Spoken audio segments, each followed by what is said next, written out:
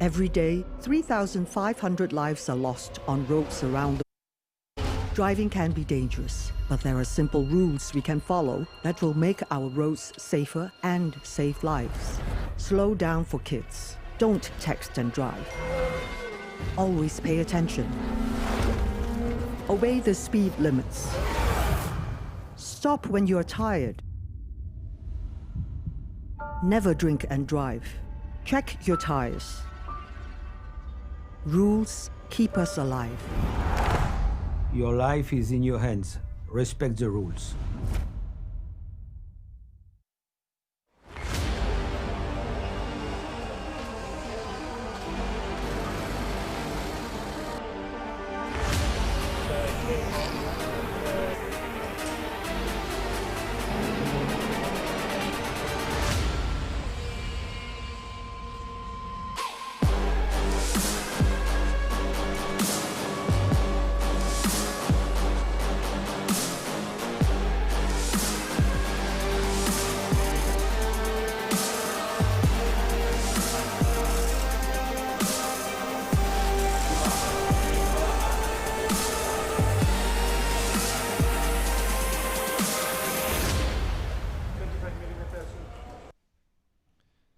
It's been 11 months since the last FIA Karting Championship weekend. We are back in business here this weekend at Circuito Internacional de Zuera, and it is the finals day of the first of the 2020 FIA Karting European Championship weekends in the OK and Junior categories. Jake Sanson here with you once again as the battle continues. We have 5 qualifying heat races this morning to determine the final grid in both the Junior and OK categories. We start with Junior and qualifying heat E versus F. If you weren't with us yesterday, we had an amazing crop of races, and we are very excited about the battle that is coming up. For those watching along on the live stream, we're now going to hear from the man who leads the standings at the interim at this point in proceedings after a fantastic day at the office yesterday, as Arvid Lindblad reflects over what happened over the course of yesterday's action on a brilliant Saturday of racing.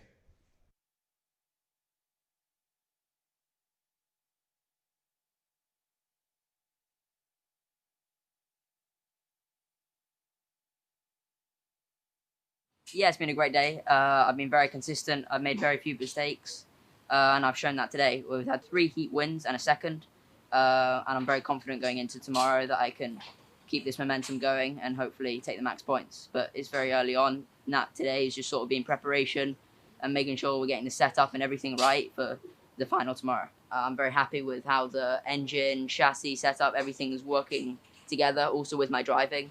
I think we've managed to create a very good sort of triangle between the 3 to be able to be really fast. I'm consistently minimizing mistakes and getting my head down and really focusing like I've done today and continuing that momentum into tomorrow. Well, the conditions are obviously very tough here on the Sunday morning here at Zuera, especially considering that the heat is high and the wind is strong, and that's going to make things very interesting indeed for our competitors. Qualifying heat E versus F is about to head out onto the circuit, and it will place William McIntyre and Hugo Ugachukwu on the front row of the starting grid, with Evan Gilter and Giovanni Trentin on the second row, and Christian Bertucca and Augustin Bernier will line up on the third row of the starting grid, from Julius Dinesen and Matteo De Palo, with Oscar Wirtz and Ariel Elkin rounding out the top 10. This is the last chance for every single driver over the course of the junior category this morning. You have to produce your best possible result in this last heat if you want to progress through to the final. There are only 36 places on that starting grid, and all of the drivers across the 3 junior heats that are to follow are going to want to be on that starting grid, and they don't have many chances left to make or break their weekend. It's about being strong, it's about being consistent, it's about being fast, but it's also about being wise. There are opportunities that will come and go over the course of these 6 laps, and so they have to make them count. Only 10 kilometers of racing, roughly, for the junior drivers over the course of these qualifying heats. They are exactly the same format as yesterday, but the key difference being this is the last one. for each driver taking up the starting grid today. Will McIntyre and Yugo Chukwu on the front row from Evan Gilter and Giovanni Trentin. Christian Bertucca and Augustin Bernier from Julius Dennison and Matteo De Palo. Then Oscar Wirtz and Ariel Elkin, Freddie Slater and Max Dodds. Then Maceo Capieto and Flavio Olivieri, Aaron Garcia and Martini Stenshorn. Then it's Edgar Anpiligov, Santiago Valve, Eric Genet and Aidan Neat that complete the grid. So the drivers are now getting the optimum heat into the tyres and brakes, trying to get them up to temperature. They only get one formation lap in the FIA Karting European Championship Junior class, so they need to make good use of this one sighting lap. And it's already at about turn 7 that Yugo Chukwu, who's currently out in front with Will McIntyre, the pole sitter, actually trying to control the pace of the field as they come around. But every driver knows this is your last chance to get things right. There are several drivers who are outside that crucial top 36 standings at present, and they all want to try and make their way in. The consistency over the course of the weekend is vital, and they have to try and make use of every opportunity afforded to them. And that's one stoppage. That is the 219, I'm afraid. Now that looks to me to be one of the CRGs. That's Eric Genet. So Eric Genet in some trouble. And that will be a non-start for the Spaniard. He has pulled off up at turn 7. So it looks as though he will not be taking up the start at all. What a shame as we come down the straight. We are going to get started racing though regardless, as the field gets away through to the first corner. And Eric Genet is out of luck as he will not continue. And it looks as though Max Dodds is not out on the circuit either. Certainly according to the timing screens, he's not. So into the first corner, the drivers knit their way through. It's going to be an interesting first corners of the race as a couple of drivers end up running a little bit wide. A lot of dust kicked up, but out in front, it is Will McIntyre in front of Evan Gilter. Within third place, that is the Birolart of Christian Bertucca. They all get a very strong start on the inside line then. Eric Genet, sadly, walking away from his kart, and his weekend is over. That is a bitter disappointment for the Spaniard as the race continues on. Minus Eric Genet and minus Maxwell Dodds. That is rather unfortunate for both drivers as their weekends are already curtailed. But it's Will McIntyre who leads the race up in front. Second place for Evan Gilter, already started to give chase. McIntyre runs wide on the exit and Gilter gets through. That is a big mistake for McIntyre. He just drifts out wide on the exit of the final turn and immediately goes straight on the attack of Evan Gilter once again. So Gilter takes over the lead, McIntyre in second place. Then it is Bertucca, Dennison, Bernier, Slater, Wirtz, Neat and Anpiligov. Aidan Neat is up into 8th place from the back of the grid. That is an astonishing first lap of progress from Aidan Neat as he forces his way through the field with some amazing racecraft. And he now finds himself up in 8th place at the end of the first lap, which is astonishing when you consider that he was in 20th place at one stage. A good defense from McIntyre, not allowing Bertucca to get through into second place. Julius Dennison running well in 4th ahead of Augustin Bernier. Freddie Slater now 6th, then Aidan Neat now 7th. So it'll be an interesting run as the karts continue on their way through. This is going to be a fast... Oh, is that a spin? There was a spin there in the mix. That is one of the Expirits that's gone wide. Now that, unfortunately, is Oscar Wirtz. So Oscar Wirtz has had a spin there while battling away up at the front end of the field. That is disastrous for Oscar Wirtz as he now falls out of the race, and that really does hamper his weekend. Nice move on the inside there, though, finally from the Birolart of Bertucca. He does get past Will McIntyre in the end to move up into second position. So Evan Gilter leads the way. Bertucca in second now from McIntyre. 4th place is Dennison. And in 5th place, it is Augustin Bernier in the VDK from Slater and Neat. And then it is Anpiligov going well in 8th place in front of Yugo Chukwu and Martinius Stenshorn. So the battle still raging as Ariel Elkin runs in 11th place in front of Flavio Olivieri. And then we have Giovanni Trentin way down in 13th place. Not a great start for him. But you've got to remember that in this last heat, a lot of drivers will try and put some box-fresh tyres on in order to try and move their way up the field and improve their stock through the course of the weekend. So Gilter running out in the front, Bertucca, McIntyre and Julius Dennison. But Slater's now starting to make his bid to catch up with Augustin Bernier as they run for 5th position. And Yugo Chukwu is going to get up the inside of Anpiligov. So the American gets through into 8th place. No problem at all there. But this is the battle for second now. Flavio Olivieri is under some investigation. That's a real problem for the Italian. But McIntyre has problems of his own. He's got to try and get back on terms with Christian Bertucca before Julius Dinesen makes his launch up the inside. And Julius Dinesen, the Ward Racing driver, is going very quickly here. He was a very impressive candidate yesterday, and he is very quick again today as he makes his bid to come up the inside of McIntyre, who goes very deep into the apex of the corner, not wanting the Danish driver to come through. But he is struggling for raw one-lap pace at the moment, whether that's as a result of his off on the exit of the first corner, or the first final corner on the first lap, I should say, or not. He just doesn't quite seem to hold the raw speed in that kart in order to be able to close up on Christian Bertucca once again, and Dinesen is going to make his run.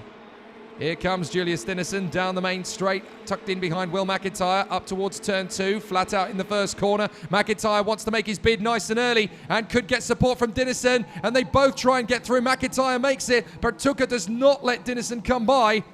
McIntyre holds on the brakes in the defensive line.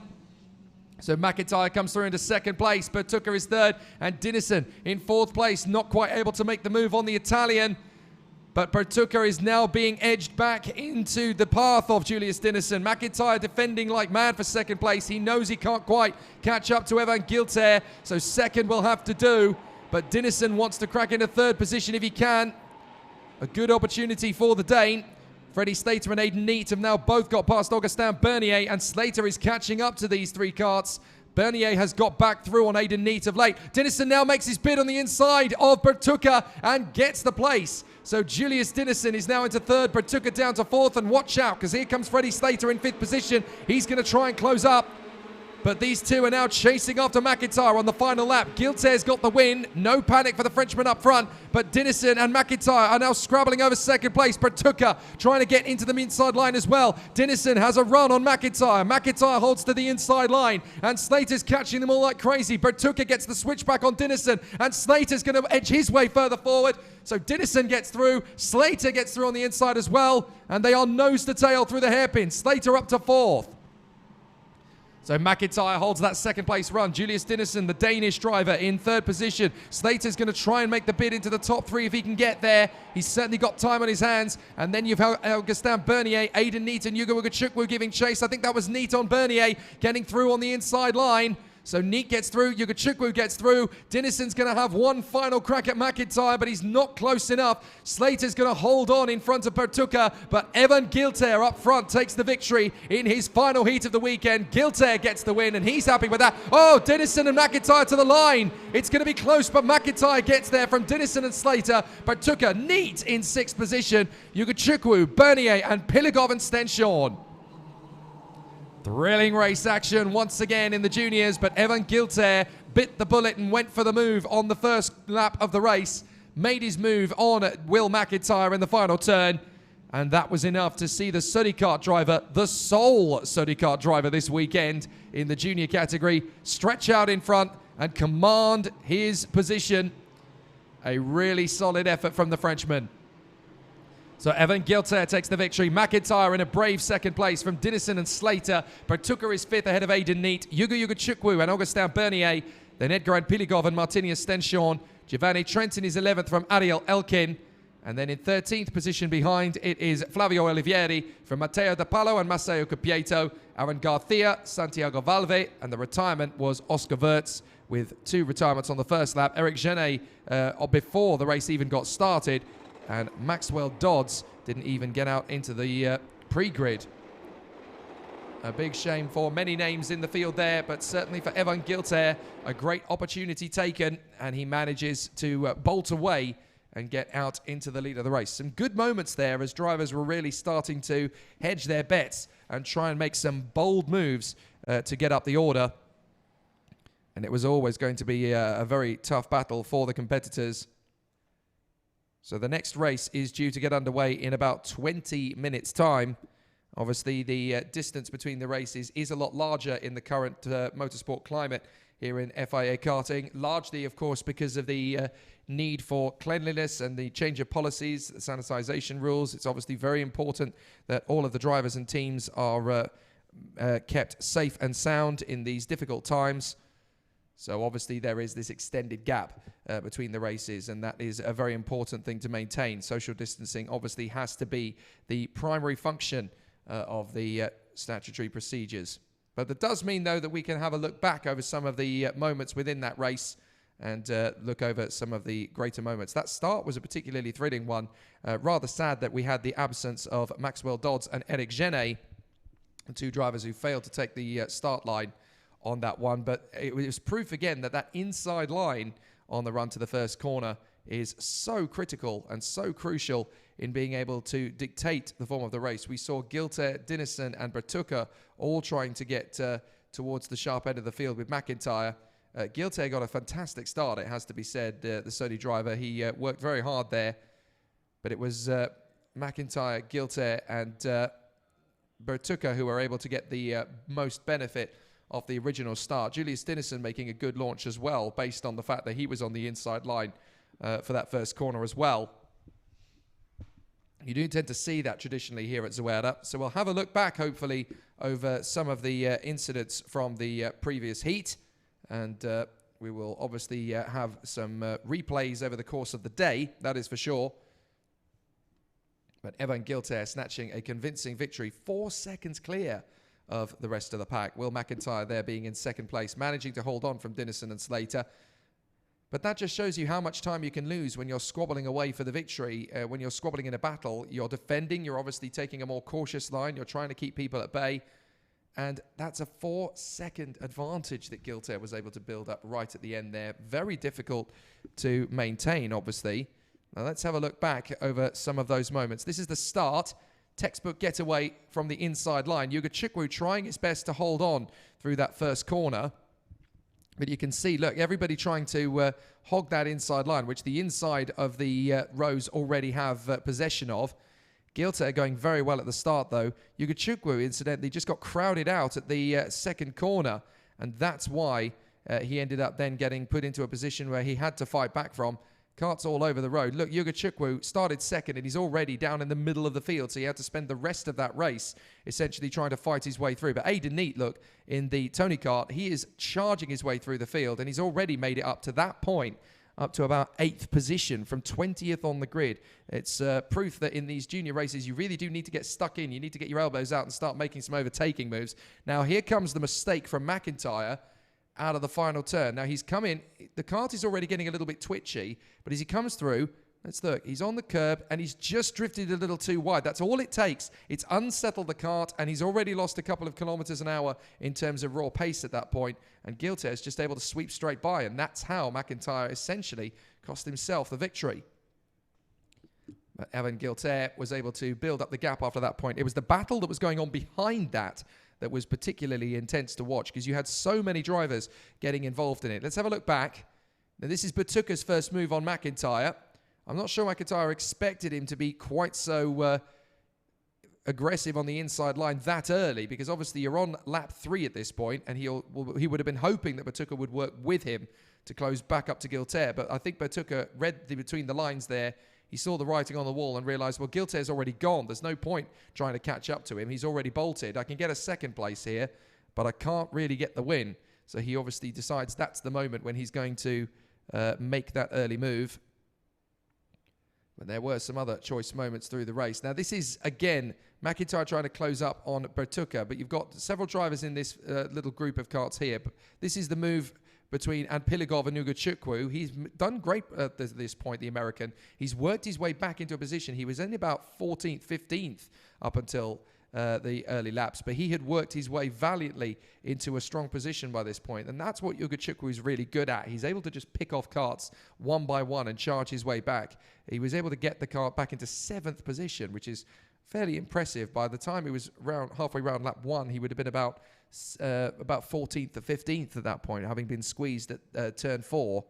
But he fought his way back through the field, and that's a very important point to remember about Yuga Chukwu. He's just got this amazing ability in racecraft. But for me, the star of that heat undoubtedly is Aidan Neat, from 20th on the grid through to 6th. That's 14 places made up, and 13 of those he made up in the first 2 laps, which is absolutely astonishing.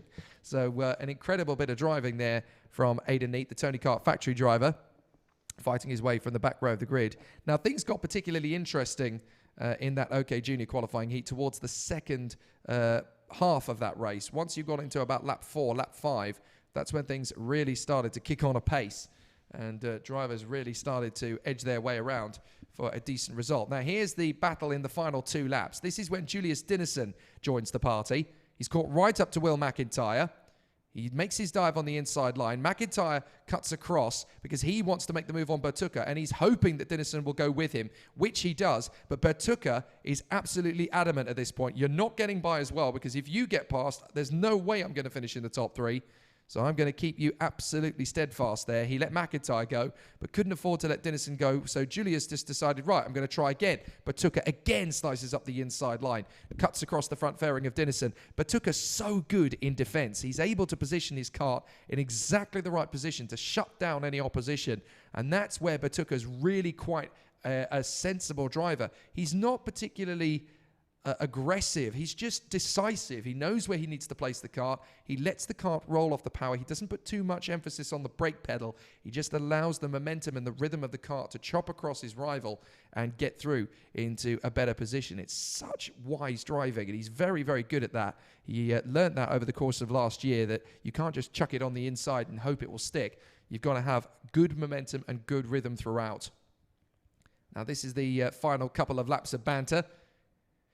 You've got Bertucca desperately trying to hold on. Now, this is how Dinnison forces the issue. He's clearly got more pace. He comes off the right-hander and thinks, right, this left-hander, there's a gap that I can make here. He has a look up the inside, and he just squeezes his way on the inside. That's minimal millimeters of gap that he's been able to utilize there. But he knows that as Bertucca's holding the racing line, he can just nudge the kart into that inside gap. There's millimeters of gap he's playing with there, essentially, to put that kart on the inside line. But he maximizes it. He's so good at just placement in the braking zone, and he hugs the apex quite comfortably there. That's how he's able to really build up to it. And on that last lap, because of that move, it gave Freddie Slater, who was down in about 5th position at that point, a little bit of momentum to really start to ease up to the karts in front. That's where he really got an opportunity to move forward. So let's have a look at that final lap as well, because that is where we really got to have an exciting little bit of badinage between the drivers in position. Gilter's already bolted. He's gone by this point.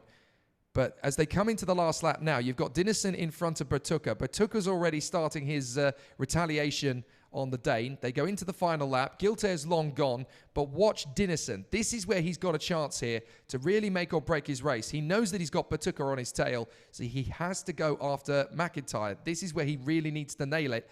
He twitches across. McIntyre's good in defense here.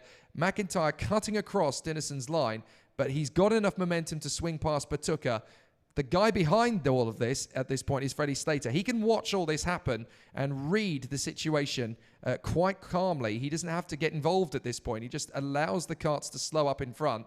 They're still jockeying for position. Dinnison's held the inside line. Bertucca can get on the inside, but now this is Slater's opportunity. He knows that Dinnison's slow off the turn, but he's quick off the turn, so he can edge him forward. A little bit of bump drafting as he goes past Bertucca on pure momentum, and that's how he gets himself into 4th position. He never gets another major opportunity of an overtaking move, but that's the kind of move that gets you into these races. Just reading the situation and seeing, right, the guy in front's a little bit slow. He's got somebody to his right-hand side, but I've got momentum and I've got speed. I can bump draft past him. We can both get past, and that's how we make it work. Now, behind all this, we've got Bernier about to lose out to Aidan Neate as well in a bold last lap maneuver. And Aidan Neate setting up the move. You can just about see it behind Bernier. Bernier's about to lose momentum to Bertucca. Up front, you've got Dinnison trying to find a way around McIntyre. It's not going to work. But look, Neate has found his way on the inside of Bernier off the turn. He's used raw speed to edge his way past the VDK, and that pops him up into 6th position right at the last. It's a really wise and sensible bit of driving from the two Brits there, Slater and Neate. They've worked very carefully to put themselves into the right place at the right time. Yuga Chukwu, likewise, he also used that gap, the American, to come through past Bernier. And by that point, Augustin's got no response at all. So it's really nicely knitted in there by the last lap of those 2 or 3 drivers that really made it work. But Gilter, that is how much of an advantage you can build up by the time these guys are coming through. Dinnison still thinks he can snatch an extra point off McIntyre, who cuts across him. He doesn't make contact with him at any point. He just shuts down the momentum, shuts down the charge. He knows he can't afford to lose any more points than a second place finish. So he just cuts across. And there's nothing illegal in that move at all. It's decisive. It's important. He just manages to cut the edge across there on Dennison. There's no contact. There's nothing malicious. It's all tactical. And he just needs to shut him down to ensure that he doesn't lose momentum on the straight line. So fabulous battles and amazing tactics being executed by the junior drivers. They're putting in a fantastic show here, and it really is quite exceptional.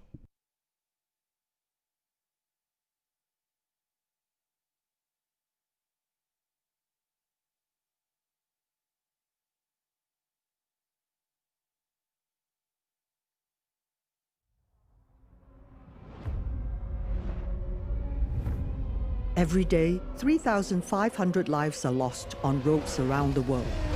Driving can be dangerous, but there are simple rules we can follow that will make our roads safer and save lives. Slow down for kids. Don't text and drive. Always pay attention. Obey the speed limits. Stop when you are tired. Never drink and drive. Check your tires. Rules keep us alive. Your life is in your hands. Respect the rules.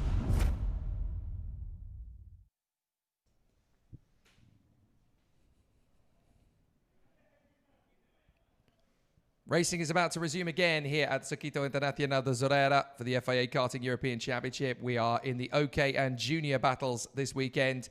The juniors are continuing their qualifying heats. We've just had a victory for Evan Gilter, the Frenchman, for the Sodikart squad, as he tries to book his place in the final later on this afternoon. The finals, of course, taking place today with the presentation of the drivers onto the circuit itself, and that will take place at 10 minutes past 1 local time. So we have a bit of build-up up to that and a few races to set us into motion and into position for all of that. And of course, the OK senior drivers, they will have theirs with the presentation starting at 10 minutes past 2. Of course, we'll have our podiums directly after each race. And the start of each race today is taking place at 1:30 in relevance to the juniors and 2:30 in relevance to the seniors.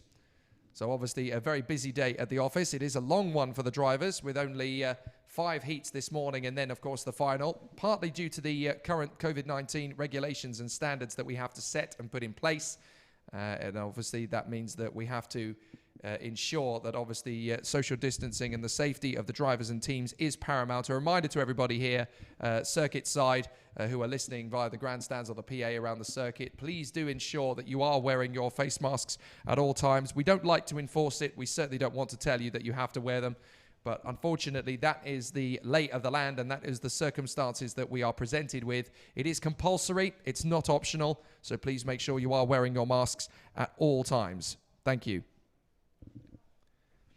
So the drivers making their way onto the grid for this next heat. It is the contenders in the groups from qualifying on Friday for groups C versus D. And that puts Igor Sapil, the very highly rated Czech driver, in first position alongside the Bulgarian lion himself, Nikola Tsolov.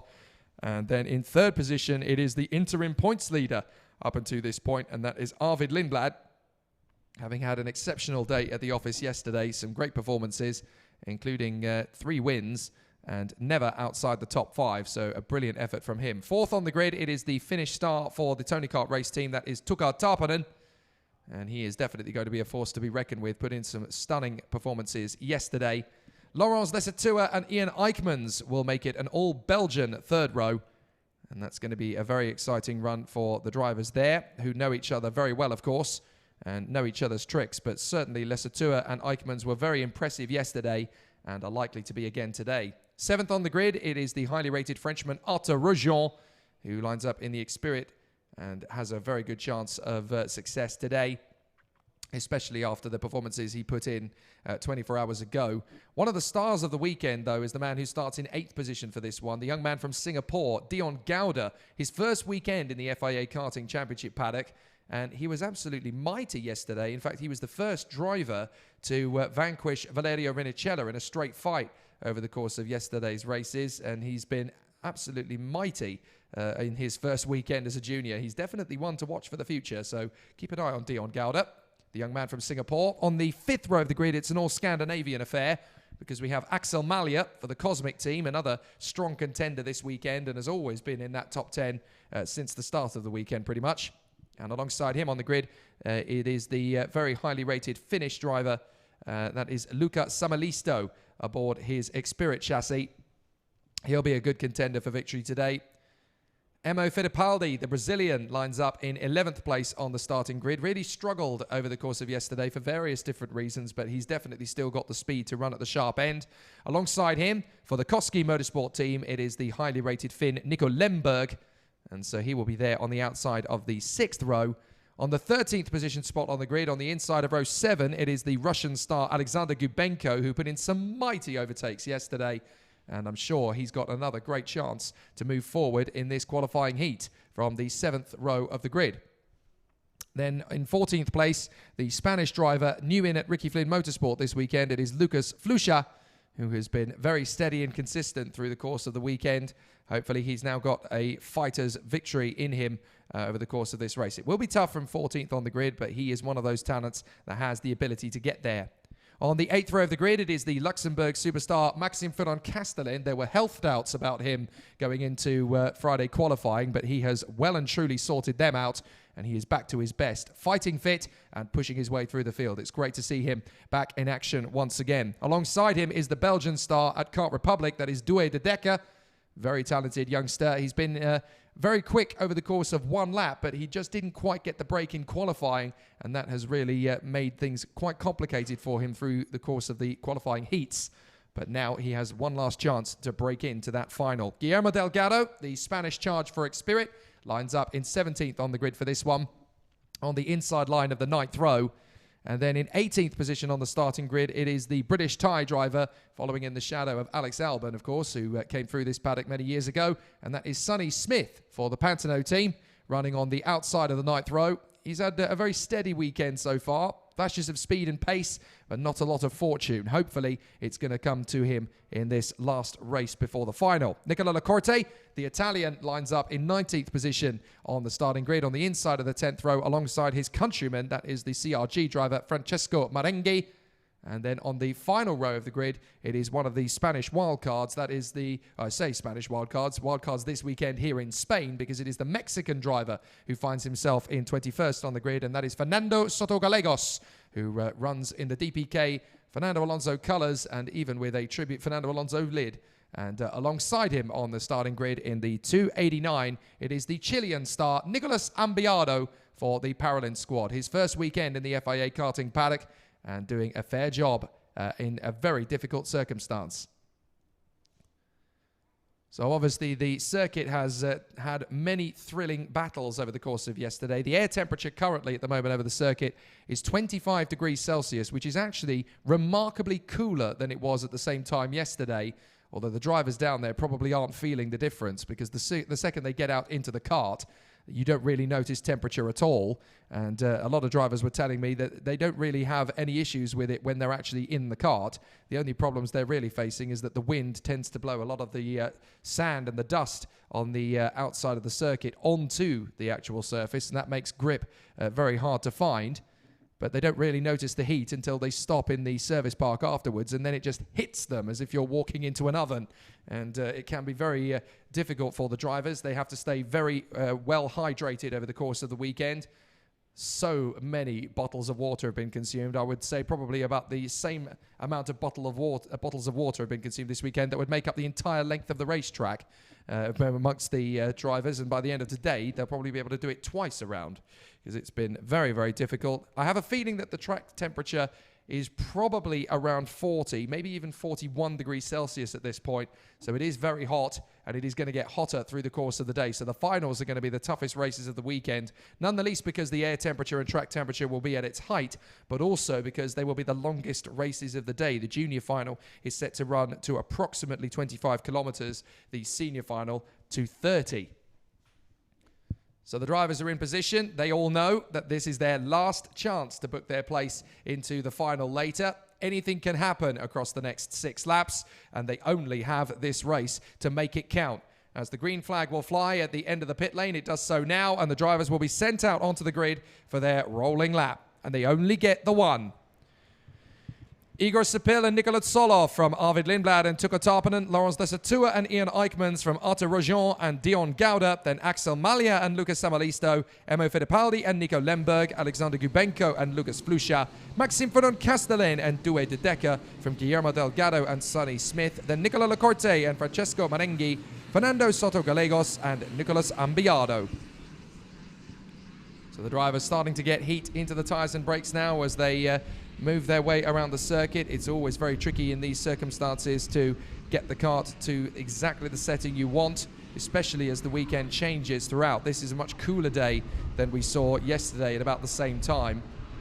By about 20 past 10 at local time yesterday, the track temperature was up to about 49 degrees Celsius because the air temperature would have been about 27 by this point yesterday. So the wind coming over definitely has cooled the circuit down a touch, but it's still very, very difficult out there for the drivers. And the wind does actually make a big difference. I was talking to Arvid Lindblad and Taylor Barnard last night as the interim leaders, and they were telling me that you can duck down in the seat at a certain point around the circuit, but there are certain points where you just can't get any aerodynamic benefit at all. So, oh, we've got karts stopped out there. We've got karts stopped on the circuit. They seem to have tangled. We've got 2 karts that have tangled on the formation lap. Now, that's a big problem. That's Axel Malia and Artur Rojon. That's 2 drivers within the top 10. They're trying to get going again, and we've obviously got a false start. So that is baffling. A false start then as the 2 drivers try and get going once more.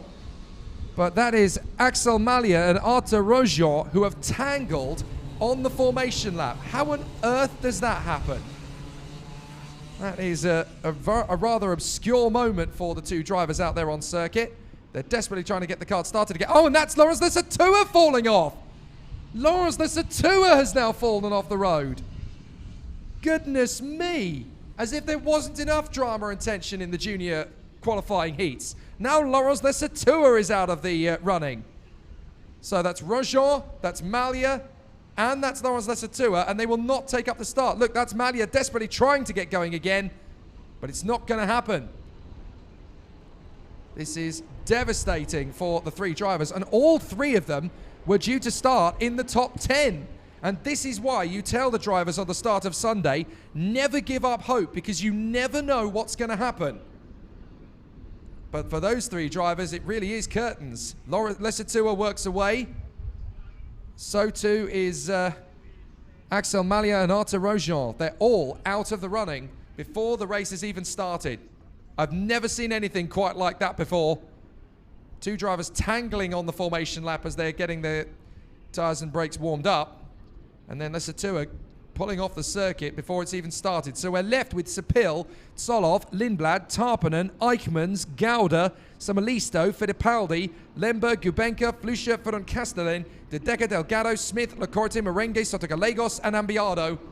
As they come out of the final turn, this time we should get a start. We do! Great start in the inside line. No problems at all as they run through to the first corner. And what a start from Fittipaldi. He's come straight up into 3rd position. Cracking start. He's locked up at the first corner of the first major test and locks up. So a big problem for Emo Fittipaldi. He's going to rejoin down to the back of the field. But it looks to me as though he just ended up locking up the brakes into the hairpin. He rejoins. But out in front, it is Sepil still battling away with Nicolas Solov. Now, how has the Bulgarian got on? He's there in about 4th position as the field knits its way through. And they are now in single file formation. It's Sepil from Lindblad, and that's Eichmans, I think, who's in 3rd place. No, that's Gubenko, would you believe? That is absolutely astonishing, the start from the Russian. He's really made light work of it, so Gubenko finds himself now in 3rd position. That is an absolutely exceptional start. And he is now the fastest driver in the 2nd sector as he tries to get up towards the guys in front. Nico Lemberg trying to get his move on the inside there of one of the Kart Republics. That looks to me like it might have been Due de Decker, the Belgian, as Lemberg now runs wide. He's losing 3 places in one go. And Gubenko's past Lindblad. Gubenko in front of Lindblad, so that's for 2nd place. And Alex Gubenko has his sights set on the race victory here. He's going to get up the inside of Igor Sepil to take the lead. He does so. So Gubenko passes Sepil and Lindblad in the same lap, and that puts him up into the lead. And now Sepil wants it straight back again. He gets back on terms with Gubenko. Gubenko gets on the switchback. Sepil is not going to let him have it. Igor Sepil badly wants a victory. So does Gubenko. Lindblad's going to give him some assistance as they come up to the hairpin. They're going to try and get back on terms with the young Czech. Solov tries to get on the inside of Lindblad. Round the outside comes Maxime Furon-Castellan, the Luxembourger, trying to come through. And so Lindblad is going to get through on Solov. So is Furon-Castellan. Excellent racecraft in this second lap. As Furon-Castellan again has a look at Arvid Lindblad. Solov is going to have another go at Maxime Furon-Castellan. He gets by, and tucking in behind is Tarpanen. So Furon-Castellan, that was a superb bit of race positioning. He manages to get himself up the inside there to avert the pass from Tarpanen, but also take on Solov. And now Tarpanen on the inside line of Furon-Castellan. Solov gets through on the inside as well, as Lucas Samalisto is now under some investigation from the stewards. So let's have a look at the battle going on behind. That's Dion Gouda in front of Ian Eichmans. Lucas Samalisto is in there as well. Eichmans gets on the inside of Gouda. He gets through. Lucas Fluscher is behind this train, and he's there in 10th in front of Douay de Decker and Nicolas Lacorte. Oh, and we've had an incident. We've had an incident further back at the hairpin. That's one of the CRG drivers. I think it's Francesco Merengue, who's ended up in there with the Paralin. So that looks like Nicolas Ambiardo has had an incident. So it's Ambiardo and Merengue who have ended up collecting together. There is Ambiardo having spun the kart, and the Chilean is out of the race, I'm afraid. And I think that's also out of the weekend. So big problems there, and there's not really a lot that he can do about it now. He's just got to sit on the sidelines and watch the rest of the race unfold. So Sepil, Gubenko, Lindblad, Tarpanen, Solov, Furon-Castellan, Eichmans, Gouda, Samalisto and de Decker, as the race continues on its way. Finally settling into a little bit of a rhythm there. Unfortunate for Emo Fittipaldi as Gouda makes the move on the inside of Eichmans, but Emo Fittipaldi was running in third place up until the run to the second corner. So Eichmans pushing on there into the position behind Gouda. But Eichmans was so strong yesterday. As long as he remains in the top 10, he's got a really good chance in the final. He's going with Gouda, who looks as though he's put the defensive moves on already. Eichmans moving alongside. Watch out for Samalisto. Eichmans is squeezed onto the grass and nearly loses the place there in the end to Douay de Decker. So Eichmans is able to hold on to it in 9th position, but that was a very close call as Gouda and Samalisto both make their moves. Meanwhile, up front, Sepil is being caught again by Gubenko. So this is where Alex Gubenko can make the move. He comes through the first corner, flat on the throttle. It's up to turn 2. What is Sepil going to do about it? He really wants to win races this weekend. Igor Sepil feels that he ended up cheating himself out of the top positions at the Champions of the Future 2 weeks ago here, which is the warm-up for this event, essentially. He got on the podium, but he was not satisfied. He came so close to the win. So now he really wants to make this one count. And so he's not going to give away any cheap overtakes over the course of this weekend, even with Gubenko really charging forward. The Russian makes the move on the inside. Sepil backs out of it, comes back on the exit. Lovely from Sepil, and that's enough for Lindblad to get through as well. That was so wise from Sepil. He let Gubenko have it, eased up and got back on the power early, and that was enough to get him on the switchback. Terrific from Sepil. Such a smart cookie, this one. He is such a brave racer. And now Lindblad trying to make his own bid on Sepil. He's ended up losing a little bit of ground, but how he gets his move on the inside line. Gubenko's coming at him as well. This could be very interesting in the final lap. Lindblad gets the inside line. Gubenko's still there to the inside line as well. Sepil knows he's coming. He pulls across, and Gubenko goes over the back wheel. Oh, Gubenko spins. There's nowhere for him to go there. And now that's a big issue, and now drivers are picking off maneuvers as soon as they can find them. Furon-Castellan and Solov side by side as Igor Sepil drops to third behind Tarpanen. So now Sepil is trying to keep him at best, but this is a very tricky scenario as Igor Sepil tries to hold on to third position. He can't get more than that as Gubenko desperately tries to finish the race, but I don't think it's going to make any difference at all. A real unfortunate moment there for Gubenko. But it's now these two up front, Lindblad and Tarpanen, and they've only got a few corners left to negotiate. Sepil hanging on to third for the moment, but Solov, Castellan and Dion Gauda are next up. Seventh is Samalisto, but it's going to be Arvid Lindblad. Through all of that, he still emerges as the man in front. Arvid Lindblad grabs a brilliant victory in the final heat of his weekend, and that should put him up at the front end of the grid for the final. Ferdinand Castellan satisfied as he comes over the line in fifth behind Sepil and Solov. But a really unfortunate end to the race for Kubenko, battling away there for the victory. We have got so many highlights to go back over in between this race and the next one. We'll do it in a few minutes. But Lindblad has done an absolutely amazing job there in front of Tuukka Tarpanen. Two drivers able to stay out of trouble and use their wisdom and experience to make it count. So Arvid Lindblad takes the victory in the crucial final heat in front of Tuukka Tarpanen and Igor Sepil. Nicolas Solov in fourth place ahead of Maxime Ferdinand Castellan and Dion Gauda. Lucas Samalisto and Ian Eichmans from Lucas Flusha and Douwe de Decker. Then in 11th is Sonny Smith. 12th place is Guillermo Delgado in front of Nico Lemberg and Fernando Soto Gallegos. Nicola Lacorte finishes in front of Emo Fittipaldi. Kubenko did get going again, but crosses the line in dead last as the retirements are Francesco Merengue and Nicolas Ambiado. And then, of course, before the race even began, we lost Laurence Lesatua, Otto Rogion, and Axel Malia. That's one of the most dramatic junior heats I've seen for a long time. All sorts of thrills and spills in that one. But that is quite commonplace on Sunday morning. You usually get quite a few dramas going into the Sunday morning races. We've got about 18 or 19 minutes or so before the next race gets underway, but trying to unravel some of the incidents in that one, that's a really tricky task because there was action going on even before the race began in that particular heat. So all sorts of dramas and tensions, and obviously this is the point when the juniors are really trying to get the very maximum out of their karts, trying to stay out of trouble, but also you need to get the elbows out and start to make moves up the order. It's very difficult to see how things are going to unravel in these heats, and the drivers obviously want the best they possibly can. But Arvid Lindblad, once again, the standard bearer at this moment in time.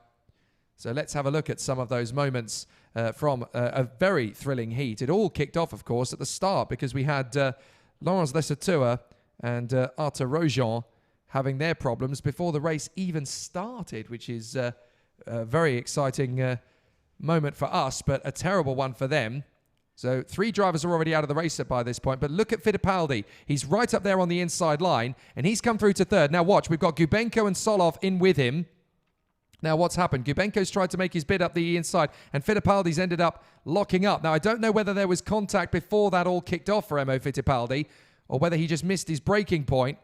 The latter seems unlikely, but a big moment for the Brazilian, and it obviously ends up curtailing his chances in this particular race. Now, up front, Kubenko's obviously making his bid to move forward, and he's in there tucked up behind Arvid Lindblad. Sepil is leading away at this point. Solov is there in fourth, but Kubenko really wants to set his sights on the victory, so it's at this point that he starts to get off into the inside line of Arvid Lindblad. But this race is all about Lindblad's maturity. He knows that this stuff is happening. He knows that it's going to be a tough race, so he just allows it all to unfold around him and keeps himself out of trouble and allows the race to come back to him. Kubenko's already got Lindblad at this point, and that's when the race really kicks off. It was a nice move there in the middle of the field from Sonny Smith, who managed to fight his way in the end up into 11th position. A good comeback drive from him. But look, Kubenko is already through on Lindblad by this point. Some really incredible racecraft to come. But rather unfortunate for both Sepil and Kubenko as their little clash later on kind of sums up their heat. It was a case of so near and yet so far for both drivers in the end of it. But a lot of drivers put in a really good effort in that one. Flusha Cross coming up to 9th place in the end, making up 5 places. De Decker up 6, Smith up 7, Delgado up 5. We saw Ferdinand Castellan make up 10 places in that one to come into 5th position. Without a doubt, the drive of the heat.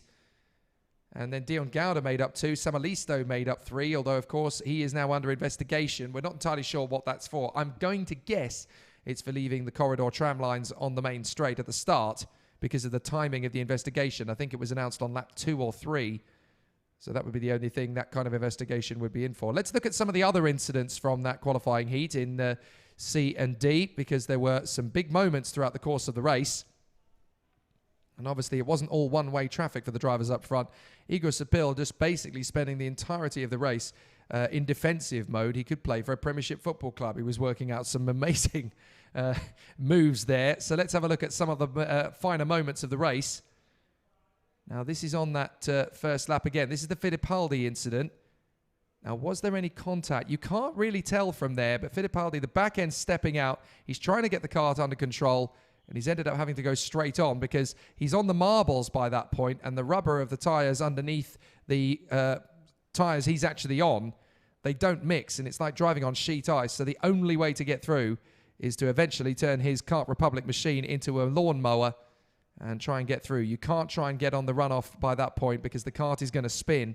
So he knew at that point that the only way he was going to get back into the race was to basically go through the grass and get back into it. He would end up in 16th place, Emma Fittipaldi, not where he deserved to finish in the slightest, especially after all the hard work he'd done on the run to the first corner.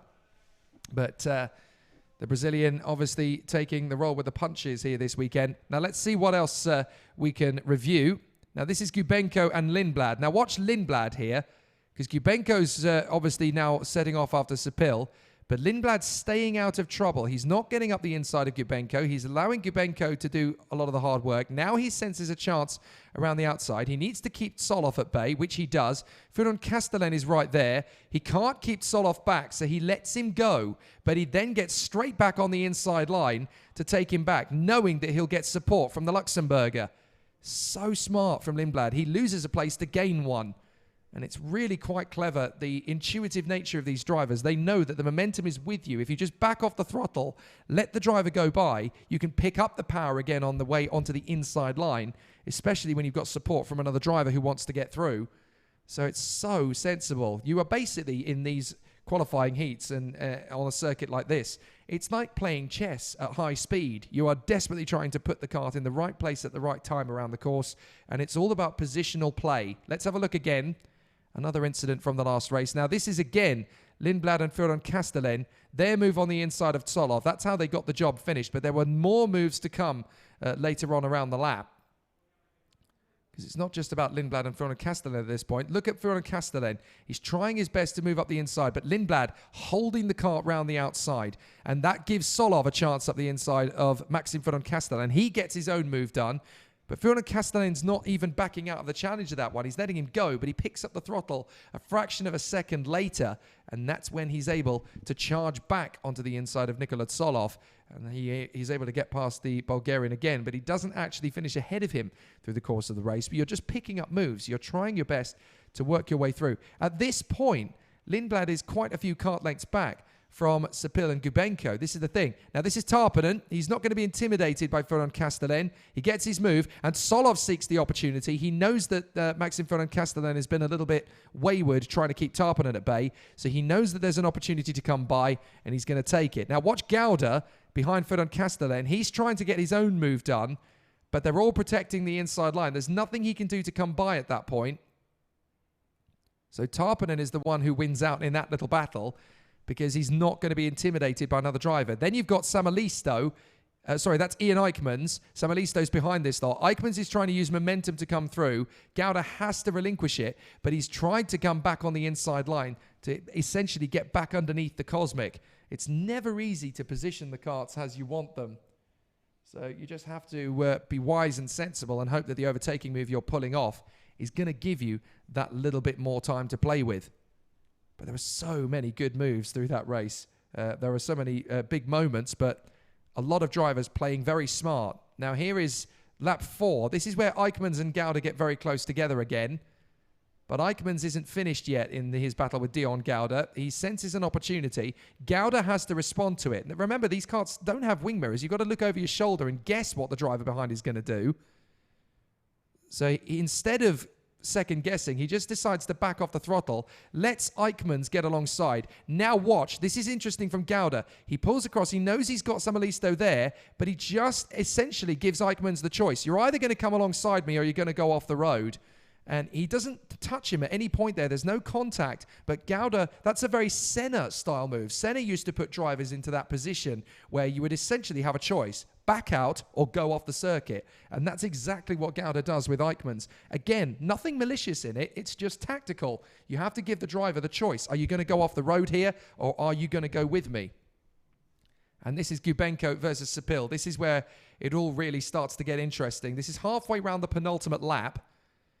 And Sepil knows he's coming. He looks back, knows that Gubenko's fast. He's going to be up the inside, but watch Sepil. This is awesome. Gubenko gets through, drifts out wide. Sepil's already tucked back to the inside, grabbed the position back, drawn back alongside. This is absolutely amazing from Sepil. That is so well read, and Lindblad picks up the momentum there as well and grabs the position. Gubenko thinks he's got the lead. Sepil's just done him straight back again. He's rolled off the power, got back on it fractionally earlier than Gubenko, and that's how he blends through. And Lindblad is just there to pick up the piece for the taking. Now, how the race is won is a very different story because you take a few more corners further around. Lindblad has got his momentum and manages to get past Sepil, but Gubenko's tried to take the same maneuver and it's all got too close. I'm really excited to watch this one back because this is all about Lindblad just being wise. He's dropped back. He's been in third position. Gubenko and Sepil have started fighting. He's just found the first gap that he can find and popped in on the inside. But he's still got momentum to take on after Sepil. Let's watch that final lap because this is all about Lindblad positioning himself in the right place to stay out of trouble before Sepil and Gubenko have their kickoff moment. This is a very exciting run from Lindblad. Let's watch it closely. Now, he's already got his moment on the inside line here.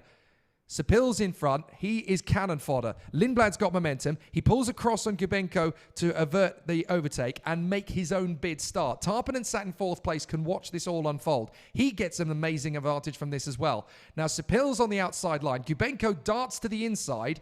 Sepil realizes he's there, but he feels he's got speed enough to cut across to hold Gubenko at bay. He hasn't quite done it, and there's nowhere for Gubenko to go but over the top. Tarpanen sees his chance, knits through on the inside line, and Gubenko is spat out to the scenery. There's nothing he can do about it.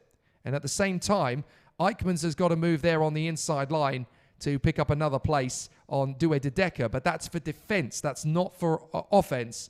So Tarpanen sneaked through into second place at this point. Now watch, Ferran Castellan's got an opportunity on Solov, but he's ended up taking to the curbs, and that's cost him a few kilometers an hour of speed. Solov has lost the place, but because there's no momentum from Maxim Ferran Castellan, Solov can now tuck in behind Sepil. Sepil has got the brakes on at this point. He's thrown anchor. He knows that he can't get first or second back, so he's just resolutely trying to hold on to that third place spot. There's no other option. Solov's got to go on the offensive. Ferran Castellan and Dion Gouda are queuing up. But this is essentially Igor Sepil desperately trying. And Gubenko, bless him, this is one of the things I love about Alexander Gubenko. He never, ever gives up, even when the chips are down, because you just don't know what's happening. You don't know what's coming around the corner. He just never gives up. He always pushes. Now, Solov is holding that line to the inside. Ferran Castellan's trying to come by. The first two are gone with the fairies up front. No worries about them. But watch Sepil. He's got a little bit of a breathing space now on Solov and Ferran Castellan. This is all about what Solov does on the inside line. Samalisto's trying to come with them, but this is fascinating because Dion Gouda's got an opportunity to close up on Ferran Castellan. Ferran Castellan's not quite close enough to make that move on Solov, but they're not thinking about each other at this point. They're thinking about Sepil. Lindblad's got a good bit of space in front of him. Tarpanen's already done in second, but as they come across the line, Sepil is being ultra defensive. Let's look back down the straight because Sepil is being ultra defensive. Solov is there in position. And Samalisto's got a run on Dion Gouda trying to get it to the line. Gouda pulls across to avert that and nearly gets Ferran Castellan at the line. But the reason Ferran Castellan's got his hand up, his fist in the air as he punches with joy as he comes across the line, is that he's come back from 15th on the grid to 5th to make that all unravel. Fascinating battle. And that's what kind of show you can get from the juniors in these qualifying heats. It really is spectacular once they get into the graft of the battle, and it is very, very difficult to make those positions come to them. Very sensible and wise from Lindblad and Tarpanen. Good aggression from Sepil, perhaps a little bit too overzealous in trying to keep Gubenko at bay, but very wise from Ferran Castellan, from Gouda, from Samalista, from Eichmann's. They made up some good places there just by staying in the battle. Now, let's turn our attention to the very last junior qualifying heat. This is going to be an interesting one because it pitches the drivers in Groups A versus Group B at the front end of the field. And it's Valerio Rinicella, the new boy for Parolin, on the front row of the starting grid, who lines up at the front end alongside his Italian rival, Brando Badoa, in the Kart Republic machine on the Cetelar Racing satellite team. They're there on the front row of the grid.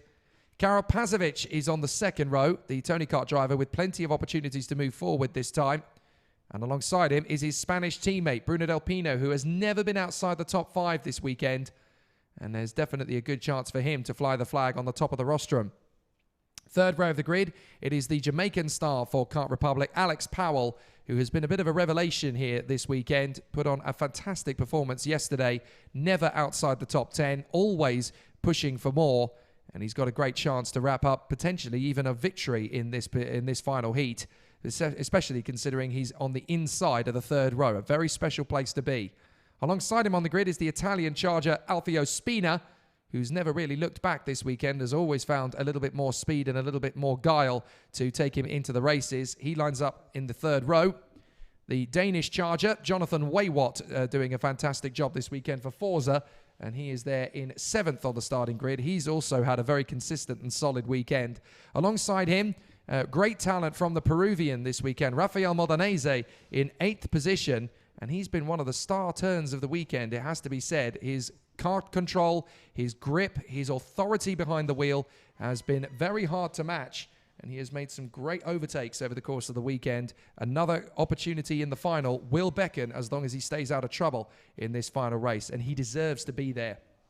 The Swiss driver Eron Reshepi going well for Kart Republic in 9th position on the starting grid, and alongside him it is Keanu Alajari, 2 drivers who have come into the FIA karting scene for the first time and have already commanded themselves up in the top 10 with good authority. Reshepi, plenty of karting experience, just not at this particular level and in this particular paddock, but he's definitely come in with plenty of speed and determination.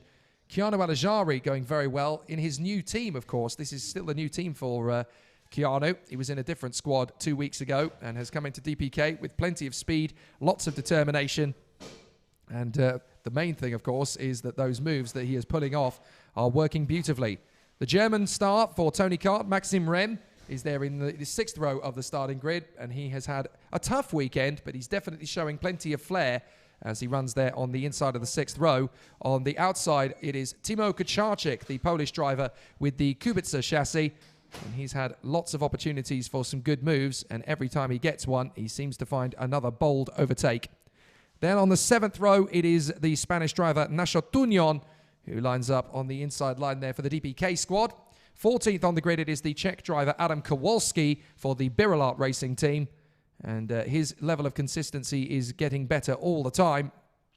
On the 8th row of the grid, it is the hit miss or maybe superstar Miguel Peiro for the ENTMC Motorsport squad. This is his first real test in the FIA Karting paddock. And as one of the wildcards this weekend, he really has been an exceptional talent to watch. Hopefully he'll be able to make his way into the finals.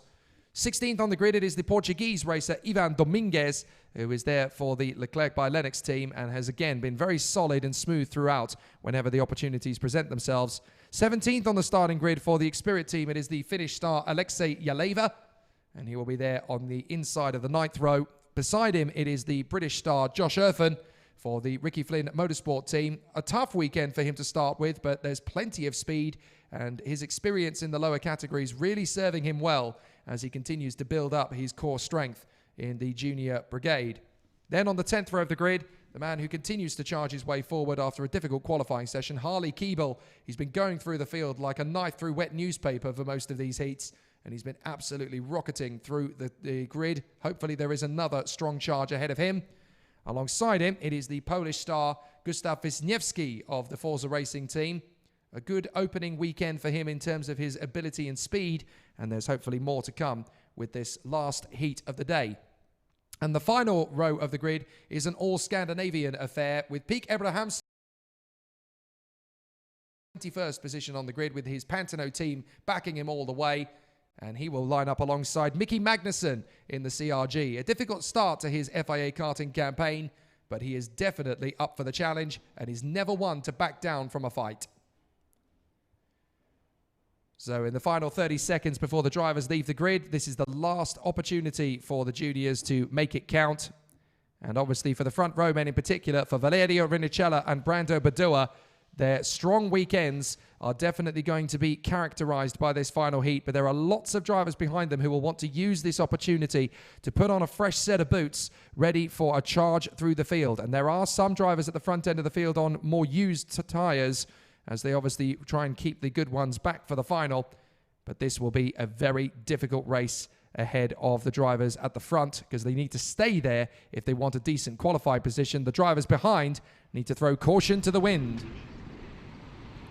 So Valerio Rinicella and Brando Badua are on the front row of the grid, from Karol Pazovic and Bruno Del Pino, Alex Powell and Alfio Spina, then Jonathan Waywat and Rafael Modanese, Eron Rescepi and Keanu Alajari round out the top 10. Then it's Maxim Rem and Timo Kucharczyk, Nacho Tunion and Adam Kowalski, Miguel Peiro and Ivan Dominguez, Alexei Yeleva and Josh Erford. Then it's Harley Keeble and Gustav Wisniewski, from Peek Abrahamsen and Mickey Magnussen. So the drivers warm up the tyres and brakes, obviously trying to get to the optimum temperature. They need to make sure they get a good start. It will be harder for the drivers who are going on the slightly older rubber, but there are many drivers in the field who will feel that this is the time to box clever and put on a fresh set of boots in order to get out there and try and make up some places.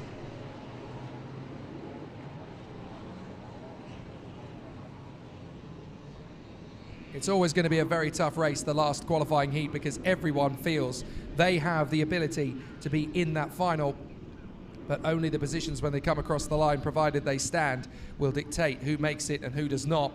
There are two OK races after this one, of course, in the senior class, and those two races will also set the grid for the final in their category. But this is the last junior race before the final. So congratulations to all of the drivers who have made it this far. Not everybody's going to go through, but you can all be rest assured you've given of your best, and you've certainly made everybody very proud. Rinicella, Badua, Pazovic, Del Pino, Powell, Spina, Waywat, Modanese, Rescepi, Alajari, Rem, Kucharczyk, Tunion and Kowalski. Is this going to be a clean start straight away? It is! Perfect start up to the first corner as the drivers try and knit their way into the first corner. A little bit of jockeying for position through that flat-out first corner, down to the braking zone for the right-hander, and it's a big mistake from Rinicella. Rinicella runs wide, tucks back into the middle of the pack, and that's going to be an interesting one. Somebody's gone straight off the circuit and rejoined in front of the field. Goodness me, that was close. So everybody managing to avoid it, but that got very messy indeed for one of the Clerk by Lennox carts, I think that was. Now, trying to pick out who it was that managed to come through there across the circuit, across the ribbon of tarmac, across the grass, and ended up off the circuit. A very scary moment indeed for all of the drivers, but it's Brando Badua who has taken the initiative up front as a result. But a very scary moment for all of the competitors. I think it was Rafael Modanese who ended up getting spat out. So a very tough moment for the Peruvian, but he gets spat out of the queue and ends up traversing. And Rafael Modanese, of course, is under investigation for that one. Now, he is going to basically say, well, I didn't really have any choice. I got spat out, and I ended up having no control at all. Now, look at Rinicella. He's really struggling, and this is lack of experience in these situations. He's gone through the first corner on old tyres, not a lot of grip to have, and Karol Pazovic comes through on the inside of Badua and immediately loses momentum. Bruno Del Pino is going to try and get alongside and move up into second place. Del Pino gets through, Powell tries to come through, no chance from Pazovic, but he does get there in the end. The Jamaican moves up into third position. And in fifth place now, Alfio Spina trying to work his way through as Alex Powell now defends from Karol Pazovic. He can't afford to do that for too long, because there are still 5 laps of this race remaining, and that's going to cost him an awful lot of time. But he doesn't want to lose too much grip too early, that's the thing. So Badura out in front of Del Pino, Powell still hanging on to third in front of Pazovic, Spina, Kucharczyk is there in sixth from Waywat, then Rafael Modanese is there in position, so it's not Modanese who had the problem on the first lap, it's Ivan Dominguez who cut across. So Ivan Dominguez is the one who went off the circuit and rejoined. Modanese is in the middle of the pack, so it's a separate investigation then for Rafael Modanese, who is the teammate, of course, of Ivan Dominguez, who went off. And Modenese now really struggling to keep in front of Kucharczyk as Powell battles with Pazovic. Pazovic tries to come around the outside. There's not enough space to make it count. And Pazovic now gestures to Powell, stop defending, let's get away. But Alex Powell obviously wants to hang on to that third place. The Jamaican talent is running a good, solid weekend, and he wants to keep in the top 5. He's never been out of it. Pazovic now making his move on the inside, gets the position into third place. Kucharczyk gets the move on Spina in the same breath. So Badura and Del Pino out in front. Then Pazovic from Powell. 5th is Kucharczyk. Then Spina. Recepi's made the move on Waywat. He gets through into 7th place, the Swiss ace. And then Modenese is in front of Keanu Alajari. 11th is Tunion. 12th is Maxim Rem. And now this is interesting. Spina and Kucharczyk are working together to get onto the back of Alex Powell. Now they're tagging him with. Maybe they can all try and triple tail Karol Pazovic into the second corner. They work together in momentum. This is all going to be about who makes the bid. Powell's going to leave the door open for Kucharczyk to get through, and also Spina will get through. That's textbook from the 3 drivers, but now Kucharczyk has gone rogue. He goes up the inside of Powell, as does Spina. Is there enough gap for them all to run together? Just about. But Pazovic is going to knit up the inside of Spina. Oh, they rubbed wheels, and that's enough of a gap for Waywat to get by, having already managed to get back past there on Recepi. So Spina falls behind the Dane. Now, Pazovic working with Alex Powell. Recepi gets a big lunge up the inside there of Spina and makes the place. Meanwhile, Waywat gets through. A brilliant overtaking move there on Alfio Spina and Alex Powell. Brilliant from John Waywat. The Dane is really riding the rest of confidence this weekend.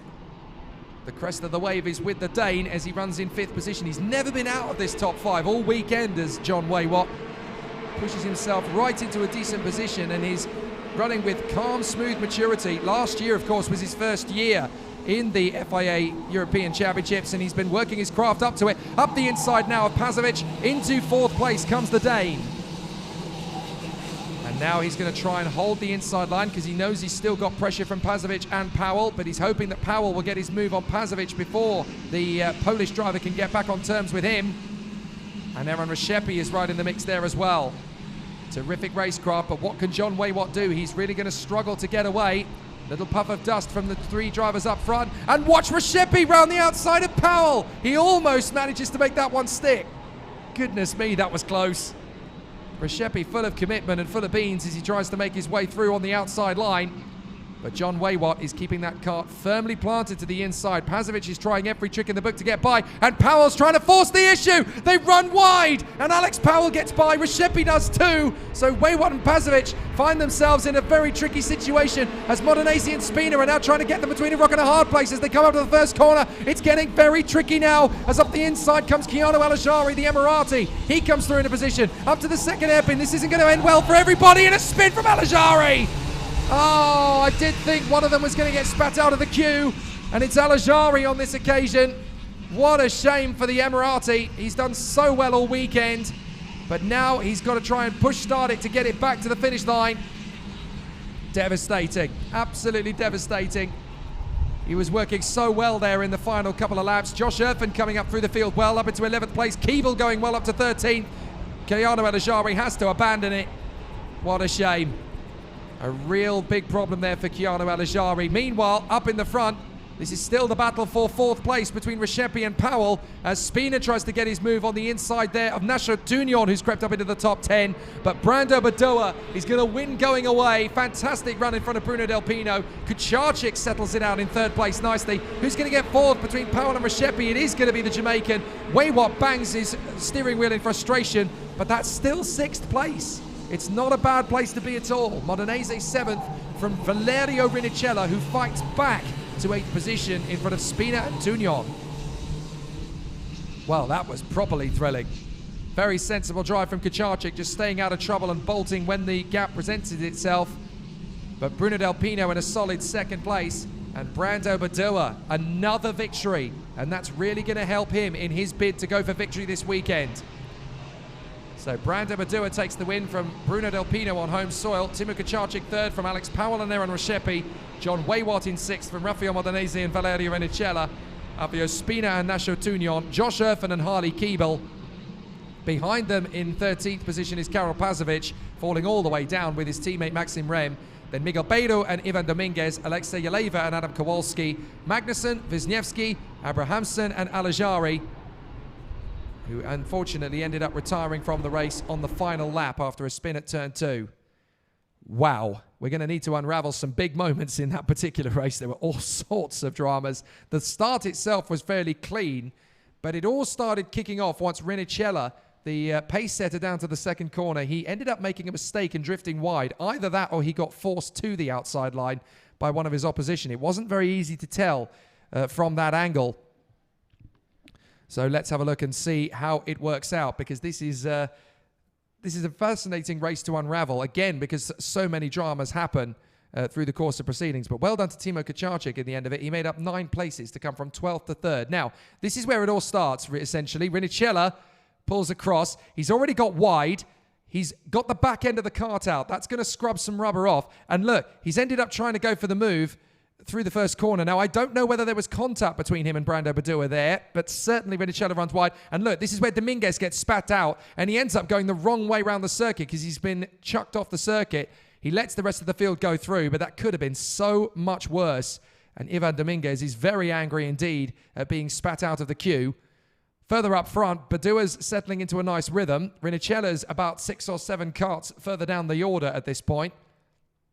But this is about Pazovic and Del Pino in the Tony karts now starting to set off to work together to close up on the race leader. Alex Powell going well in the first lap as well, up to 4th past Spina. And then Waywat and Kucharczyk are just setting off on their mission. Chiara Alajari immediately getting into the battle there with Maxime Rem. But it was a very unfortunate start for Rinicella and a fairly chaotic one for not just for Larry Rinicella, but also for Ivan Dominguez getting spat out over the grass, of course. Strange first lap, but obviously a very sensible one from Brando Badua's point of view, in the Italian wanting to keep himself very much in the hunt from the start. So we'll now have to look at the situations around from the remaining laps. There were some bold overtaking moves, and I have to say there were some drivers trying some very skillful lunges around there. You have to feel for Rinicella, but this is where it really starts to cook up. Alex Powell is basically throwing the anchor out of the back of the kart at this point. He feels that 3rd is the best he can get, and he's got to hold on to it for 4 laps. Kucharczyk is placing the Kubica chassis in all the right places. He gets up the inside of Waywat, but look, Powell is bolted to the inside line. Pazovic has to go the long way round. Watch Kucharczyk, who is 4th in the line. Now, he watches as Spina loses momentum behind Pazovic, but he's got momentum in his own kart. So Pazovic starts to edge Powell forward. At this point, he's saying, come on, you're too slow. You are defending way too early into the race, and we can catch the leading 2 if you'll just help me out. But at that point, Powell has decided which way his bread is buttered, and he knows that the 3rd position is the best he can really get from that race. So this is a little bit further in. Oh, this is the first lap again. This is Dominguez getting spat out. Look how close that was, because he goes skating across the grass. He can't get the kart stopped. He rejoins, and the race leader suddenly sees the Leclerc by Lennox pointing in the wrong direction. How they don't lose concentration at that point is a mystery, but Dominguez does exactly the right thing. He realizes he's going the wrong way. He slams on the brakes, skids the kart back around in a U-turn, and then protests, essentially, whoever it was that nudged him off the grass. But that was so close from Ivan Dominguez. He did exactly the right thing under the circumstances. He tried to slow the kart up, realized he couldn't, knew he was going back onto the circuit, but slammed the brakes, U'd it into a U-turn, and then just got it back going again. But lightning reflexes from Dominguez, but it could have been so much worse. Now, a little further into the race, this is on lap 3. Now, this is the tough battle we've got going on. This is Powell. Pazovic trying to get up the inside because he knows that Powell's going to hold him up. And he doesn't want to wait around any longer. He just wants to get past him. His attitude is simply, look, you may want to throw anchor here, but I've got pace enough to close up on the 2 guys in front. Kucharczyk's about to pull a blinder on Spina, and Waywat and Reshepi are hunting them down. This is where we've got 6 brilliant racers trying to make a bid to come through. And Alex Powell, the man at the front of the queue, is no longer racing at this point. He's literally just holding station in 3rd place. Now, Pazovic makes the bold lunge. He thinks, enough of this. We're in a race. I'm going for it. The same move is made by Kucharczyk. And if you look back even further, the same move is being made by Reshepi on Waywat. So that's 3 overtakes in the same corner, in the same train. So very sensible move there from Pazovic, and that really starts the chain reaction, and drivers realise, right, well, Powell is no longer the front of the queue. Pazovic is up for the fight. We're going to start to go for it now, and that really opens up the battle and keeps the challenge flowing. But Karel Pazovic, very unfortunate to end up falling all the way down to 13th in the manner in which he did, because the problem is you've got so many drivers in the gaggle, they all want to move forward, and everybody's got the same policy. Inside line, gap, put the kart there, hope it sticks. Now into lap 4, this is where things really start to get a little bit scrappy. Pazovic has got Powell, Kucharczyk and Spina all trying to make the bid to come through. Now, his line is not ultra defensive, but Powell gets assistance here from Kucharczyk and Spina. This is textbook karting, a really sensible maneuver from the guys in. They know they can all squeeze past Pazovic, but watch Kucharczyk. This is where he makes his bid.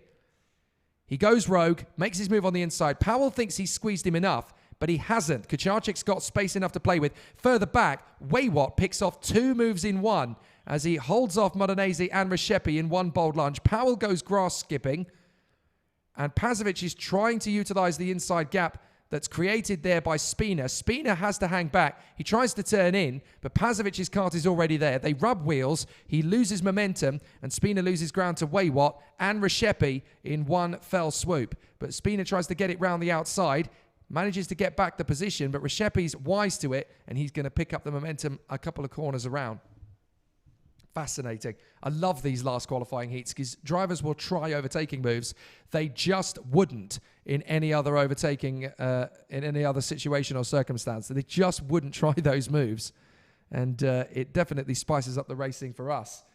It's only a few minutes time until the OK Seniors get underway. They'll be out on circuit at 11:20, so about 14 minutes from now. Plenty of time to unravel this one. This is John Waywat.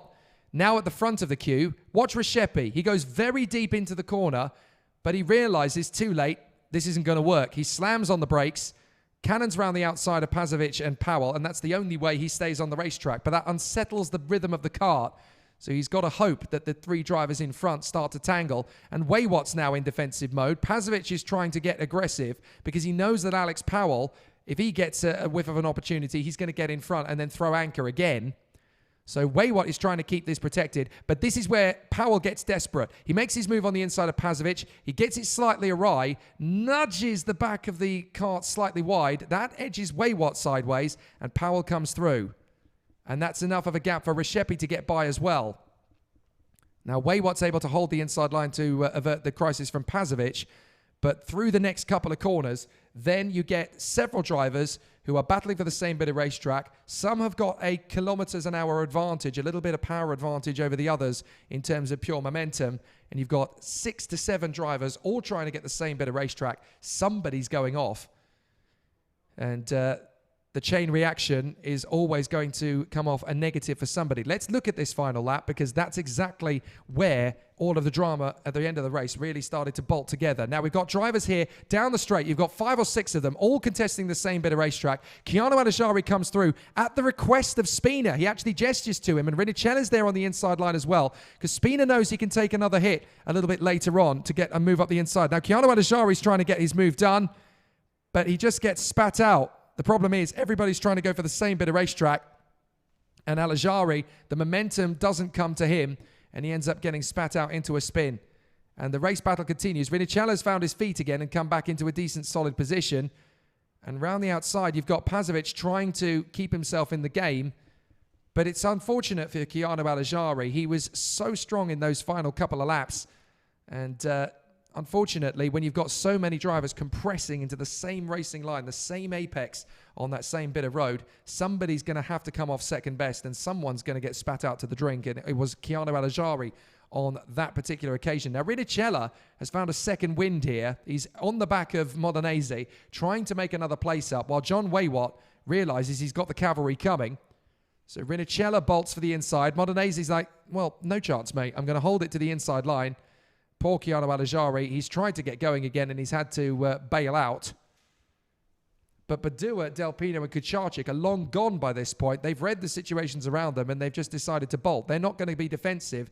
They're just going to drive as fast as they can. And Aaron Reshepi's now trying to hold Alex Powell at bay. But Alex Powell, the Jamaican, has one final trick up his sleeve. as he comes into the final set of corners. Here he comes. He goes wide into the apex of the corner. Reshepi is going quite wide into the corner as well. But then we're going to see Alex Powell make his bid up the inside line in the final turn. Badua, Del Pino and Kucharczyk have all come through nice and neat. But out of the final turn, who emerges? It's Alex Powell. He's got the move on Reshepi in the final corner. And the Jamaican manages to sustain it. John Waywat comes across the line in 6th place. But look, his hand is in the air, kind of going, well, I couldn't really do any more than that. But Waywat has never been outside the top 10 all weekend. So it's not exactly a disaster from his point of view. So racing is still going to be pretty exciting in the OK category, as they will go racing in a little over 10 minutes' time.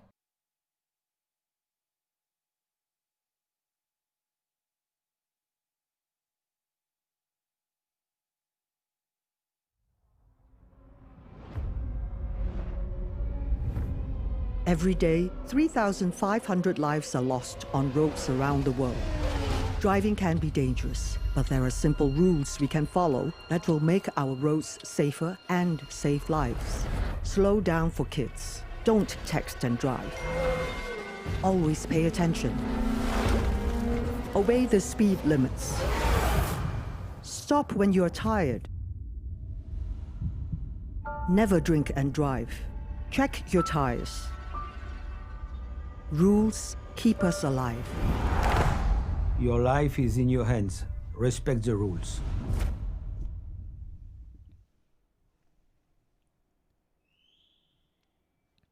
Well, the juniors will return to the fray once the finals get underway this afternoon, but the OK category are now ready to have their final battle on the circuit here at Zuera.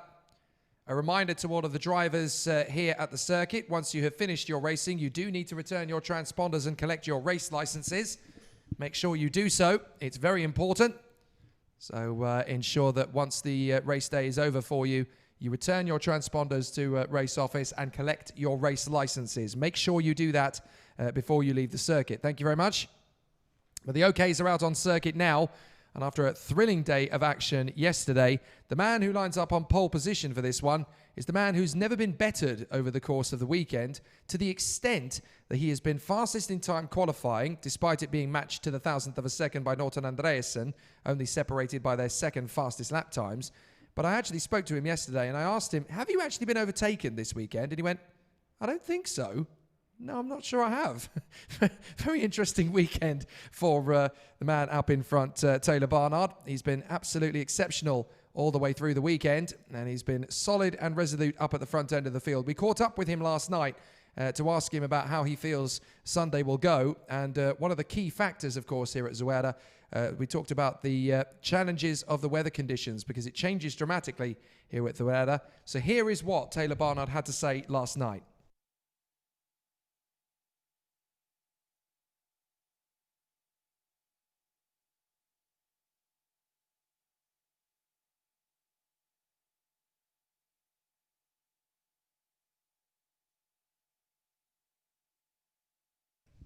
Well, we are going to bring you that press conference video from yesterday. It was a very busy day at the office yesterday for Taylor Barnard, managing to pick up every single win he started. He has an opportunity to get the clean sweep this morning, of course, but that's not going to be easy with Hannes Janke alongside him on the front row of the grid, especially now that Hannes Janke is in absolutely scintillating form. He's been very strong and confident over the course of the weekend, never really relenting over the course of the heats so far. He lines up on the front row of the grid with Taylor Barnard for this heat. Oliver Gray in third position, a fantastic opportunity for him on the inside of the second row. And then alongside him, Joe Turney, who suffered a real problem in the warm-up this morning after Saturday morning warm-up saw his teammates Lorenzo Travazanuto and Pedro Hiltbrand both have engine seizures. Joe Turney had one this morning, so Tony Kart are really on the back foot at this moment in time. But let's find out what Taylor Barnard had to say about the changes and challenges of the weather, the crosswinds here at Zuera, and how he feels today's race action will fare. It was bringing all the dust and sand onto the track, so it makes everything a lot harder for the person that's coming around first. So I cleaned the track for everyone, but it's not too bad. It's going to be very, very difficult, but I just have to keep doing what I'm doing, focusing, be consistent, and I think I can take it. In 6 minutes, we'll find out just how difficult it's going to be. But Barnard and Yanka will be on the front row of the starting grid. Oliver Gray and Joe Turney will be there on the second row, the two Brits. The Leclerc by Lennox chassis on the inside line, the Tony Kart chassis on the outside line. It's going to be a really interesting final day of race action for these guys. Alex Dunn is the new sensation at Birrellart. The Irishman is in 5th position on the grid, having been one of the front runners in junior last year.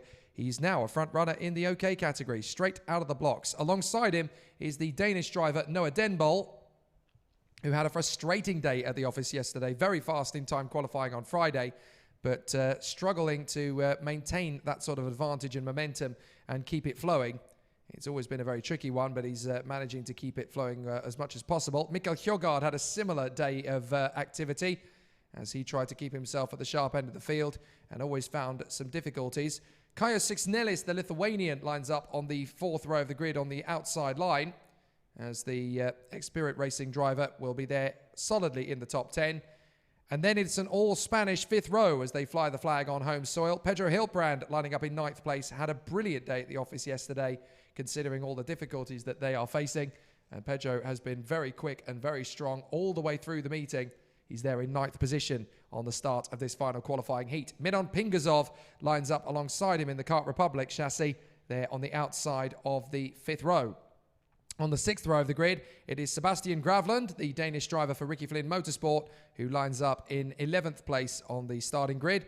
Alongside him is the Austrian Charlie Wirtz, who is, of course, in his first season as an OK senior driver and is finding his feet with the Xspirit team very quickly indeed. On the 7th row of the grid, it is the British driver Clayton Ravenscroft, who has been one of the most impressive drivers in terms of fighting through the field, and has pulled off some great overtaking moves throughout the weekend. Got a little unlucky yesterday as well, but he is there from the 7th row of the starting grid. Alongside him, on the 14th position spot, is the Flying Dutchman for Energy Course, Robert De Haan, and he will be there in 14th position on the grid, hoping to make up some places as he books his place in the final. 15th on the grid, it is the man of the moment, Lorenzo Travasanuto, who's coming to this 2020 season with the Tony Kart squad, having changed teams for the 3rd consecutive season. And it's going to be interesting to see how he gets on in this final heat, as he does have some work and some time to make up. Josep Marti, the Spanish driver, 16th on the starting grid, as he runs there on the outside of the 8th row. And the Kart Republic chassis for the DPK Racing team is sure to be flying the colours as strong as possible. He bagged a great 2nd place in the heats yesterday, so he'll be hoping to repeat that in this one this morning. 17th on the grid, it is the Finnish driver for the Birrellart squad, and that is Nicolas Pertolatti. He'll be wanting to continue his march up through the ranks. Alongside him on the grid, it is the Brazilian star for Praga, and that is Ricardinho Gracia, and he will want to charge his way forward. 19th on the starting grid, it is the Frenchman Marlon Hernandez, who had a difficult day at the office yesterday and will want to put the memories of that behind him as he charges his way forward. And in 20th place, the Danish driver Alexander Hartvig will line up on the outside of the 10th row of the starting grid in P20. Then it is Ayrton Fonteca for the M2 Racing CRG Brigade, as on home soil he continues to move forward and wants to place himself higher up the grid. 22nd, an unfortunate day at the office at times yesterday for Lola Lovinfoss, but when she had the opportunity to make overtaking moves, you couldn't stop her. She was making some brilliant racecraft maneuvers over the course of yesterday, and this is the hope that she can continue to make progress and elevate herself up into the final once more. Henry Sescalati comes next, 23rd on the grid for the Finn with the Paralin squad as he goes on the inside line of the 12th row. 24th on the grid, and some good progress yesterday made by the Swiss driver Tony Nauder in the Xspirit chassis. Made good use of the opportunities that were afforded her over the course of yesterday, and she will want to make more progress in the field in this final qualifying heat. 25th on the grid is the Romanian Alexandru Iancu, who has had a weekend plagued by bad luck. Hopefully this weekend it's going to finish in a fine style. 26th on the grid is the Italian privateer Mattias Torrigiani, who is hoping for some good runs in his Tony Kart this last race, an opportunity for him to try and edge his way into the final. And at the back of the grid for this one, Cecilia Hedqvist of the Ward Racing team on the trusty Cosmic once again, making good use of the opportunities that opened up, but is there going to be a chance for her to get into the final? Any opportunity will do, and never say die is the code of the drivers here in the OK Senior category. They'll be released out onto the circuit in 60 seconds time as the drivers prepare for a very tough mission in front of them. They know that it's obviously going to be a big race. This one will obviously, for the drivers in the tail end of the field, be a chance to move their way forward. So they'll bolt on a fresh set of tyres to try and move their way forward. The drivers at the front are obviously trying to maintain their advantage and keep it all in reserve for the later stages of the race. But for the drivers up front, the pressure is on them as well because they don't want to lose too much ground. They certainly don't want to lose a clear-cut result because it could affect where they start in the final quite dramatically. They need to be consistent, they need to be solid, and they need to stay calm because it can get very frenetic out there in the final race of the morning. So the OK Senior qualifying heat for Groups A versus D is about to get underway. It's uncharted territory for some of the drivers out there. They're still learning as they go. But this is going to be a very exciting battle. 9 laps around the Zuera circuit. Let's see how it unfolds. So Taylor Barnard and Hannes Janker on the front row of the grid from Oliver Gray and Joe Turney. Alex Dunn and Noah Denbol from Mikael Hjorgaard and Kaja Sixnellis. Pedro Hilbrand and Milan Pingasov from Sebastian Gravlund and Charlie Wirtz. Clayton Ravenscroft and Robert De Haan from Lorenzo Travasanuto and Josep Martin. Nicolas Pirtalati and Ricardinho Gracia from Marlon Hernandez and Alexander Hartwig. Then Artur Fonseca and Lola Lovinfoss, Henry Saskalati and Tony Nauder. Alexandru Iancu, Matthias Torrigiani, and at the back of the grid, Cecilia Hedqvist. So as the OK Senior drivers try to get themselves into a strong position for this final heat, all sorts of variables present themselves and all sorts of battles are set to unravel. Even 9 laps of this Zuera circuit should provide plenty of action and drama as the competitors want to put on a bit of a show. The wind has eased a little bit for this heat, which could make things a little bit easier for the drivers at the front to maintain a decent position. But it's up to Taylor Barnard and Hannes Janker to control the pace from the front. Oliver Gray, 3rd position from Joe Turney. Then Dunn and Dengbol, Hjorgaard and Sixnellis, Hilbrand and Pingasov, Gravlund and Wirtz, Ravenscroft and De Haan. And then, of course, Travasanuto and Josep Marti. It'll be a tough race. Lots of world champions and European champions in the field. It's all going to be about who can get the best of it from the start. Looks like it's going to be a good one as they come off the turn, and away we go. Great start from the inside line. Barnard, Gray and Dunn are going to get the inside line, no problem at all. How much can they? Oh, there's a spin further back. 2 or 3 carts off the road already as Janker tries to maintain the position. And Birilat's gone spinning wide off the turn. And it looks as though we've got 1 cart into the barriers. That is Clayton Ravenscroft. He's been spat out of the queue, and we've got another cart in trouble in the barrier. That is one of the DPKs. And I'm afraid that's Josep Marti, who had such a great day at the office yesterday. Now we could go full course yellows here because there's damage to the barrier on the outside there as the field makes its way through, and it's a Tony kart up in front, not Taylor Barnard. And that looks like Joe Turney having edged his way forward. There is Josep Marti running away from the scene. But there is, of course, damage to the barrier on the outside line.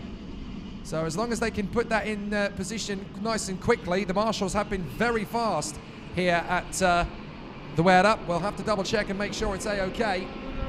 But there is certainly yellow flags into turn 1. So no overtaking moves as Turney leads Barnard, then Denbol, Janker, Gravlund, Alex Dunn. And then it is Kaja Sixnellis as the field now starts to make the move into the second corner. I think they've got it sorted already as Hannes Janker makes his move on the inside there of Noah Denbol and gets through into 3rd position. A good move from the German. And now there's a good battle shaping up between Denbol and Oliver Gray, who finds himself down in 5th position. Alex Dunn is in 6th, Kaja Sixnellis 7th from Pirtalati, who has charged his way forward. What a start from him. Pingasov is 9th in front of De Haan, Travasanuto, Hilbrand, Hjorgaard and Gravlund. So some retirements already in the field. Oh, well, just the one actually, Josep Marti. As Barnard gets back on the inside of Joe Turney. So Barnard retakes the lead. As far as he's concerned, he's not going to lose the lead of a race for long. And if he stays in the lead of the race now, that means there'll only be 1 lap of racing all weekend that Taylor Barnard will not have led going into the final. Barnard takes back the lead. Denbol takes back 3rd on Hannes Janker. And Gray is in there in 5th position. That's a move from one of the Birilats up the inside of his teammate. That's Pirtalati on Dunn. So Bertolatti gets the move on his Irish teammate as Janka gets up the inside of Denbol, as does Oliver Gray. So they go to third and fourth once more. And Kai Sixnelis, Nicholas Bertolatti and Minon Pingazov have now all picked off Alex Dunn, with Hilbrand getting the move on Hjorgaard. Travis Zanuto charging his way through the field now as well. He's up at a 10th position, the double world champion. Here comes Gray on the inside of Janka. Janka's not going to give him the place. And now Gray is having to try and fend off from Denbol. Denbol commits to the inside line still. And here comes Sixnelis up the inside. He gets past Denbol and tries to get past Gray, but he ends up tangling with him. And that's kept them both wide. Kai Sixnelis trying to commit to the move on the inside of Oliver Gray, but it wasn't going to work out in the end. And now he tucks in behind Miron Pingazov in the Kart Republic chassis. As down the straight, Travis Zanuto is now tucked up behind Noah Denbol into the first corners of the race. Here comes Travis Zanuto making his move on the inside of Denbol. Denbol's not going to let him have the place, so Travis Zanuto will need to try again. And that's a move up the inside from the Birla on Gray. That is Bertolatti, but Gray gets him straight back again. And further back, Travis Zanuto has now made the move on Denbol. He does get the place to move up into 8th position. But this is the battle for P4 now. Gray, Bertolatti, Pingazov and Sixnelis. Here comes Pingazov, makes the move on Bertolatti, who gets back on him on the outside line. Perfect switchback maneuver, and Sixnelis gets in on Pingazov. A little bit hasty as they continue to charge forward. Denbol and Travis Zanuto have now lost out to Dunn, Hilbrand and Hjorgaard. So an absolutely fascinating run. But the battle continues on his way. But Barnard leads from Turney, Janka, Gravlund, Bertolatti, Sixnelis, Pingazov, Dunn and Hilbrand. From Denbol and Hjorgaard, Travis Zanuto in 12th place from Gravlund and Robert De Haan. Henry Sescalati in 15th place from Lola Lovinfoss. Charlie Wirtz runs in 17th from Marcin Podczeka. Still 26 drivers in the race. Quite incredible considering how close it's got at times, but Barnard has bolted once again out in front. And he continues to lead this one. Robert De Haan is tucked up in there behind Sebastian Gravlund in the Ricky Flynn Motorsport machine with their Cosmic chassis in 2020. But De Haan's got pressure from Lola Lovinfoss, that is, having moved past Henry Sescalati. Lovinfoss is having a great race this time. She's really starting to pick off karts one by one as Sescalati tries to get up the inside and make the place on Lovinfoss. No, sorry, that's Charlie Wirtz getting past Lovinfoss. My apologies. So the move is made. And the battle still stretches out before us as Taylor Barnard leads Joe Turney and Hannes Janka. 4 laps to go in the heat. Gray still running well in 4th from Bertolatti and Sixnelis. Pingazov, Dunn, Hilbrand and Denbol. Up the inside, that looks like a move on Hilbrand from Noah Denbol, who despite everything that's been thrown at him, been a really exciting battle. So Noah Denbol trying his best to get further up the order if he can. He's in behind Alex Dunn, the Irishman in the Birla. Still having a solid battle. But Taylor Barnard leads the way from Turney, Janka, Gray, Bertolatti, Sixnelis, Pingazov in behind Keo Sixnelis, and the Lithuanian is trying to maintain his position. Minon Pingazov on home soil feels he's got a chance to come through. And he's going to make the move up on the inside. It's a deep lunge, but he does get the move done. So Minon Pingazov up into 6th position there past Kaya Sixnelis in the final sector of the lap. And that was full of conviction and determination from Pingazov. Makes it work. A nice overtake into P6. So Oliver Gray sets the fastest lap of the race as he comes through. But Taylor Barnard has the advantage over Joe Turney. The field's still squabbling their way through. As though Travis Zanuto is now in behind his teammate Pedro Hilbrand as they battle for 10th position. But it's going to be a tough old race from here on out. 3 laps to go. Barnard and Turney look like they've sorted themselves out. Hannes Janka's trying to close up a little bit on Joe Turney. Oliver Gray with the fastest lap of the race in 4th place, trying to drop the karts behind him. But Turney and Janka, 2 drivers who have run at the front all weekend long, just trying to maintain their advantage up at the sharp end. Barnard is still gone up in front. He's just stretching away from Joe Turney and Hannes Janka. Masterclass performance. A slight headache at the start when Joe Turney beat him away, but he's dug deep and found the speed again. So he's not going to let it relent as Barnard comes through. Turney in 2nd, Janka in 3rd. 4th place Oliver Gray, trying to close up on them. 2 laps to go. We could still get a change for 2nd place as Oliver Gray gets yet another new fastest lap. 1 minute flat, 0.103. So Oliver Gray senses there could even be a second or third. Oh, and Janka's nudged the back of Turney's car under braking for the hairpin, and that's allowed Oliver Gray through in a third position. Oh, that's a big mistake, whether that was Janka just missing his braking point or whether Turney just turned in unexpectedly on Hannes Janka. The result is still the same. There was definitely a little bit of a nudge there between the two, and now Oliver Gray is on the back of Joe Turney. So Oliver Gray has a chance to make this one into second position. So Alex Dunn in front of Kaya Six-Nellis as they continue to squabble for second place. Oliver Gray has a good chance here on the last lap, and he's clearly got a car that's fast enough. Joe Turney trying to defend to move to cover, and he holds the inside line. Gray comes around the outside. He hasn't really got Janka in with him for assistance, so Gray tries to hold it around the outside. Turney averts the move, but Gray still has a few corners left to try and make this work as Turney defends on the inside line. A second place in this heat will do Turney no end of good as Gray tries to muscle around the outside, try and get the switch back. Janka is in there as well. Janka trying to come back at him. So Turney and Gray managed to get a little bit of momentum back together, and here comes Nicholas Pertolatti. The Finn is now involved in the scrabble as well. Second place between these four will play out. Gray tries to find the inside line. Turney's not allowing it to happen. Pertolatti could get the switch back here on Janka, which he does, but Janka's still there to the inside line, and there's gap opening up for Piringazov in there behind. Alex Dunn's not far away from this gaggle now as well. In fact, it's a 6-car train.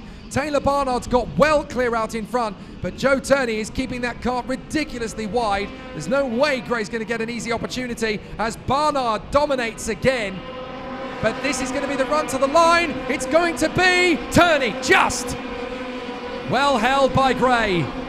But Turney manages to keep second place. Janka in fourth from Pertolatti and Pinkasov. Dunn, Hiltbrand, Denbol and Six-Nellis. My goodness, that was close. A fascinating competition between the drivers in the OK Senior category. But what a result, what a sensational performance from Taylor Barnard today. He has been bested over just one lap this weekend as he makes it another heat victory. Taylor Barnard beats Joe Turney and Oliver Gray with Hannes Janka and Nicholas Pertolatti.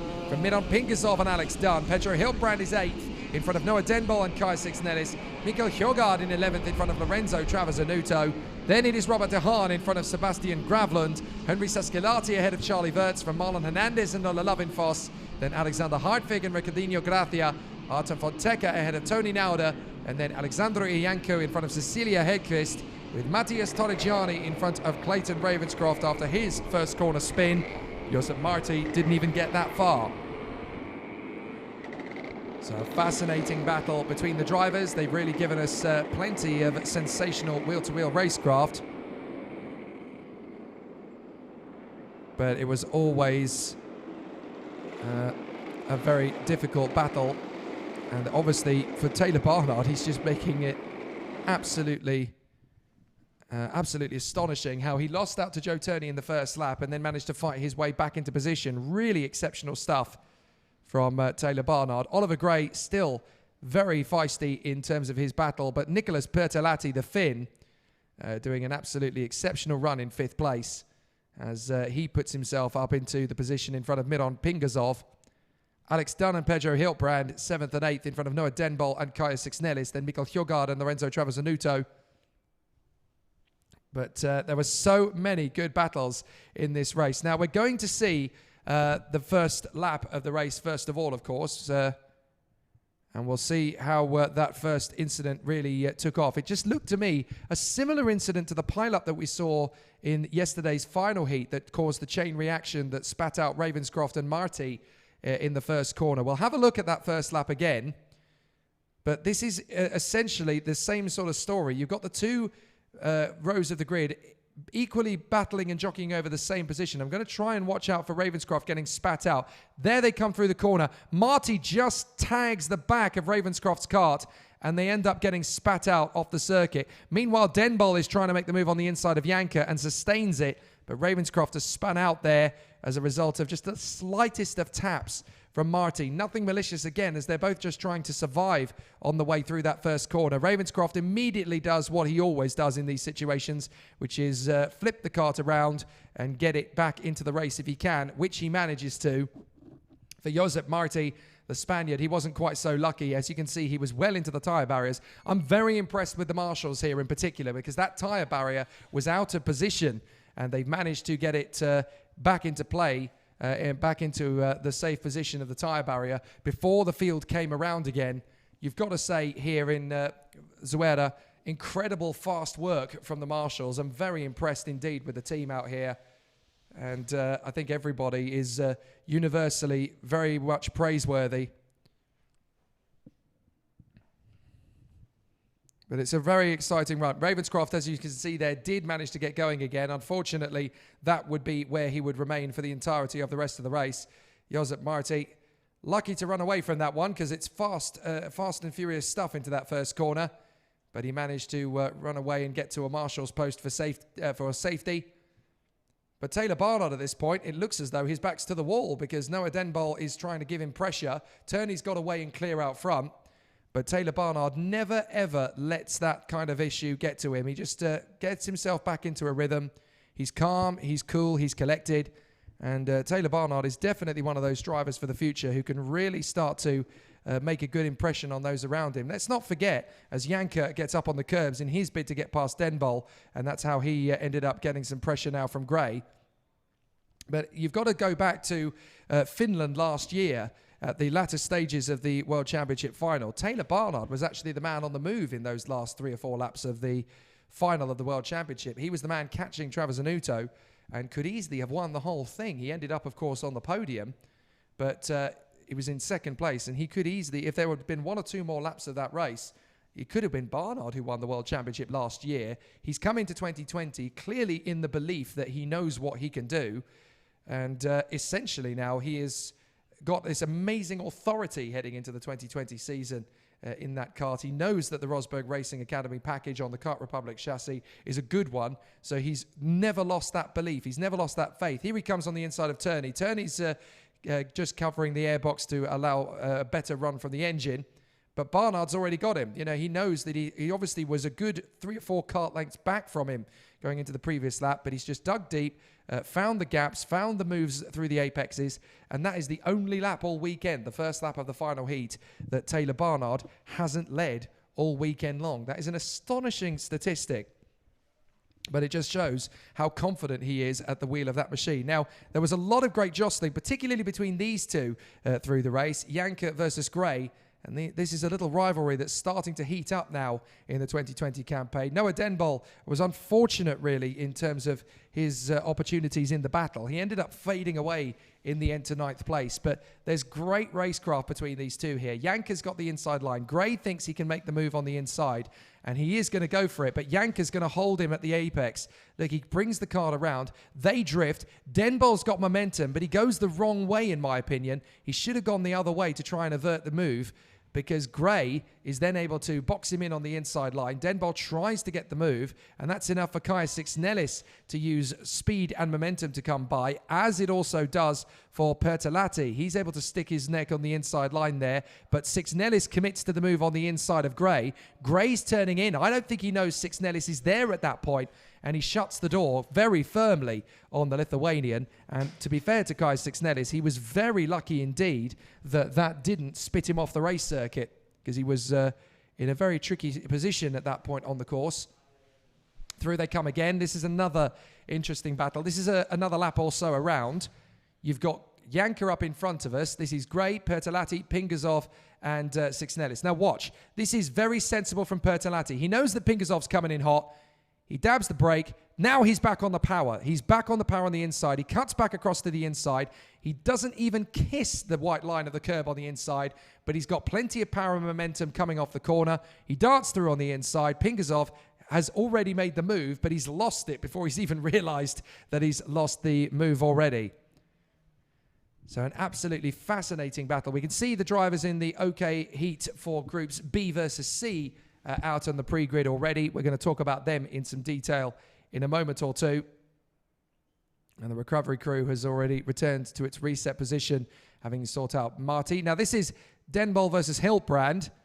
Pedro Hiltbrand unable to be quite as fast as he was in the heats yesterday, but I'm guessing that's essentially he's consolidating his position. As long as he stays in the top 10, it's not a panic for Hiltbrand, and he did manage to bring it home in 8th place in the end. But Denbol versus Hiltbrand did get pretty hectic through the middle of the race. So it was good to see two drivers really putting in a fantastic run. And now we're going to have a look at that final lap of the race where we got to see a nice little tussle between Turney, Gray and Janka. And that final lap really did sort out the men from the boys at the front end of the field. Taylor Barnard is already well clear. In fact, he pulled out 5.2 seconds on the rest of the field. There is that gap. Now Turney is just parking his kart on the inside apex. Gray's trying to hold it around the outside, but he just doesn't have the space. And if he goes any deeper into the outside line, he's on the marbles there. And it's basically like driving on an ice rink at that point. Turney pulls the kart just a little bit across the racing line. Not enough to lose a massive amount of grip, but certainly enough to counterattack any challenge that Oliver Gray might have had. Now, watching the inside line. He's absolutely bolted to the inside line. Gray's trying to come across him, but watch Janka. Now, he's got a brilliant opportunity here.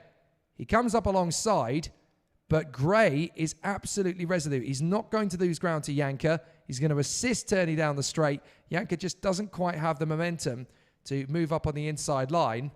But these four jostle for position so much on this last lap. You've got Pingasov and Dunn quite a few kart lengths back from these four at this point.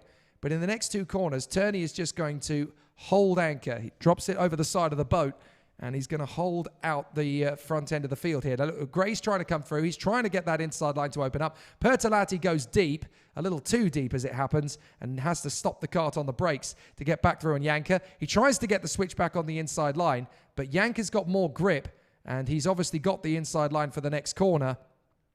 But watch Pingasov. He thinks there's room to come through on the inside line. Pertolatti shuts that down, but that's how quickly the two karts behind them in the queue have been able to catch the quartet. And essentially, Pingasov and Dunn are now part of that second position battle. If there are a few more laps in that one, that would have been a very different story. But Turney, he's just glued to the inside line. He's almost flirting with the white line on the inside line there to just ensure that Gray has got no chance, no hope at all of coming through. While they come through the final turn, Gray's got good speed and momentum off the turn. Turney's going to cover the inside line. Barnard crosses the line 5 seconds clear by this point, and Turney is just absolutely resolute on the inside line. Gray does his best, but he loses out by 35 thousandths of a second in the end. It was very tight at the line, but you've got to give both Turney and Gray full credit that they will never give up. They will never stop hunting for that position. So now we have just one heat remaining before we come to the finals. And obviously for the drivers in groups B versus C in the OK category, this is their most important race of the weekend so far. They've got to get it right. And for Norton Andreasen and Andrea Kimi Antonelli on the front row of the grid, this is the pressure cooker. And for them, it's obviously very difficult at the front end of the field because they need to make the advantage count. For Norton Andreasen, he's under the most pressure here because he had a difficult day at the office yesterday, despite starting most of his races from pole position. He's now got to try and essentially keep it nice and smooth through those first couple of laps, which is never going to be easy because of the amount of drivers in the field that are going to bolt on a box set fresh of tyres. And this will be a tough one for him to maintain and hold on to. But Andrea Kimi Antonelli alongside him is also going to be a fierce opponent. And he will want to grab the lead of the race as soon as is humanly possible. Never easy from that outside line. Third on the grid is the Dutchman, Laurens van Hopen. I've been very impressed with him all weekend, I have to say, the Leclerc by Lennox driver. He really has settled into his new team very quickly. He's had plenty of confidence, lots of speed.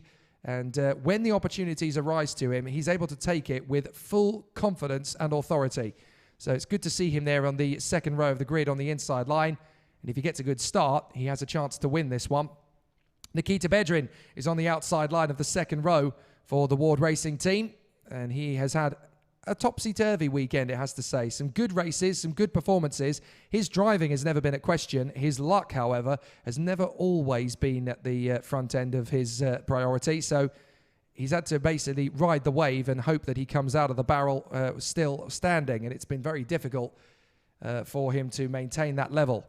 But he's a driver who can make it count. Levi Revej is on the inside line of the third row of the grid, the Hungarian, as he runs there on the inside line of the third row beside the Italian star Lorenzo Patrese, who has been very fast all weekend. It's been good to see him really take authority into his own hands here in the OK Senior category, and it's becoming a more consistent occurrence.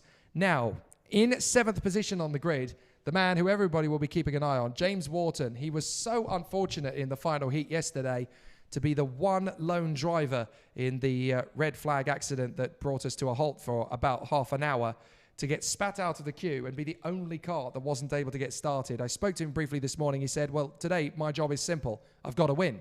The only way I've got to come through is I've got to win the race. So that's his objective from 7th on the grid. He has the ability to do it. His very first heat of the weekend, he went from 7th to 1st in the opening lap before tangling with Norton Andreasen in the closing stages. So he has the speed and ability to do it. It's all just about how well he rides the tide and if he can get the brakes in the opening first few corners. Joel Mesch is alongside him on the grid on row 4, the German for the TB kart squad in their McLaren Customer Racing colours, and he'll be there in 8th position. A strange weekend for him. He's had speed over one lap, but consistency has been tough for him to maintain. So he'll be working on that over the course of this final heat. Marcus Amond has been particularly exceptional over the course of the weekend in 9th place, the reigning European champion in the junior category, now in the seniors, of course, with VDK. And he's been very fast indeed, so another one to watch for. Thomas Temblinka has turned his weekend around after it started a little bit negatively on the back foot. They were trying to find some speed, but over the course of yesterday, his pace got faster and faster, and now he is right up within the top 5 in his heats quite consistently now. So it's good to see Thomas Temblinka fight his way back, and it'll be interesting to see what he can do from 10th on the grid for this one. Juho Valtonen, what a difference a fortnight makes. He was the man on form 2 weeks ago. Over one lap, he was the fastest man at Zuera in the RGMMC Champions of the Future and was the favourite to win the whole thing for most of the weekend. Now he's in 11th on the grid for this one. They've struggled to maintain that one lap pace, but his consistency and his versatility is what makes him a very tough opponent. He's there on the inside of the 6th row alongside Pedro Perino, the Portuguese driver, who has really hit a sweet spot in terms of his development of late. He's making big impressions on this field now. He always found it quite difficult as a junior, but having stepped up to the senior category, he's finding his feet now in the Kart Republic Motorsport team. So hopefully this is going to end well for him. The Italian in the Pantano squad is Lorenzo Rosico, and he lines up 13th on the grid on the inside of the 7th row. Good solid effort from him all weekend long. It hasn't always gone his way, but every opportunity he gets, he does his best to take it. Jamie Day, the man who won 2 weeks ago in the warm-up for the event and Champions of the Future here at the Zuera, the Emirati, a young man from Dubai in the Leclerc by Lennox kart, is down in 14th on the grid after a tricky qualifying. But again, he's been working his magic to try and make up as many places as possible over the course of the weekend. Hugo Sasa, the German for Paralin, lines up on the inside line of the 8th row, and he will be there starting in P15. Alongside him on the grid, it is the Colombian star Nicolas Baptiste, who has moved across to the World Racing team of late, and he is finding it very easy going in that squad, has settled in very nicely indeed. 17th on the grid is the Brazilian, also for the Paralin team, and that is Matias Morgato. A real struggle in time qualifying for him. He's been having to work his magic to fight his way through the field ever since. Made it into the top 10 a few times yesterday, so there's still every chance that he can get through to the final. Atta Salmanautio, the Finn, is in 18th position on the grid for the Koski Motorsport team. Full of confidence, full of opportunity, and he is never one to back down from a scrap. Florian Rousseau, the Frenchman, is in 19th position on the grid for the VDK team, and he will be there on the inside of the 10th row alongside the Finnish star Emili Koivisto. And the number 170 will line up in the line right behind his teammate, Atta Salmanautio, in fact, as they are on the outside line. Hugo Besson, the Frenchman, lines up 21st on the grid after a very tricky qualifying session for the VDK team. He lines up on the 11th row on the inside line beside the Dutchman, Delano Van Toff, who's had a frustrating weekend, never got the lap together that he wanted in qualifying, and has had to fight his way back from the 11th row of the grid in every heat. But one thing he is good at is overtaking under pressure. So this is something that could see him fight his way back into contention in this heat. 22nd is not the worthy of Delano Van Toff's ability. Let's see how far he can climb. 23rd on the starting grid is Dana Pongpang the Thai racer for the Birolart team. Having struggled in qualifying, he now needs to make up some places in this final race, as does the man alongside him, the German Ben Dorr for the TB Kart squad in the McLaren Papaya Orange. Ben Dorr was a very feisty competitor yesterday, made up lots of places in pure overtakes, so he has the chance to do it again in this final heat of the weekend. And then on the final row of the grid, it is a pair of Spaniards, the wild cards for the weekend as well. Hugo Belda of the E and TMC Motorsport squad lining up on the inside line, and alongside him wearing his very famous traditional helmet in reference to Ayrton Senna, it is the Spanish charge Daniel Gonzalez, who runs with the DPK squad on the Kart Republic chassis. 30 seconds to go before the drivers head out on circuit, and all 26 of them know this is their last chance. They've got to make it work. So it's obviously going to be a very difficult situation for the drivers to cope with. They need to be in the right place at the right time to make the advantage count. So they will do everything they possibly can to head to that first corner first. So the karts are in position. We will see if they can get out there at the front end of the field. The green flag flies at the end of the pit lane, and they will head out onto the circuit for the last time before the finals. It's game time for the OK Seniors, and it's make or break. Norton Andreasen and Andrea Kimi Antonelli on the front row of the grid, from Lawrence Van Hopen and Nikita Bedrin, then Levi Revege and Lorenzo Petresi, James Wharton and Joel Mesh, Marcus Simond and Thomas Tembrinka, Juho Valtonen and Pedro Perino, from Lorenzo Rosico and Jamie Day, Hugo Sasa and Nicolas Baptiste, from Matthias Mogato and Atta Salmanaltio, Florian Rousseau and Emili Koivisto, Hugo Besson and Delano Van Top, Dana Pongpang and Ben Dorr, Hugo Belda and Daniel Gonzalez. 9 more laps around the circuit, approximately 15 kilometers of race distance. And of course, it's going to double for the drivers in the final. But these guys know that the pressure cooker is mounting here at the Circuito Internacional de Zuera. They've got to put on a big show in the final, but to do so, they've got to get there. So the drivers work their way around the circuit as they battle in to get the tyres and brakes up to the optimum temperature. It's obviously going to be a very tall order and a difficult situation for the drivers to cope with. So this would be a very interesting race for Andreasen. He needs to win this one really to get the best possible starting position for the final. But with Antonelli alongside and the likes of Van Hopen, Bedrin, Revege, Petresi, Wharton, Mesh, Amand and Tembrinka giving chase, this is going to be an interesting one. They come out of the final turn and we are false start. False start is called immediately there. Karts are not quite in the position they needed to be to get us underway for racing, so the repeater light comes on. And we are going to go racing again very shortly. But obviously there's going to be an extra intense build-up as the competitors continue on their way. But the battle is obviously going to be very intense as the competitors work their way around. They are starting to warm up the tyres and brakes again as it all starts to unravel for the drivers up at the sharp end of the field. They need to make sure it all goes according to plan. This last race is such an important one. Air temperature is up to 26 degrees Celsius according to the timing screens. So the track temperature is going to be in the high 40s. And as the temperature goes up over the lunch break, so is the uncertainty over setup. It's so key here at Zuera. But have they done it right? Have they managed to tweak everything to exactly the position it needs to be in order to get the best out of this final race of the weekend before the finals? So this is going to be an interesting one. Out of the final turn, Andreasen Antonelli, Van Hopen, Bedrin, Revege, Petresi, Wharton and Mesh. Is this going to be a good start? It is! Antonelli's got a flyer. He tries to come up alongside, but Andreasen cuts across and holds the lead to the inside line. And there's 2 or 3 karts going off the circuit of the first corner. Goodness me, they've all managed to go off the circuit and come back on again, would you believe? But several drivers getting spat out of the fray. And still the battle is intensified around the first few corners of the lap. But several drivers getting spat out. That looks like Marcus Amand trying to make his way up the inside of Levi Revege on the way round the course. So the 3 drivers that ended up getting spat out there were Lorenzo Rosico, Jamie Day, rather unfortunate for him, And that Apompek Saturnu, I think, got caught out of it as well. But they have all managed to keep going as drivers continue to battle away around the circuit. That's a bold lunge from the Paralin of the treble one, James Wharton, who moves his way now up into second place. And he knows that he needs to win this race, essentially, in order to get himself into the final.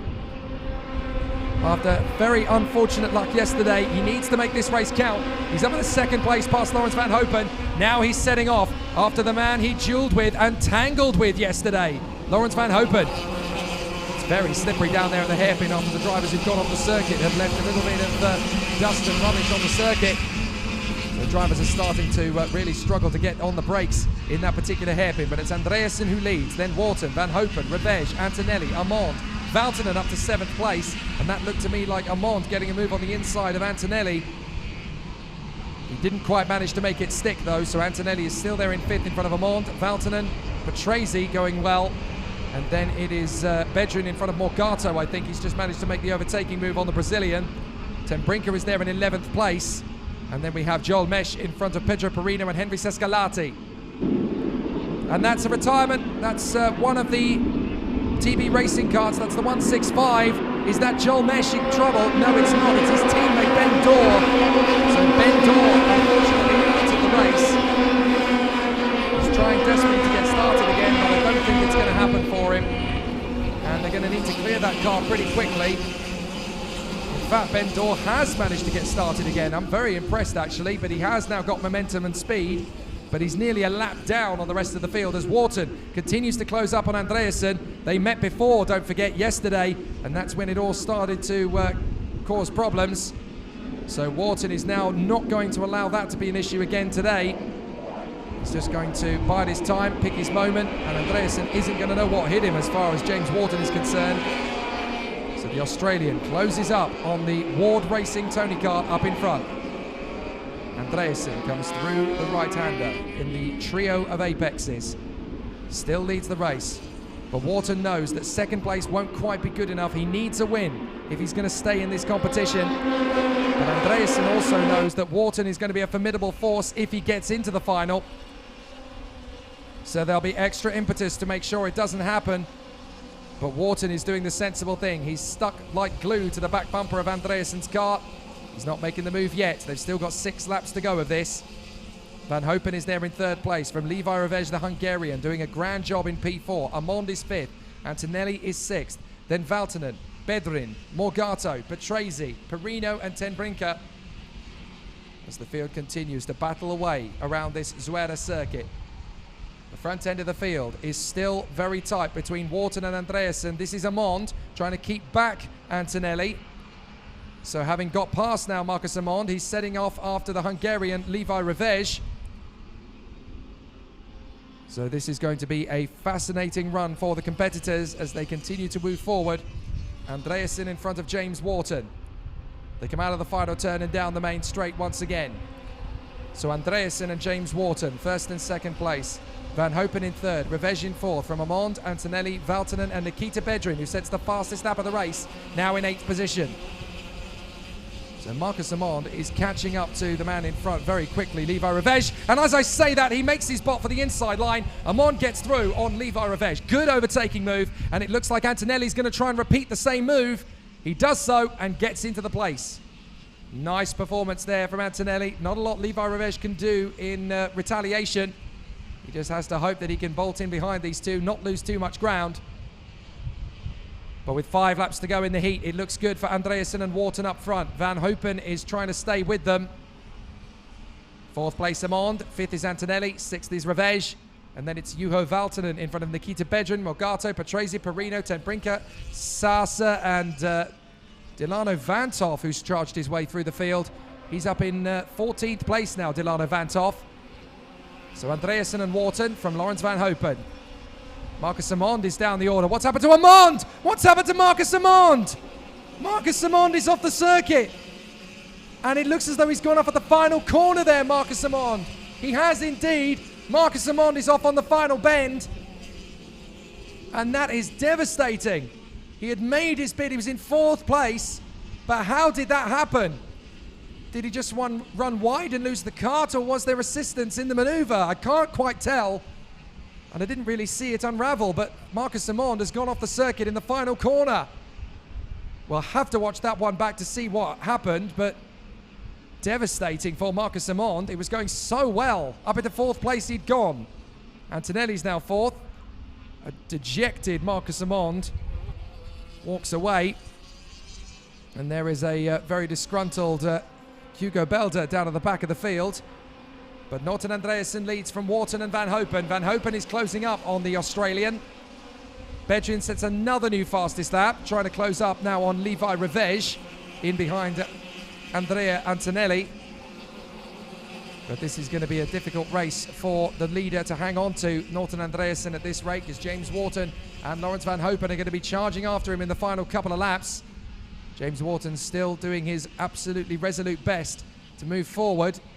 Rather unfortunate in yesterday afternoon's red flag accident. He was the one driver who couldn't restart due to the damage to his kart and the fact that his second chassis was not in the pre-grid area prior to the start of the original grid. So James Wharton, 2nd position, tucked up behind Norton Andreasen. 3rd place is Lawrence Van Hopen, and that's a good squabble going on there between Bedrin and Revege as Bedrin moves up into 5th position, the Russian, with 2 laps to go. Revege is going to have another crack at him, the Russian versus the Hungarian. But Antonelli sets the fastest lap of the race in his bid to close up on the leading trio. Valtonen's not far away from Revege. But this is the opportunity now for the Hungarian. As up the inside, that's Van Hopen on Wharton, and Wharton is going to come straight back at him, but Van Hopen holds the inside line. Antonelli's going to try and edge his way onto the inside line there as well, past Wharton. Wharton goes down to 4th. So Van Hopen through and Antonelli through. James Wharton down into P4, the Australian. And now Van Hopen is edging his way around the circuit in defensive mode. As Antonelli is there in 3rd position, makes his bid up the inside of Van Hopen. Van Hopen comes back at him. Wharton's going to try and have to go around the outside and gets past Van Hopen. Now makes the switch back on the inside of Antonelli. Van Hopen gets on the inside line. They bang wheels and Wharton drops to 4th behind Bedrin. Oh my goodness, that was a proper little scrap on lap 8 as Andreasen is now away clear in the lead. Van Hopen is now under pressure from Bedrin. Bedrin gets up the inside into 2nd. Wharton gets back on the inside of Revege, holds the line. Revege is going to commit to the inside line, doesn't have the speed to counteract in the braking zone, and Valtonen and Antonelli are now in pursuit. So Bedrin holds 2nd place. Wharton is there in 4th place trying to get closer to Lawrence Van Hopen. Bedrin in 2nd place as we know. Van Hopen tries another trick or two. He needs to get as much out of this race as he can as well. So Wharton is there in 4th in front of Andrea Kimi Antonelli. But James Wharton is trying to make this race come back to him in 4th place.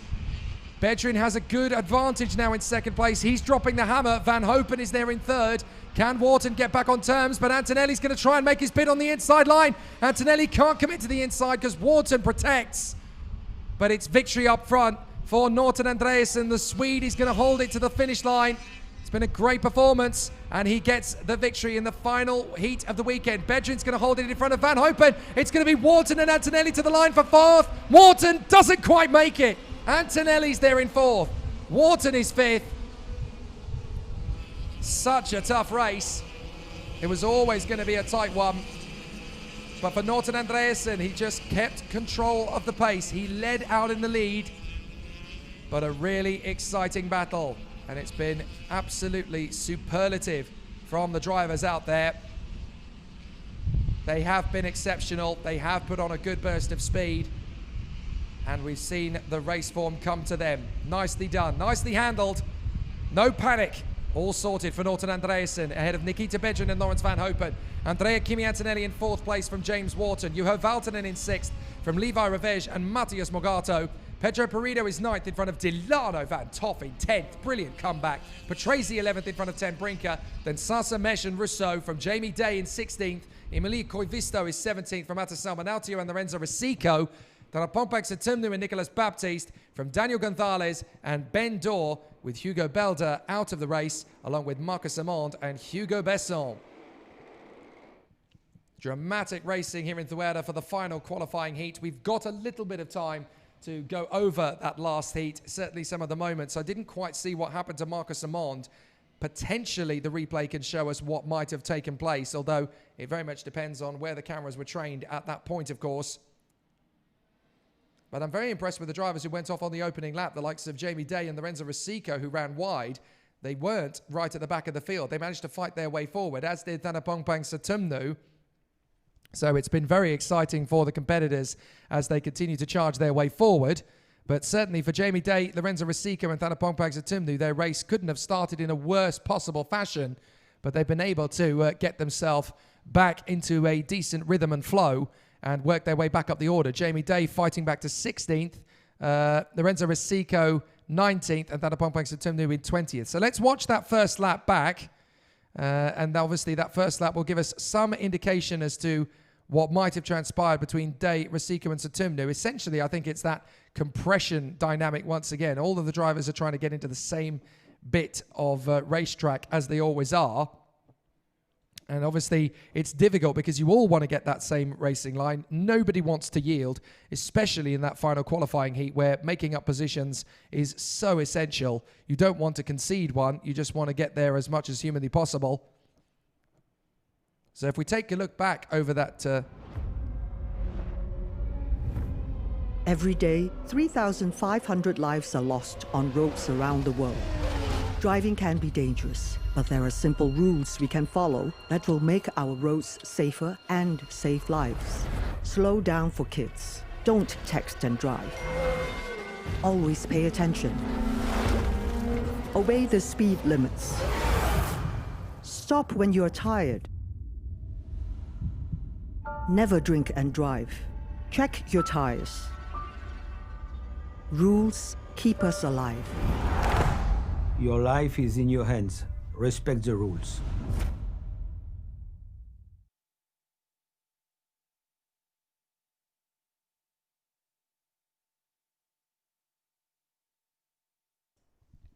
So here's the replay of the first lap. You can see that Norton Andreasen is holding them to the inside line.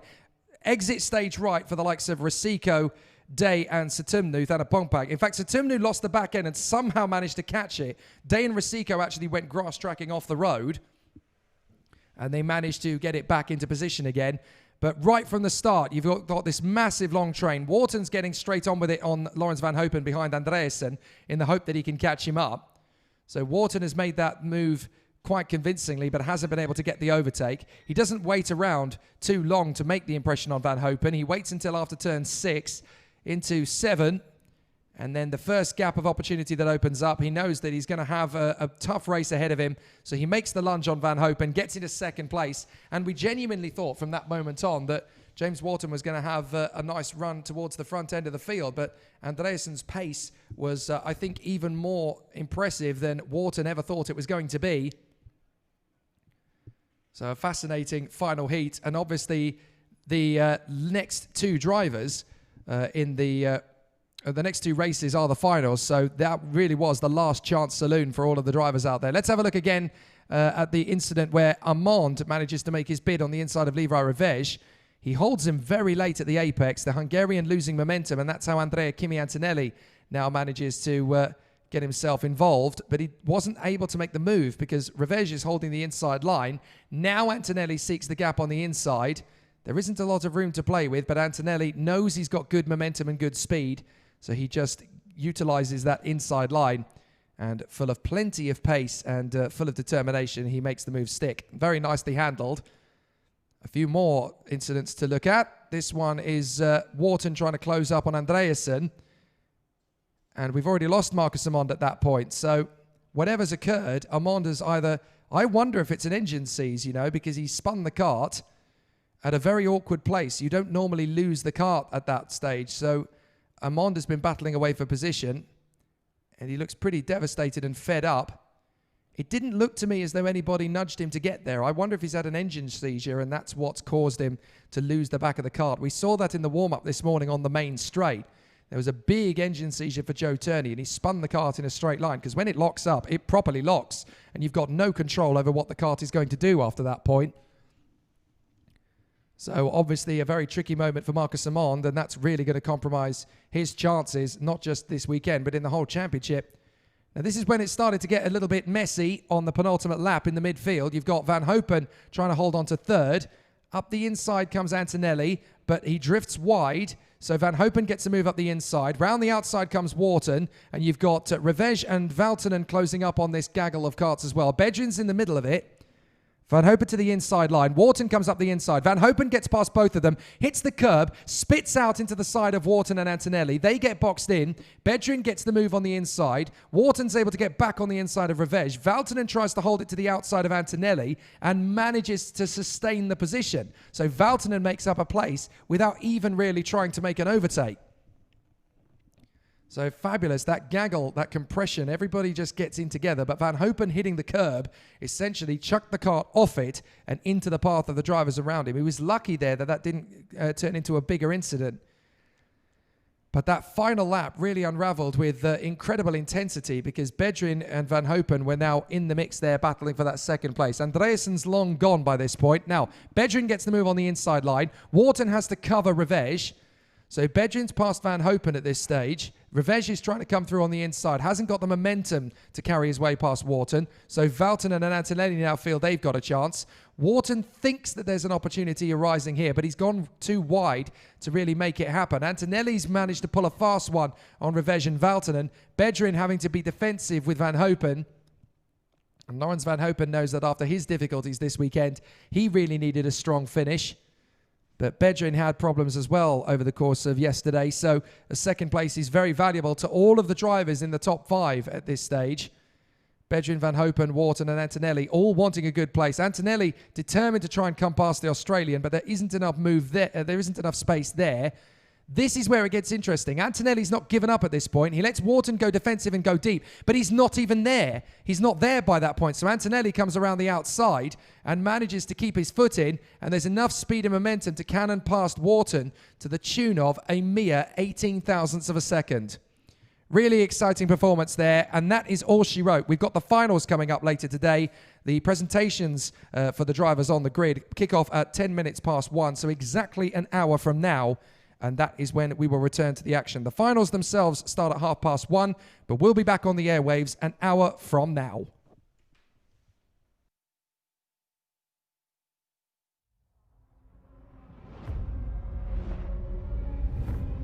Every day, 3,500 lives are lost on roads around the world. Driving can be dangerous, but there are simple rules we can follow that will make our roads safer and save lives. Slow down for kids. Don't text and drive. Always pay attention. Obey the speed limits. Stop when you're tired. Never drink and drive. Check your tires. Rules keep us alive. Your life is in your hands. Respect the rules.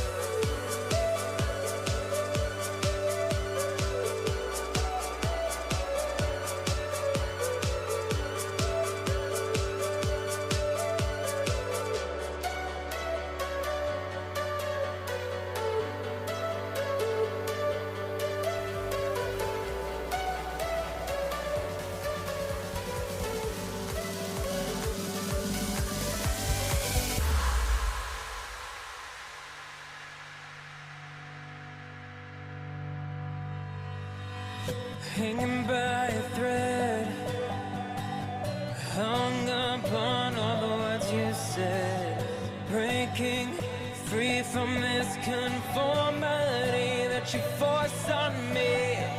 Everything I do is one big show. It's about damn time that I take control. Put me under a microscope and watch me take control. And what's this? I finally read this helplessness. Tired of feeling like I'm upside down, so I'm gonna turn it all around. And and dear God, save my soul, 'cause it is flawed. Tired of feeling like I'm upside down, so I'm gonna turn it all around.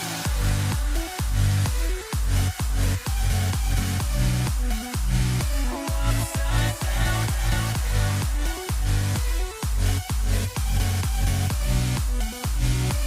Upside down.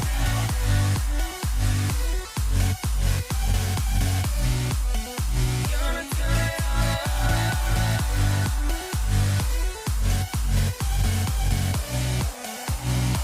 upside down.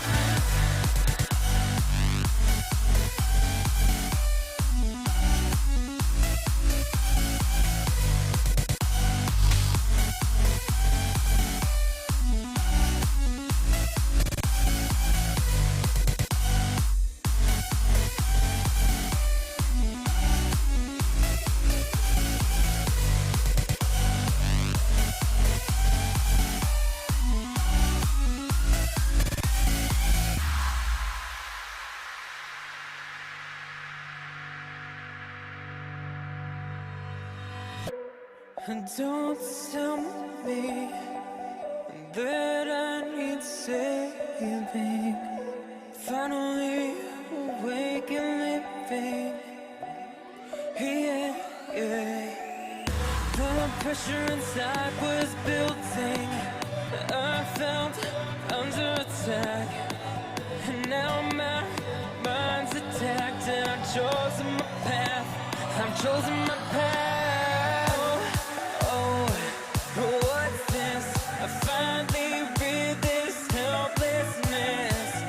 Tired of feeling like I'm upside down, so I'm gonna turn it all around. And and dear God, save my soul, 'cause it is flawed. Tired of feeling like I'm upside down, so I'm gonna turn it all around.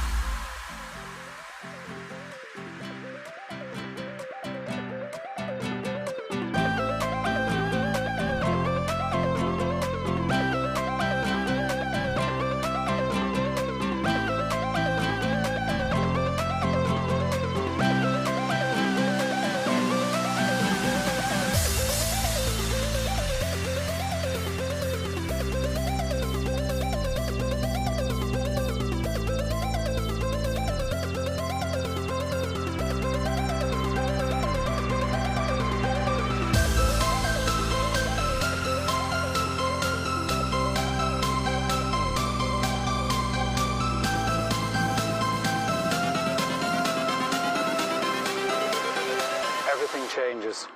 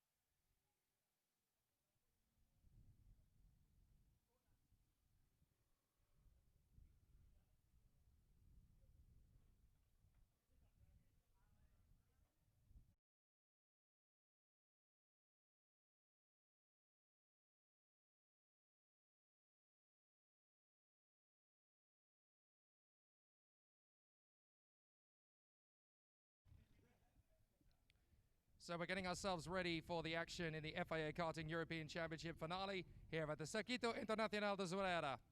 We have 2 races to go, of course, and they are the finals in the junior and the OK categories. And then, of course, we will be on the podium crowning our champions here this weekend in Zuera for the first round of the championship. It has been a very exciting weekend over the course of the proceedings here in the beautiful Spanish countryside. But now, of course, comes the race that we have all been waiting for, the finals in both the junior and OK categories. A reminder to everybody, a massive thank you for all your cooperation and your assistance in helping us get the meeting together thus far. Obviously, we are trying to make sure that we have got everything together for this last race. Please make sure and keep yourselves aware of the fact that we need to make sure that our masks are fully on for the entirety of the rest of the meeting. That's a message to all of the people here at the circuit side, of course. Please make sure that your face masks are on. They are mandatory. They are not optional. You must make sure that you are wearing them at all times. But the race, of course, will be taking place at about 1:30 local time. So we will be starting the presentation for the race meeting itself at about 15 minutes past 1 local time.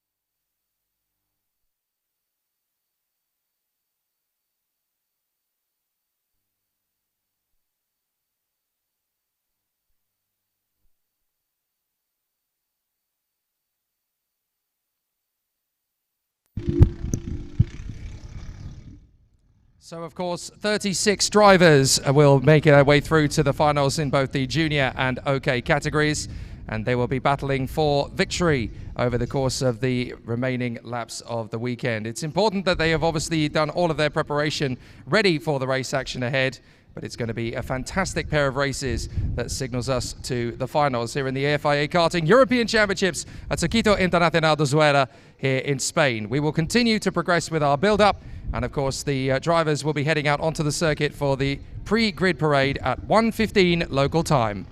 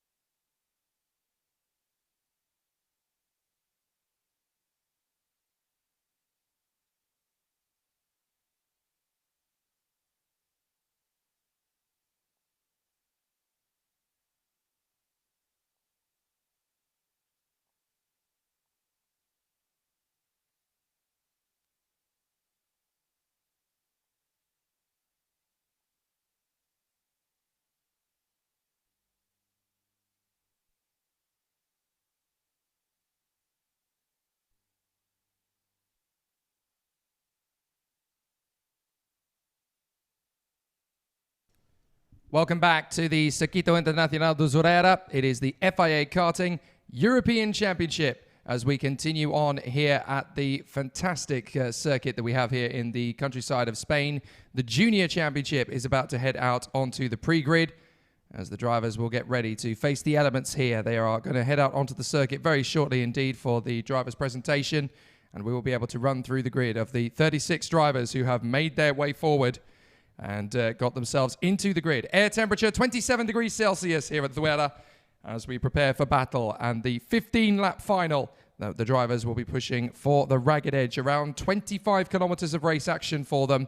So it is time to grab a decent vantage point if you are trackside. And if you're back home, well, all you need to do is get yourself a decent seat. But I promise you, you'll only need the edge of it over the course of these 15 laps of racing around Zuera.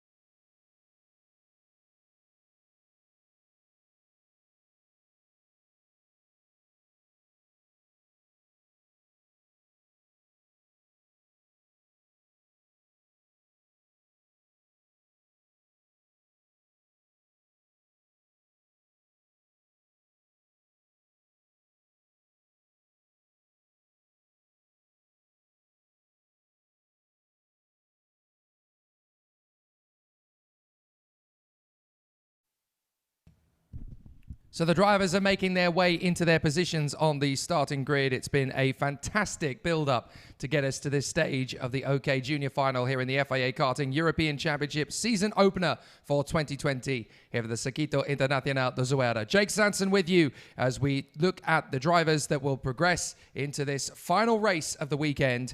And it is going to be a very competitive race. 15 laps, 27 degrees Celsius air temperature, and all sorts of drama and badinage that will take place on the circuit here at Zuera. Arvid Lindblad will take up his residence on the pole position spot on the front row of the starting grid as the British driver sets off in pursuit of his first win of the 2020 season.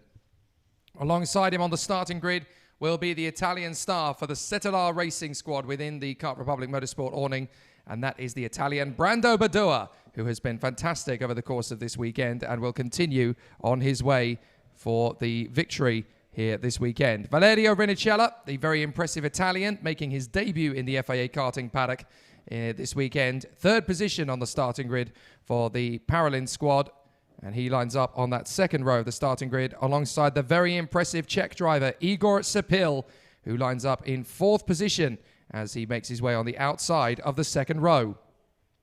Row 3 of the grid will see the Jamaican talent Alex Powell line up on the inside of the third row. A very impressive performance on his debut in the category. And alongside him on the grid will be the Frenchman Evan Gilter for the Sodicart team in the number 210. The Frenchman, the sole representative for his team this weekend. And what a performance he's put in thus far. Seventh on the grid is the leading Spaniard in the field. And a very impressive performance it's been too from the Tony Kart youngster. And that is Bruno Del Pino. He's been never outside the top 5 over the course of the weekend in terms of raw speed. So another opportunity for him to surge his way forward is right around the bend. Alongside him on the starting grid, one of the most impressive youngsters of the weekend in the number 218, and that is the Ricky Flynn Motorsport driver Dion Gauda from Singapore, who took a victory over the course of the heats yesterday and has really showcased his ability here on the Zuera circuit. There's going to be plenty of things to talk about for him over the course of the season. Ninth position on the starting grid in the Tony Kart, number 201. The leading seed this year is the Finnish star Tukka Tarpanen, who has been very impressive over the course of the weekend and has never found himself outside the top 10. He lines up 9th on the grid for this one, having taken a heat victory yesterday and a second earlier this morning. 9th on the starting grid, the Italian in the number 204, also of the Cetilar Satellite Racing team. It is Alfio Spina, who lines up on the outside of the 5th row of the starting grid. He has always been at the front this weekend, and he will continue to showcase his skill and dexterity behind the wheel from 10th on the grid. 11th place for the Kubica chassis is the Polish star Timi Kucharczyk in number 203, and he has been fighting his way through the field with plenty of skill and determination as the battles have taken place on the circuit over the last 48 hours. Alongside him on the starting grid is the British driver, the number 234 for Ricky Flynn Motorsport. That is Freddie Slater, who lines up 12th on the outside of the 6th row of the grid. That's pretty much where he's been for the majority of the weekend on the 6th row, but he has made some brilliant overtakes through the heats. So there's definitely a last chance saloon for him over the weekend, and he finished 2nd here 2 weeks ago in the Champions of the Future warm-up and the precursor to the European Championship. 13th on the starting grid is the American driver Hugo Yugachukwu in kart number 202. And he's been very impressive over the course of the weekend, always starting from the outside of the front row. So he has consolidated his position wherever he possibly can, despite the obvious disadvantage of running from the outside of the front row. And he has never been out of contention for the victory. The Italian star in the Paralin, number 254, is Giovanni Trentin, and he is the next one in the lineup. He starts 14th on the grid, the young Italian, and a very impressive performance it's been from him thus far. The Bulgarian Lion comes next up in the fray, and that is Nikolai Solov for the DPK Racing team in number 267. He's been very rapid over the course of the weekend, always having to fight his way through from the sharp end of the fray, but he has always been in a very competitive position throughout this weekend. Alongside him on the starting grid is going to be the Danish talent Jonathan Waywat in the 227 for Forza Racing. And considering he has had a tough weekend thus far, he's never really been outside the top 10 in terms of pure pace. So his position on the grid merits a great opportunity for him to surge forward. Next up in the lineup for the Cosmic team, the number 228 is the Belgian racer Ian Eichmans in his first weekend in the FIA Karting paddock. And he has been very impressive over the course of the last 2 days. Fast in qualifying, rapid and choicing with his moves in the overtakes during the qualifying heats. He was very, very sensible when the battles were coming to the core. Alongside him on the grid is the Italian in the 216, Christian Bertucca of the Birolart squad. And he finds himself there in position and looking forward to a very exciting race, the Italian, with a great opportunity to move his way even further forward should the opportunity present itself. And he's been incredibly exciting to watch over the course of proceedings. Alongside, in behind Christian Bertucca, in 19th on the starting grid is the Polish driver for Tony Kart. That is Karol Pazovic, the number 214. And he has been at the front end for most of the weekend. Just a slight issue in the last heat, but the consistency levels needed in this weekend obviously proving to be a very tough one. But Karol Pazovic has been very fast over the weekend, and from the inside line, he has a good chance to make up some good progress from 19th on the grid. One of the stars of the weekend so far is lining up alongside him on the starting grid for the Ward Racing team, the number 275. That is Julius Dinesen, the Danish driver, who has been incredibly aggressive, but only in a controlled and disciplined manner through the field. He's pulled off some amazing overtakes. He's been metronomic in terms of pace, and this man has definitely got the potential to go all the way to the front of the grid, even from 20th on the starting line. 21st on the grid, and with 42 points accumulated through the weekend, the Belgian talent, the number 213 of Laurence Lesetua, will line up on the inside of the 11th row, the sole representative of LLK Belgium. And of course, he is there very much ploughing his own furrow in the middle of the field, but he's been fantastic over the course of the weekend, and he's definitely one to challenge for the front end of the field. Beside him on the grid is the rapid Russian for the Cosmic Racing team. That is Alexander Gubenko, the number 221, and he will be there on the outside of the 11th row. He's been mighty in the battles for racecraft. His overtaking moves have left nothing to be desired for the other drivers, and he's definitely going to be a force to be reckoned with from the 11th row.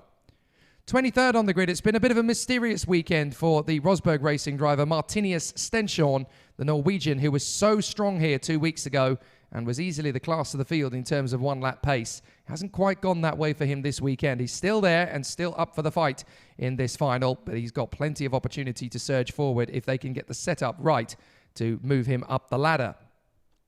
24th on the starting grid is the highly rated Peruvian star for the Leclerc by Lennox team in the 232. That is Rafael Modanese with the new Charles Leclerc chassis in the Leclerc by Lennox race team. And I have to say, Rafael Modanese has been one of the stars of the weekend, putting in a great performance in his second season in the FIA Karting paddock. And he's really starting to make a name for himself. 25th on the grid is his teammate, the 251, the new recruit at the squad, and that is William McIntyre, who's had a very tough weekend getting used to the life and the times in the FIA Karting paddock and having to settle into a new team all in the same breath. But he's taken it with aplomb, and he's working very hard indeed, the young Scot. So this is going to be an interesting one for him to surge forward. Alongside him on the grid, it is the Frenchman on 26th position on the starting grid, the number 248 of the Spirit Racing team. That is Arthur Rojon, who has been very solid and strong. Lots of consistency over the heats this weekend and never far away from the sharp end of the dais. 27th on the grid, one of the new faces in the FIA Karting paddock this weekend, the Swiss driver Eron Reshepi for the Kart Republic team, and he is there in number 262. He's been a regular competitor in many of the European karting disciplines, but this is his first time in the FIA karting scene, and his ability and his prowess are not to be questioned as he lines up on the inside of the 14th row. Beside him is one of the talented young drivers coming through from the Middle East. It is the Emirates youngster Keanu Alajari in kart number 269 as part of the DPK racing team in the Alonso colours. And he has been mighty in the racecraft battles over the course of the weekend. There's definitely an opportunity for him to make up places. Then we've got a crop of Brits in the field, all clustered in together. 29th on the starting grid in the 226 is the Ricky Flynn Motorsport driver Josh Irfan, who has been making waves over the course of this weekend, putting in some good performances on his debut in the FIA Karting paddock. He's raced in international competition before, but this is another step up. And as a junior for the first time this season, he has been putting on a brave face and putting on some great performances. Alongside him on the grid, another fellow Brit who he's battled with many a time before, and that is Aidan Neate of the Tony Kart Factory team. 30th position on the starting grid on the outside of the 15th row. Motor racing is very much in this young man's blood, and he has been pushing his way forward to make a name for himself in the European karting scene, and he's already becoming an established face towards the front. Just in behind him on the other side of the grid is his teammate for this 2020 season in the other Tony Kart machine, number 224. That is Harley Keeble, who's really struggled to work his way through the field after a difficult qualifying session. But every overtaking move he's made has not been by chance. He's definitely got himself together, put on the graft, and he has worked his way into the final with audacity and merit. It's good to see him there, and it won't be the last time you see Harley Keeble in an FIA Karting final. 32nd on the grid is the Portuguese star Ivan Dominguez of the Leclerc by Lennox team. Had a real struggle over the last few heats, but despite being spat out over the grass and having to face the wrong way to oncoming traffic in the last heat, he has definitely earned his place in the finals, and his consistency, his solidarity, and his sheer charisma behind the wheel has earned him a very worthy place in the grid for the final.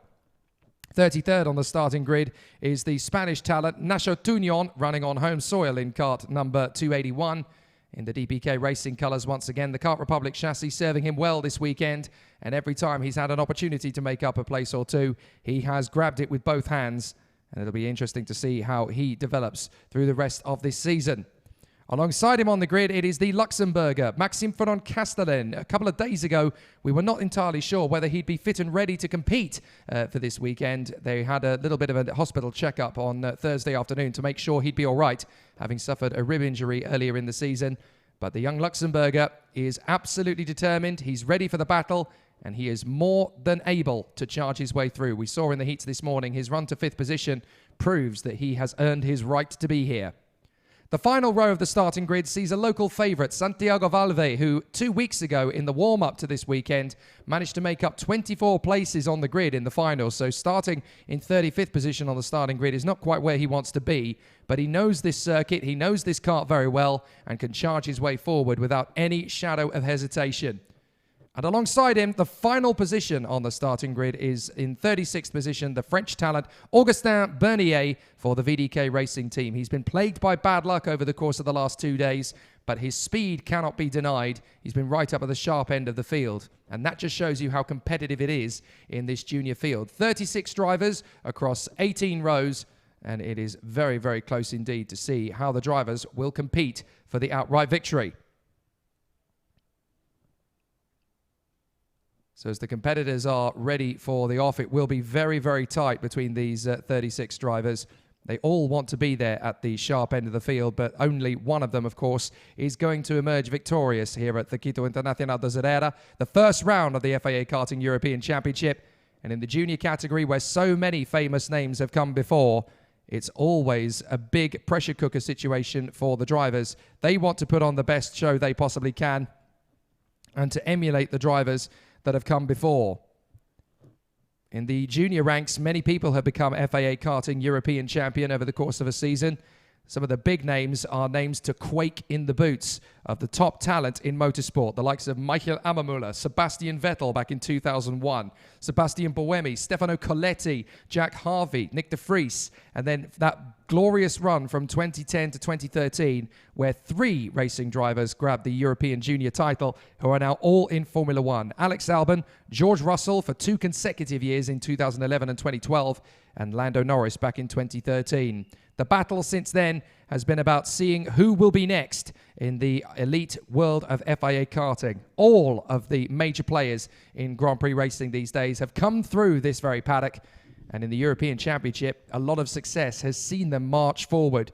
So who's going to be the next top talent to progress through the FIA karting ranks? We will find out over the course of the next 15 laps, who is going to be next to write the headlines for the first chapter of the 2020 season. The race gets underway with a single formation lap.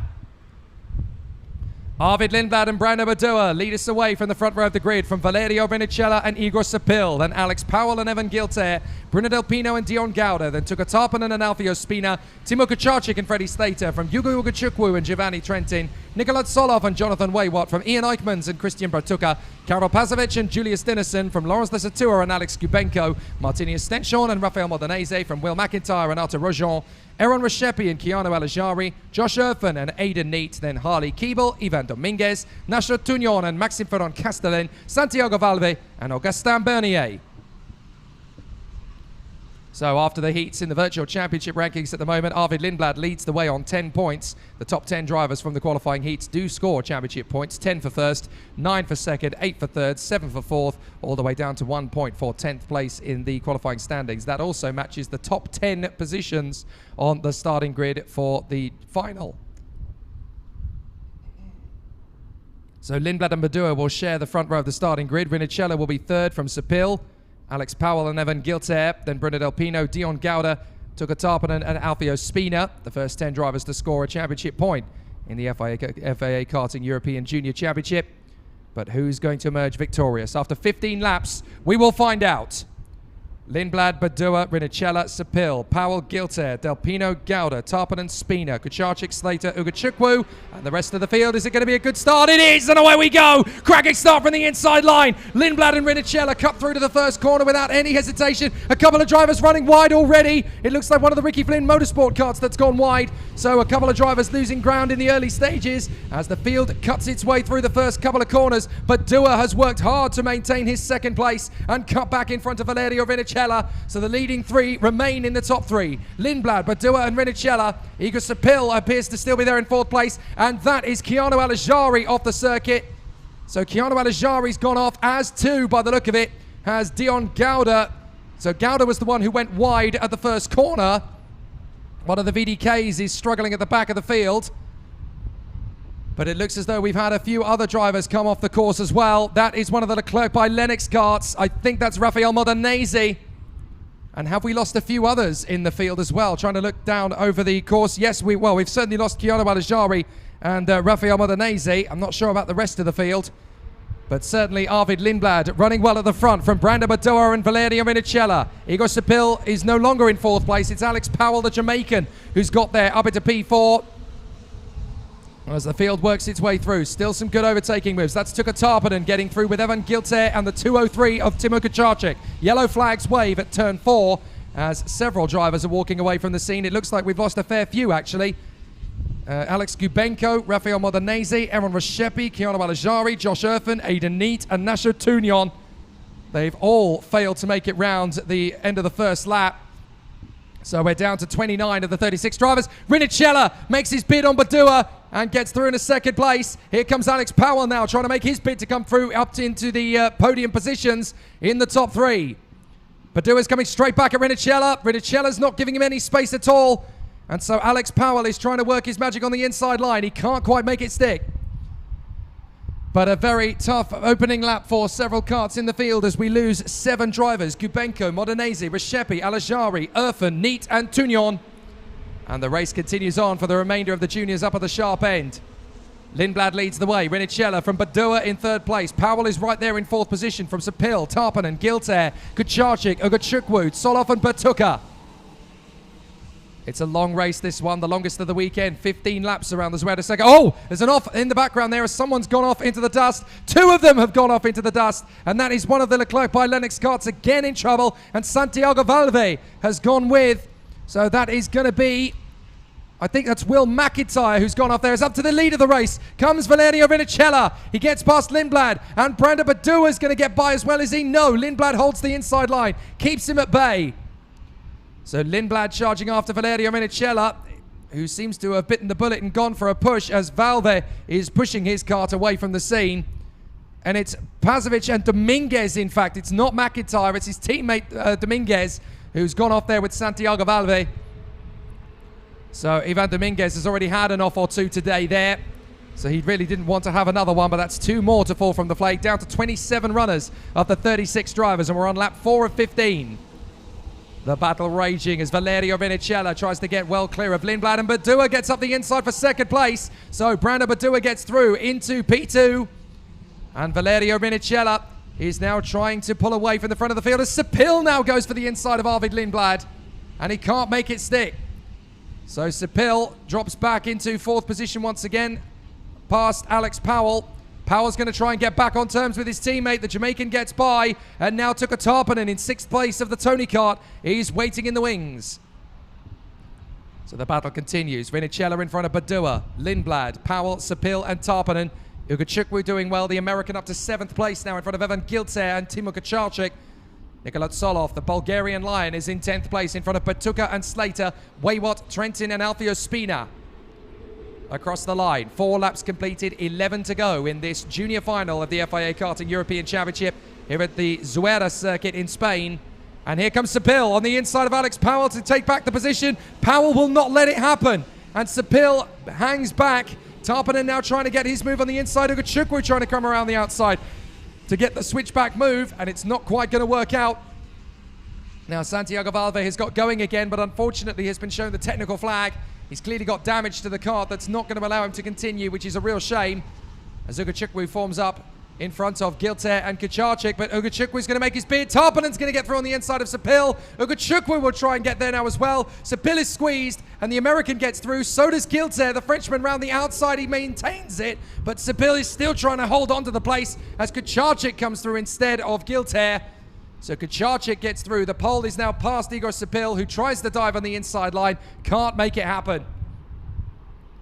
And Evan Gilter continues to run in formation there behind Igor Sapil.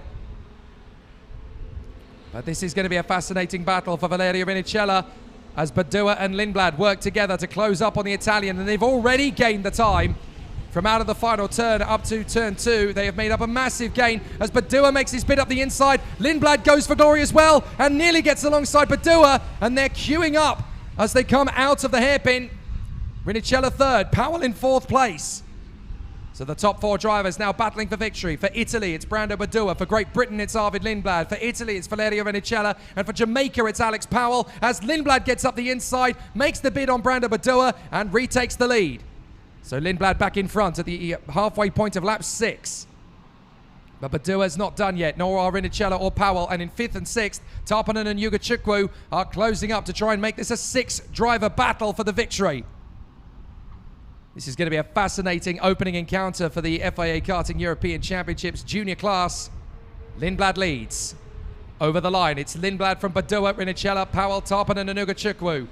Badua's getting close to Lindblad as they come out of turn 1. Flat on the throttle, dab of the brake into turn 2. Alex Powell is lining up a move on Valerio Rinicella's Paralin. To the inside line, Badua's going to go for the lead. Powell's going to go for 3rd, as is Tarpanen for 4th. So Rinicella is down to 5th, and Lindblad down to 2nd behind Brando Badua. Ugachukwu now trying to make his bid to get past Rinicella. He has to hang back, but the top 6 drivers are still nose to tail. So Badua runs well in the lead of the race. Lindblad and Powell, 2nd and 3rd. Powell had a little look at the inside of Lindblad, decided to bail out of it. Tarpanen 4th, Rinicella 5th, Ugachukwu 6th, with a bit of a gap back to Gilter and Sapil. So they continue to charge forward. Kacalczyk's down to 10th now behind Solov as John Waywat gets the move on Freddie Slater.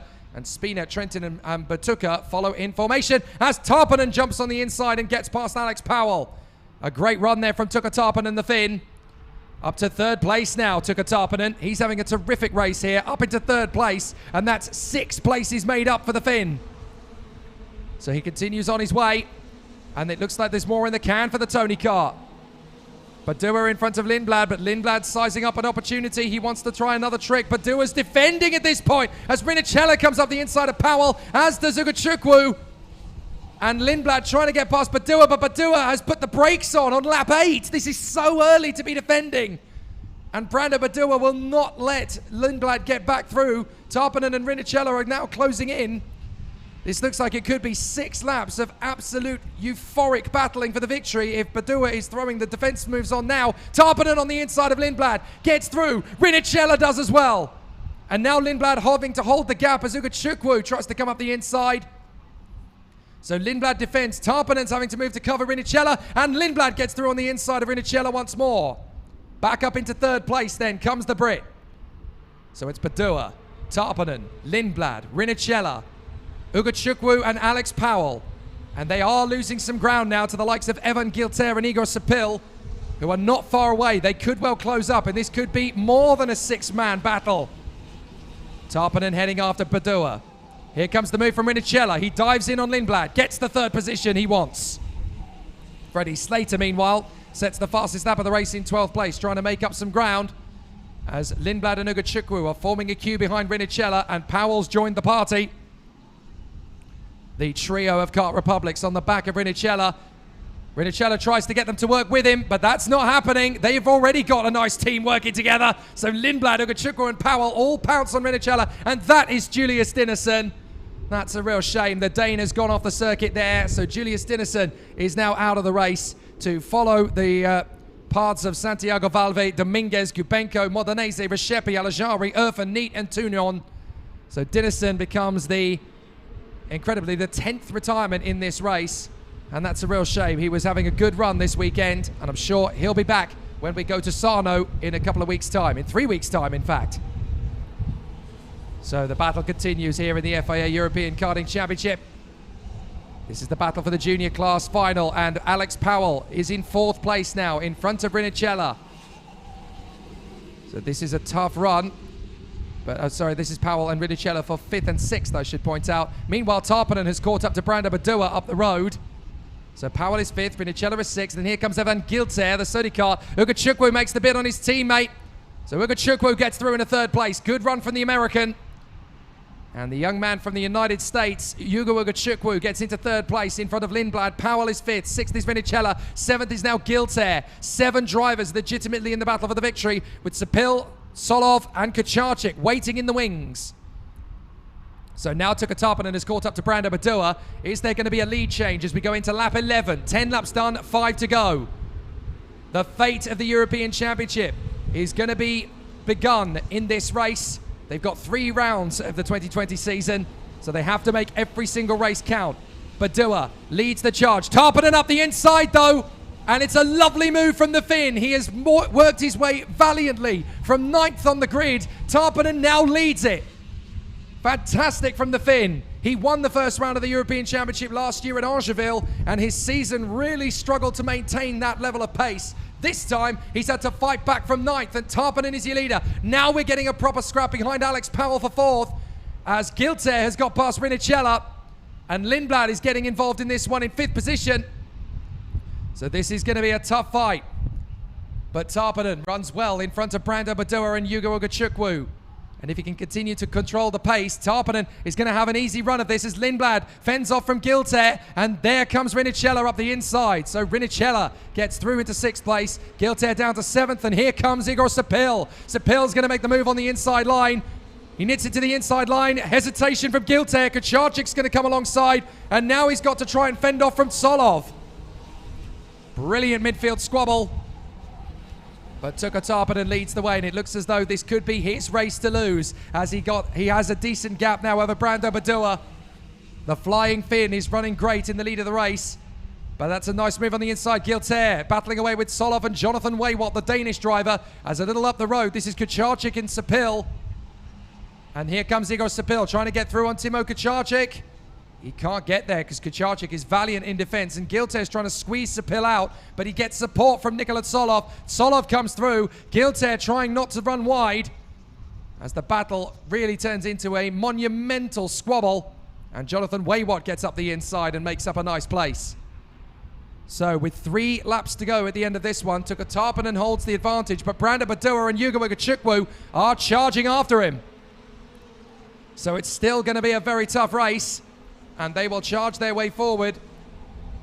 It's never an easy race, the junior final, but Tarpanen, Badua and Ugachukwu are the ones who emerge out in front with 3 laps to go. As Ugachukwu sets the fastest lap of the race, the American is on a real charge forward.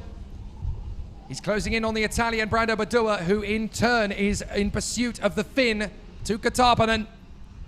So can Tuka Tarpanen hold the lead of the race here from Brando Badua and Yugo Ugachukwu? We're on lap 13. We're running out of time, but this is when the race really gets going, as the leading 3 have pulled clear. Alex Powell, the Jamaican, finds himself in 4th position at this moment in time, leading the charge as Lindblad is in 5th and Rinicella in 6th.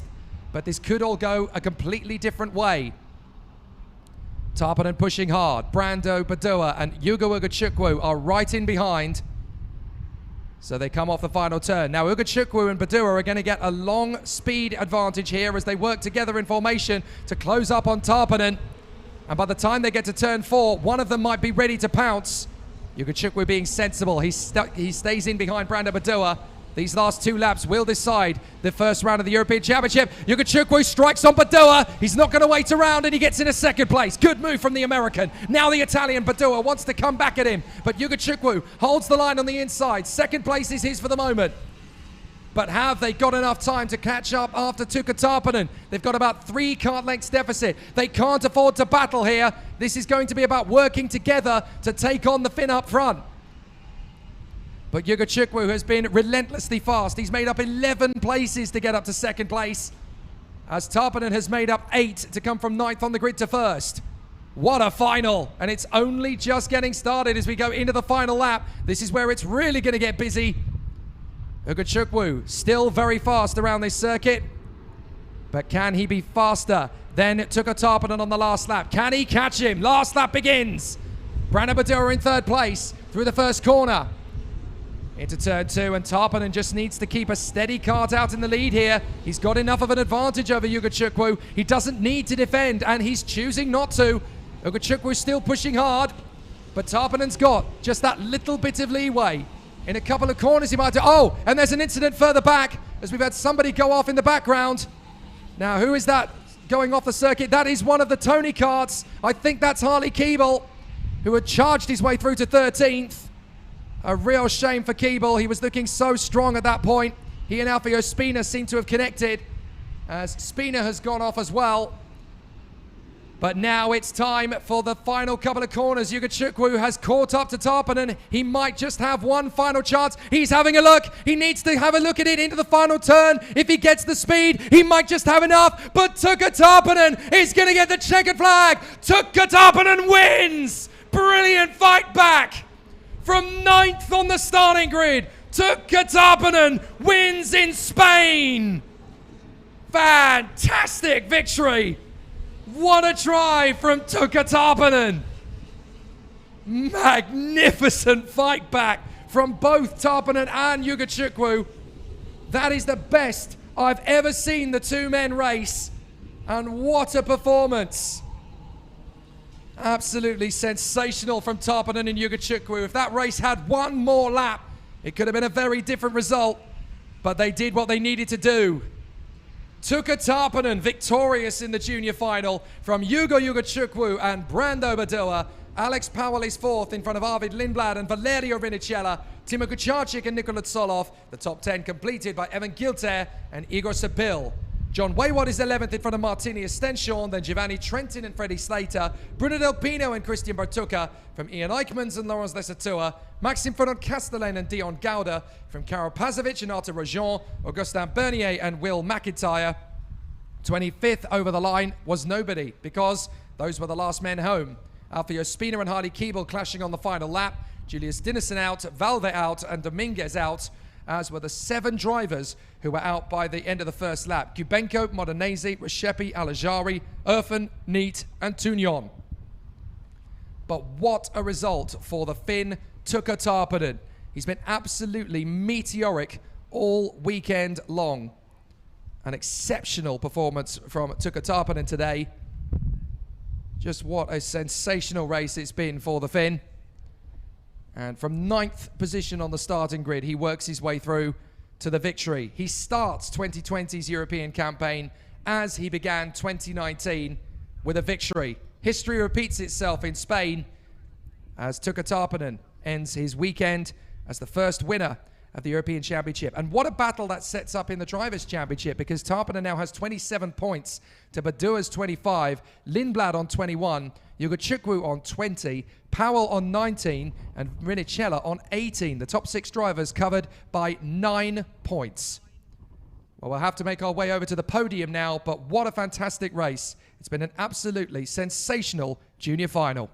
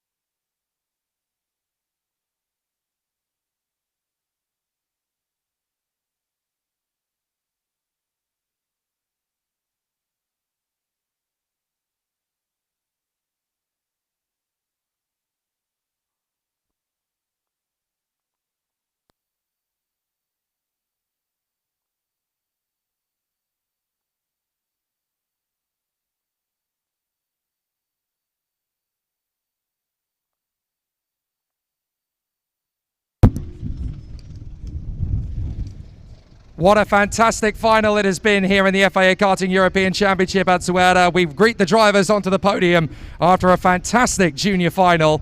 In third position for Italy, Brando Padua!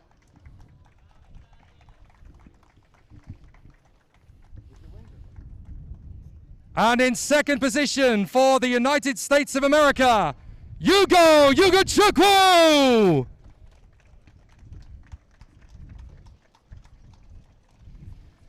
And your race winner from Finland, Tuukka Tappanen!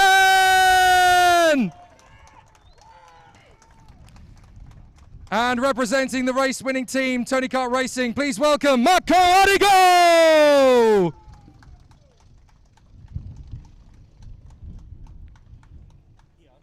And in deference to our race winner, the national anthem for Finland.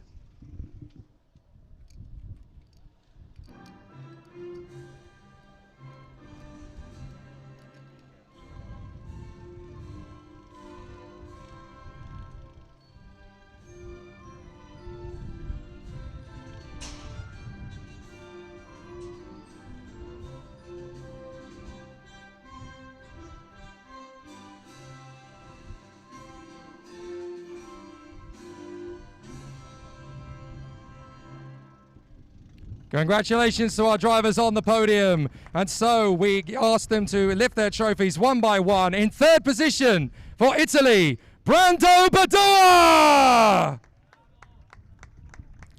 And in second position for the United States of America, Yugo Chukwu! And of course, your race winner from Finland, Tuukka Tappanen!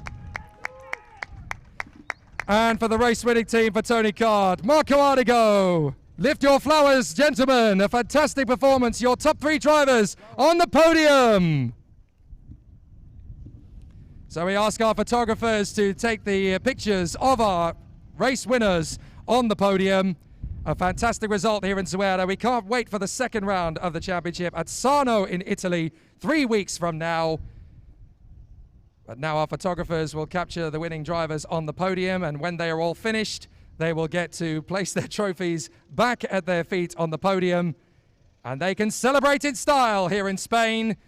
A fantastic performance from the juniors as they will spray the champagne. Oh, it's not alcoholic, of course, for the junior drivers, but they are ready to celebrate in fantastic style. So, ladies and gentlemen, your three drivers on the podium here at Zuera, Brando Padua, Yugo Chukwu, and your race winner, Tuukka Tappanen!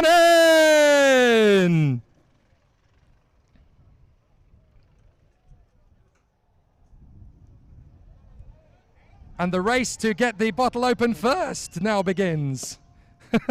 Ladies and gentlemen, your podium finishers here in the juniors.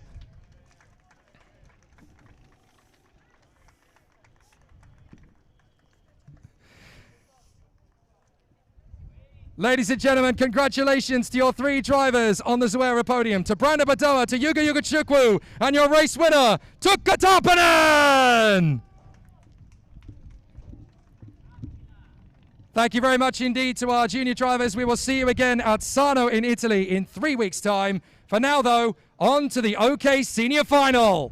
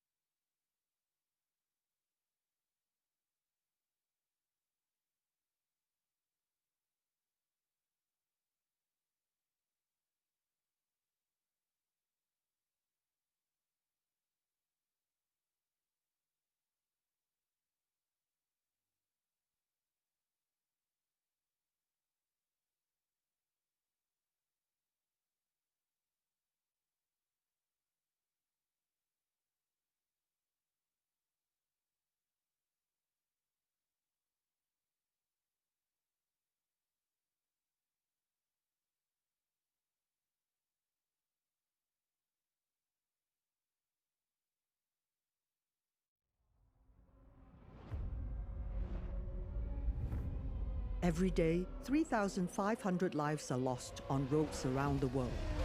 Driving can be dangerous, but there are simple rules we can follow that will make our roads safer and save lives. Slow down for kids. Don't text and drive. Always pay attention. Obey the speed limits. Stop when you are tired. Never drink and drive. Check your tires. Rules keep us alive. Your life is in your hands. Respect the rules.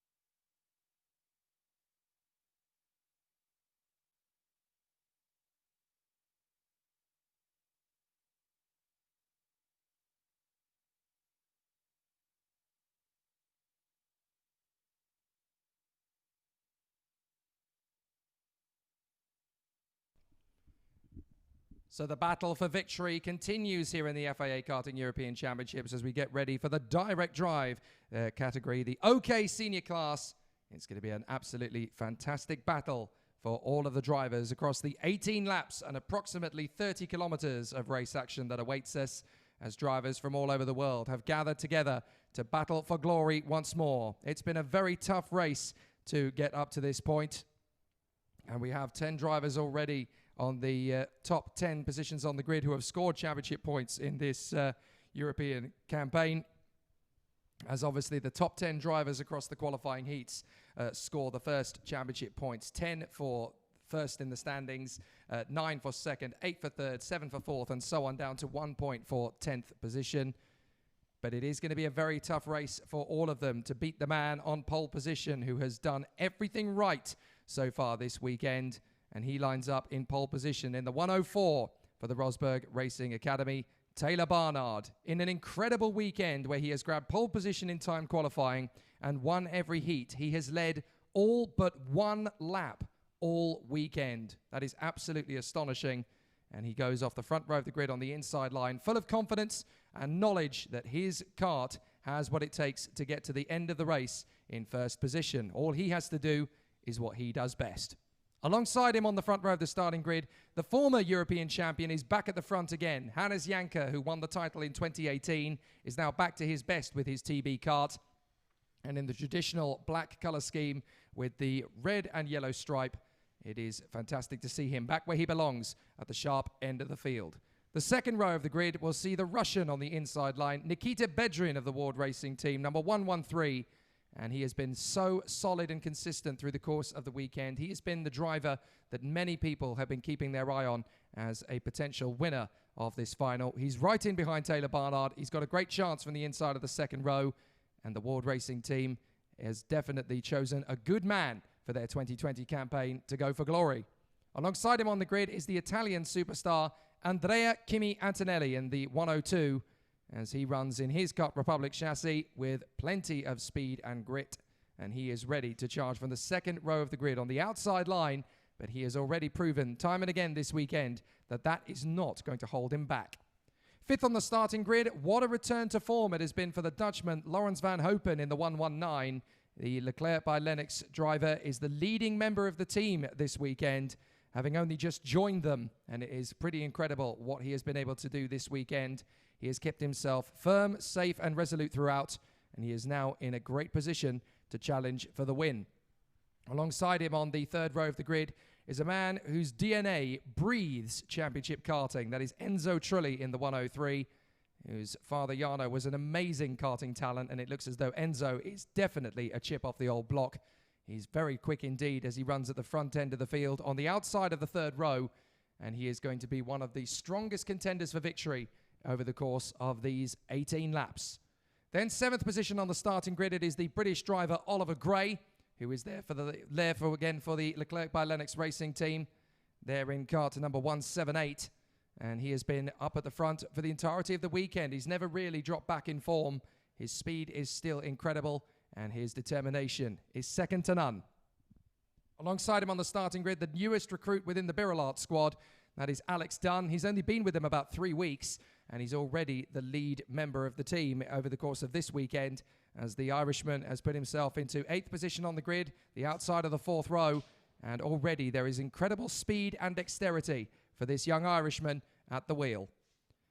9th on the grid, it is the home favourite, twice a winner of the title in the OK category at the front end of the field, European and world champion from 2016, Pedro Hiltbrand on the 5th row of the starting grid on home soil for the Tony Kart Racing Team, and he is there in 9th position, the leader of the squad this weekend in terms of their starting grid positions, and after Tuka Tarpanen's win in the junior final, they could do the double. Norton Andreasen lines up in 10th position on the starting grid. The Ward Racing driver in number 137 lines up, having been at the front of the field all weekend. He is 10th on the grid for this one. And considering he set the identical same fast pole time as Taylor Barnard, only displaced by when he set the time and his second fastest lap, not quite being at the same pace as Barnard's, he definitely has the pace to win. Does he have the mentality and the determination to fight through from the outside of the 5th row? Only time will tell. Two superstars on the 6th row of the grid. The reigning junior world champion, Thomas Temblinka, lines up 11th position on the grid in kart number 106. And he is going to be a very tough opponent for any driver that crosses his path over the course of the 18-lap final. The Ricky Flynn Motorsport star has been working tooth and nail to bring that pace back, and he's right up at the sharp end for his first ever FIA OK Senior Final. Alongside him on the grid, it is the very talented and incredibly quick-witted Joe Turney for the 110 Tony Kart, and he is there in position on the outside of the 6th row. In terms of racecraft, there aren't many who are as capable and able-minded as Joe Turney, quick to adapt and fast to respond in the middle of a battle, and he's definitely one who could charge his way through to the front end of the field. Next up, it is the Finnish driver for the Pantano squad, that is Juho Valtonen, who lines up in the number 115, and he will be incredibly fast. Once again, he loves this circuit. He's been doing very well around it over the last few weeks. He's brought himself back up to the sharp end of the fray after a tough weekend at the office, but if anyone's going to charge through, it's going to be him. Alongside him on the starting grid, the newest recruit in the Sauber Karting fold within the Kart Republic awning, number 173, and that is Olli Pilka, a new recruit in the FIA Karting paddock. He's been very strong in multiple European and regional competitions in his native Poland, but now he is here, 14th on the starting grid in the senior final. There is all sorts of drama awaiting him, and hopefully a very positive result at the end of it all. 15th on the starting grid, one of the stars of the weekend and certainly one of the most improved drivers over the last 12 months. It is the Dutch racer who races under Spanish license, Maya Werg, who is there in 15th position on the grid in the Richard Mille Talent Academy Birolart number 127.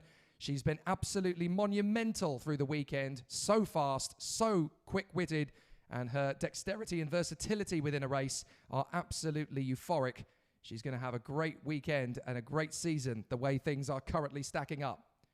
16th on the starting grid, it is the Italian star Lorenzo Patrese for the Kart Republic squad in the number 128. He obviously comes from a very famous lineage, but he's making a name for himself in the world of senior karting. Another driver who's come on leaps and bounds since the 2019 campaign. He's a new man and a faster operator. Can he do the business here in the final? 17th on the starting grid, another champion stepping up into the world of OK Senior Racing, and that is the Frenchman Marcus Amond in the 136, the VDK Racing team. He was the European champion in junior last year. He would love to take it one step higher and get the job done in the 2020 European campaign, and he's certainly going the right way about it at the moment. Alongside him on the grid, it is the top-rated Hungarian in the number 141, that is Levi Revej. And he's been very quick this weekend. Great to see him make such a big improvement and a step forward within the Kart Republic Motorsport fold. There's more speed and a lot more pace to come from him as the season wears on, but he's now a factor in this final. It's unusual to talk about this man down in 19th on the grid, but he is here, ready to fight his way through the field and at his best as well. The 101, the double world champion and the reigning European champion, Lorenzo Travasanuto in the Tony Kart, starting 19th on the grid. And it'll be an interesting one to see what he can do as he carves his way through after a tough weekend at the office. But if anyone can, Travasanuto can. 20th on the grid, it is Matias Morgato, the Brazilian star in the number 162, aboard his mighty Parolin. And he's there on the outside of the 10th row of the grid. His progress and his fight back through the field has been pretty sensational over the course of the last 48 hours, and he's got himself right back into the hunt. The Brazilian is never one to question his motives in his operation on the wheel. He's going to be pushing hard to make up more places. 21st on the grid, it is the reigning FIA Karting Academy Trophy winner, and the 10th man to do so. For Lithuania, it is Kaius Sixnelis in the Xperiot number 135. And this man has been very quick indeed out of the blocks this morning, fought his way back into contention after some brilliant couple of heats at the end of the qualifying heat procedure. And he's right there on the 11th row. Beside him is another of the talented Spaniards in this field. It is the very quick Miron Pingazov, who's made the switch recently in the number 159 to go to the Kart Republic team. And he is there, having had an amazing weekend thus far, but he's got more to prove. And after his results, a 4th, a 5th, and a 7th, coupled with the DNF, he could have been so much higher if the first race had gone better for him. There's all sorts of joy ahead if he keeps getting things right. The 12th row of the grid, two very versatile racing drivers. In 23rd on the grid, it's the Flying Dutchman himself. For Energy Course, it's Robert de Haan, who lines up 23rd position on the grid in the 1-1-2. And having had a very solid weekend prior to a difficult final race, a 5th, a 6th and a 10th keeps him firmly in the hunt. He's never really been outside the top 10 on pace. He's in a difficult starting position, but that's the way he likes things. Challenging and an opportunity for him to storm back. Sebastian Gravlund is beside him on the grid, the Danish talent who is 24th on the grid in the 129 for the Ricky Flynn Motorsport team. He's settled in very well at RFM and he has a very good home. And as a result of that, he's been able to showcase it with plenty of speed and determination. His moves are incredibly quick-witted. He's got plenty of opportunity to surge forward. And from the 12th row on the outside line, anything is possible. 25th on the starting grid, it is another of the Spanish heroes in the CRG. It is Genis Civico, who will charge his way forward from the 117 as he lines up there on the inside of the 13th row. Local knowledge will always help, but so is his mentality. He's got that diversity behind the wheel. He can make quick snap decisions when everything around him is getting a little bit hectic, and he's definitely one who can charge back from the middle of the pack. The German star, Joel Mesch, is there in 26th position on the starting grid, the TB kart machine. He's been very consistent over the course of the weekend in terms of raw speed, and he has that ability to go through the field very quickly indeed, especially if there's an incident up in front. He has the sharp nerves and the steely determination to rock up to the front end of the field. So keep an eye on the McLaren Papaya Orange. It has a good chance to move up. On the 14th row of the grid, it is the Italian star Luigi Coluccio in the Cosmic. And having made the switch to the team, the number 108 is going to be a formidable force over the course of this race. He's had plenty of opportunities at the sharp end of the field, and Luigi Coluccio will be wanting to get back where he belongs at the sharp end. His overtaking ability cannot be questioned. All he needs to do now is find a clear path through to the front, and nobody will see which way he went. 28th on the starting grid, it is the Leclerc by Lennox team man from the United Arab Emirates, the 122, Jamie Day. 2 weeks ago, he was victorious in the OK final in the warm-up to this event, the RGMMC Champions of the Future, so he knows how to get the job done. Today, it will be tougher from 28th, but never say never and never say die. Jamie Day knows how to carve through the field. 29th on the field for this one, it is the Finnish driver Nicholas Pertolatti, who has well and truly salvaged a decent opportunity from his weekend. The 109 had a difficult weekend coming up to this one, a 10th and a 13th and a bottom of the field ranking. But this morning's race, a 4th position, put him right back into the hunt. And Nicholas Pertolatti with plenty of opportunities to make headway in this aggressive field.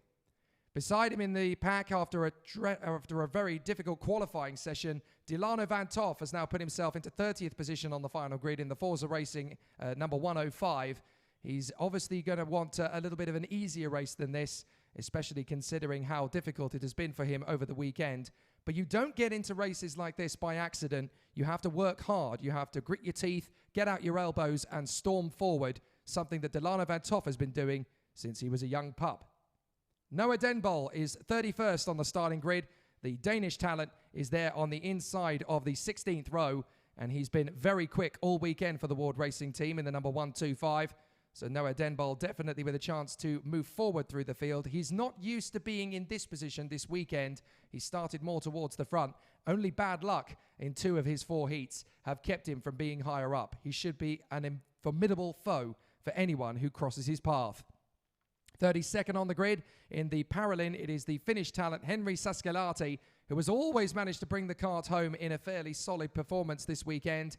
In 3 of those races, very strong overtaking moves indeed have kept him in the hunt. 32nd on the grid, it's not quite where he wanted to be, but that Paralin is quick around here, as is Henry. There's plenty of opportunities for him to make a comeback. Josep Marti is 33rd on the grid, one of the 2 remaining Spanish drivers in the field, the number 130 in the DPK colours. But don't let the fact that he's in 33rd fool you. He's been very strong over the weekend. 2 non-finishes have really changed the way his weekend has played out. But a 2nd position in his 3rd heat on merit and with the fastest lap of the race too have proven without doubt what he can do. Maybe this is the final where he shocks everyone. 34th on the starting grid alongside him is the Brazilian talent, Rafael Chaves Camaro. It's been a tough one for Forza Racing all round, and certainly for the Brazilian on the outside of the 17th row. This isn't quite what they had in mind, But Rafael Chaves-Camara is one of those drivers who is very quick when it comes to making a snap decision. If anything does kick off in front, expect the Brazilian to make up at least a dozen or so places. He knows exactly how to storm back. The final round of the grid on the 18th row sees the Finnish driver Rasmus Jutsemis for the CRG squad in 35th position. This could have been so much more had it not been for his second heat DNF. Other than that, he's rarely been outside the top 10 in terms of raw pace. So expect a comeback from Rasmus Jutsemis. I doubt he's going to be as low as 35th by the time the checkered flag falls. And the last man in, a supreme competitor in his native Spain and in European competition too. Alejandro Lahoz in the 163, the Kart Republic España driver. There is so much to come from this young man today. He really struggled over the course of the heats, but managed to bag a 5th place at the end of competition yesterday. So there is definitely a lot of speed and determination under that right foot. So the 36 drivers in the OK Senior Final here in the first round of the 2020 European Final are set and locked in position. It's going to be a humdinger of a race. 18 laps, 28 degrees plus air temperature, which will mean that the circuit itself will be akin to driving round a lava lake. It's going to be a very tough one indeed for the competitors. They know what's to be expected of them. They will charge forward, and after 30 kilometers of no nonsense, no holds barred race action, one of them is going to be victorious. The green flag flies, and they're around for their formation lap. So Taylor Barnard and Hannes Janker will lead the field around. Nikita Bedrin and Andrea Kimi Antonelli are next up. Lawrence Van Hopen and Enzo Trulli from Oliver Gray and Alex Dunn. Pedro Hilbrand and Norton Andreasen. Thomas Tembrinka and Joe Turney from Juho Valtonen and Olli Pilka. Maya Werg and Lorenzo Patrese. Marcus Amond and Levi Revege. Lorenzo Travasanuto and Matthias Mogato. Kaya Sixnelis and Miron Pingazov. Robert Dehaan and Sebastian Gravlund. Jenis Savico and Joel Mesh. From Luigi Coluccio and Jamie Day. Nicholas Pertolatti and Delano Van Toff. Then Noah Denbol, Henry Siscolati, Josep Marti, Rafael Chaves-Camara, Rasmus Jutsemis and Alejandro Lahoz. Taylor Barnard officially leads the European Championship at this point by just 1 point to Hannes Janker based on their points scored across the qualifying heats. Only the top 10 in the intermediate standings after the qualifying heats score championship points. So it's 10 for Barnard, 9 for Janker, 8 for Bedrin, 7 for Antonelli, 6 for Van Hopen, 5 for Trulli, 4 for Gray, 3 for Dunn, 2 for Hilbrand and 1 for Andreasen. So their championship campaigns are well underway. But who's going to bag the crucial 25 for the win? Battle can now commence as Barnard, Janker, Bedrin, Antonelli, Van Hopen and Trulli lead the field around. They will obviously form up in their 18 rows, and when they come out of the final turn, it will be time to go racing. It is a false start. Drivers are out of position at the back of the field, so it is a false start on this occasion. You kind of sense that one coming, really, as the final few positions were not quite set in stone in formation around the course, so they obviously have to go and do a second formation lap just to add to the tension and the drama around this fantastic circuit. The drivers really do put in a sensational effort, and this is obviously the hardest and longest race of the entire weekend. The heats have all been 9 laps.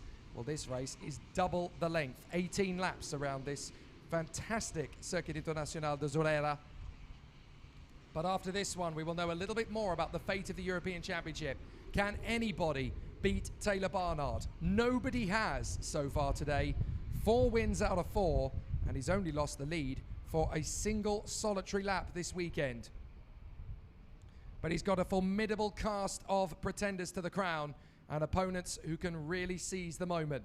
Barnard has got Janker, Bedrin, Antonelli, Van Hopen, Trulli, Gray, Dunn, Hilbrand, Andreasen, Tenbrinka, Turney, Valtonen, Pilka, Werg, Patrese, Amond, Revege, Travasanuto, Morgato and co, who will try and fight their way forward.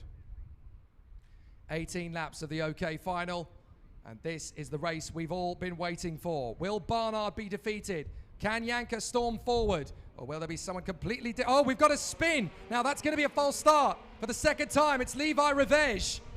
Levi Revege has had an incident in the middle of the field, the Hungarian. It looks as though he's stalled the engine on the rolling lap. He's trying to get the car going again, but I fear that the Hungarian may be out of luck on this occasion. That is devastating. He was set to run in the highest end of the field, but it doesn't look like it's going to happen. And Levi Revej is out of the European Championship season opener here at Zuera.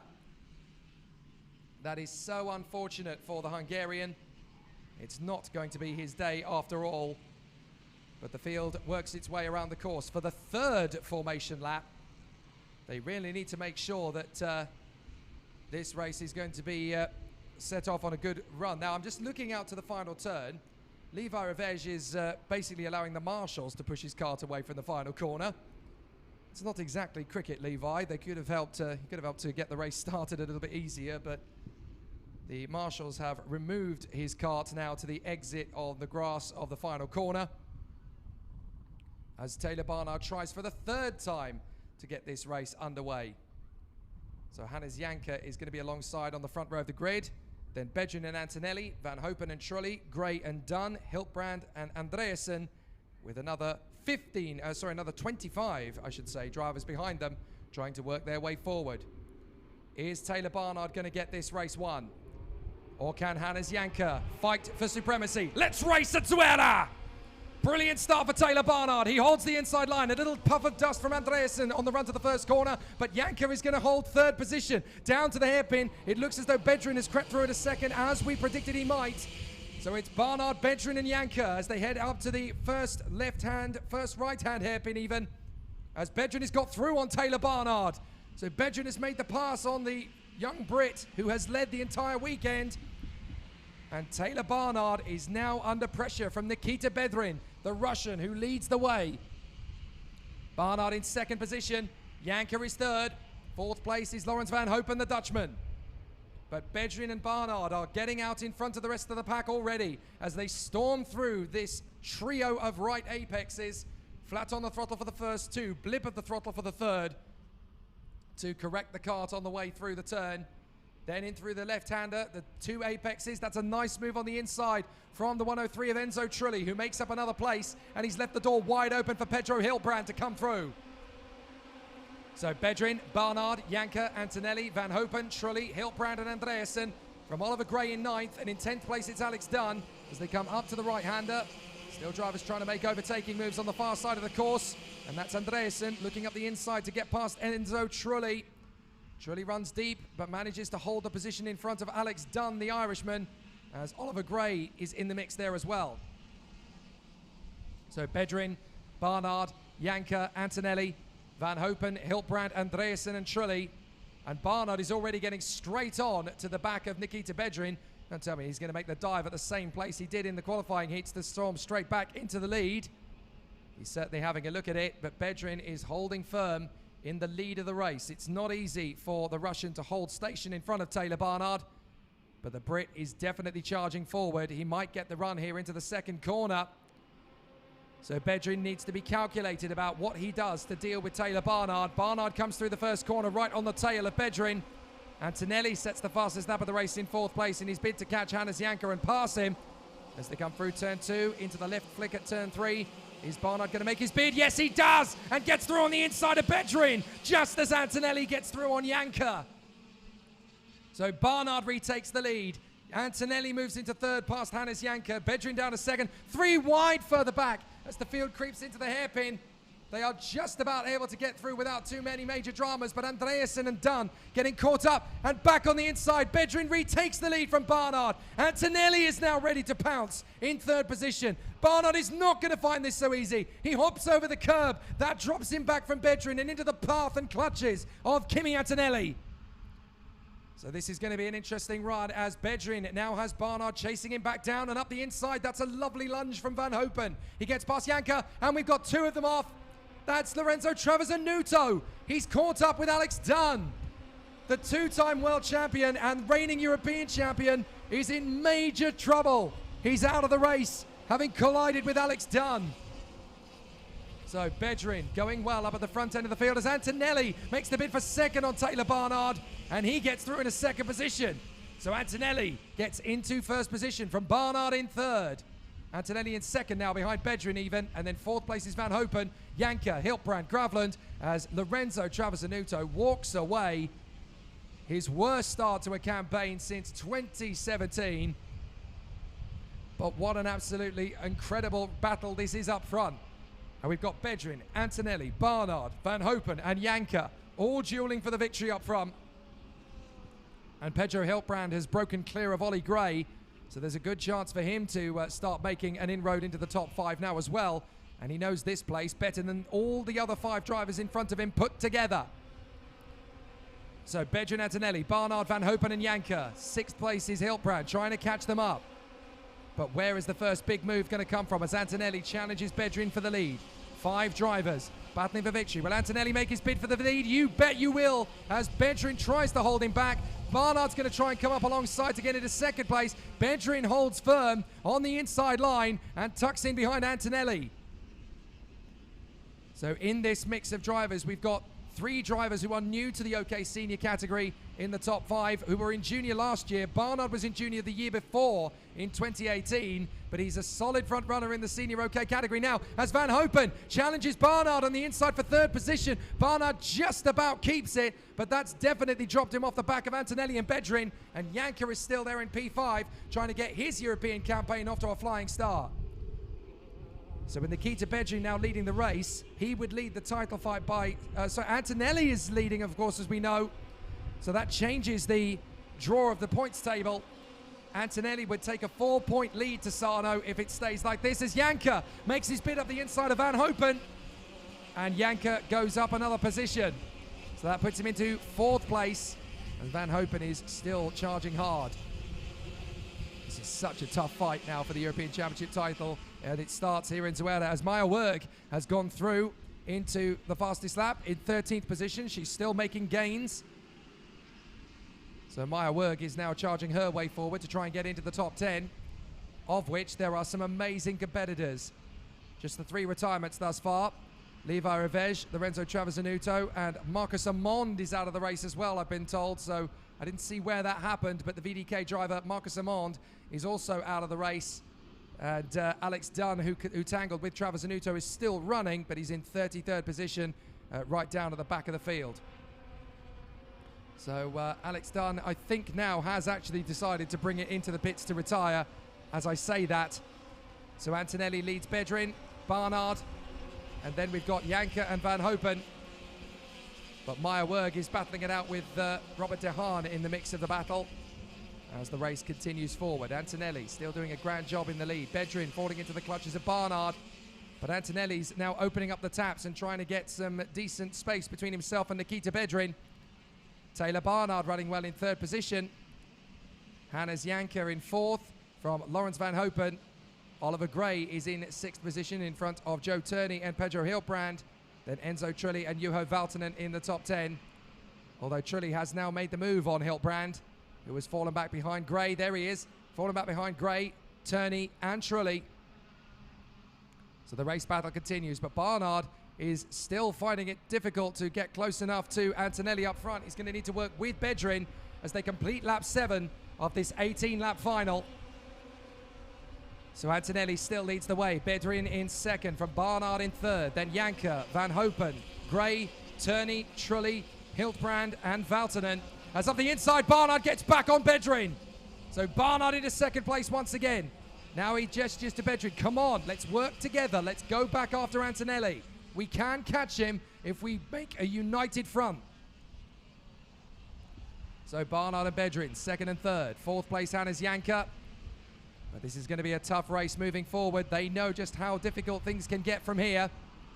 As Antonelli surges forward out in front. Barnard in 2nd, from Bedrin in 3rd. 4th is Hannes Janka. 5th place for Lawrence Van Hopen. But Enzo Trilli and Pedro Hiltbrand are having a nice little battle for 8th place as well. Valtonen's got up to 10th place. Maya Werg is up into 11th place now, past her countrymen, Robert De Haan and Thomas Tembrinka. So Maya Werg is cutting her way through the field quite nicely as she now runs in 11th place behind Valtonen. So things could still change up at the front end of the field. It's still very close as Barnard tries to get away from Nikita Bedrin and charge after Antonelli. And he was faster on the last lap than Kimi Antonelli by 0.2 of a second. So there is still a chance that Barnard can take this victory back. They're on lap 9 at the end of this one. It will be the halfway home. That's a rare sight. Lorenzo Travasanuto sitting and watching the action rather than being in it. So Antonelli, Barnard, Bedrin, Janka and Van Hopen. Can Barnard close down on the Italian up in front? Bedrin still there in third from Janka. Van Hopen slowly falling into the clutches of his teammate. Oliver Gray in sixth position trying to close up.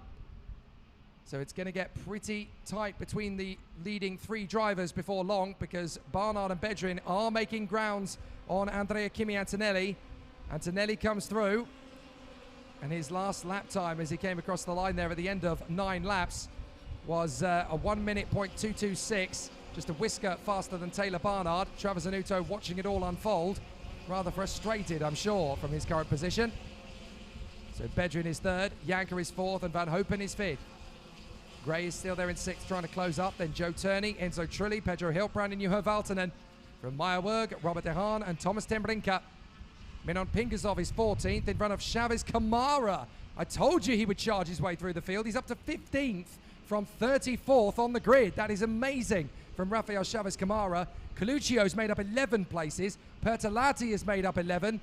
So has Robert De Haan. And 10 places apiece made up for Delano Van Toff and Noah Denbol. So some great fight backs in the field. And it looks as though we've lost another driver. That is Henry Suskilati out of the race. So the Finn has not completed the full distance as we go into lap 11. 8 to go. Taylor Barnard still chipping away at the advantage of Andrea Kimi Antonelli. Antonelli pushing hard, but Barnard sets the new fastest lap. 1 minute .117 to bring the gap down to just under 0.3 of a second between Antonelli and Barnard. But crucially, Barnard is now in the tow of the Mercedes-backed youngster up in front.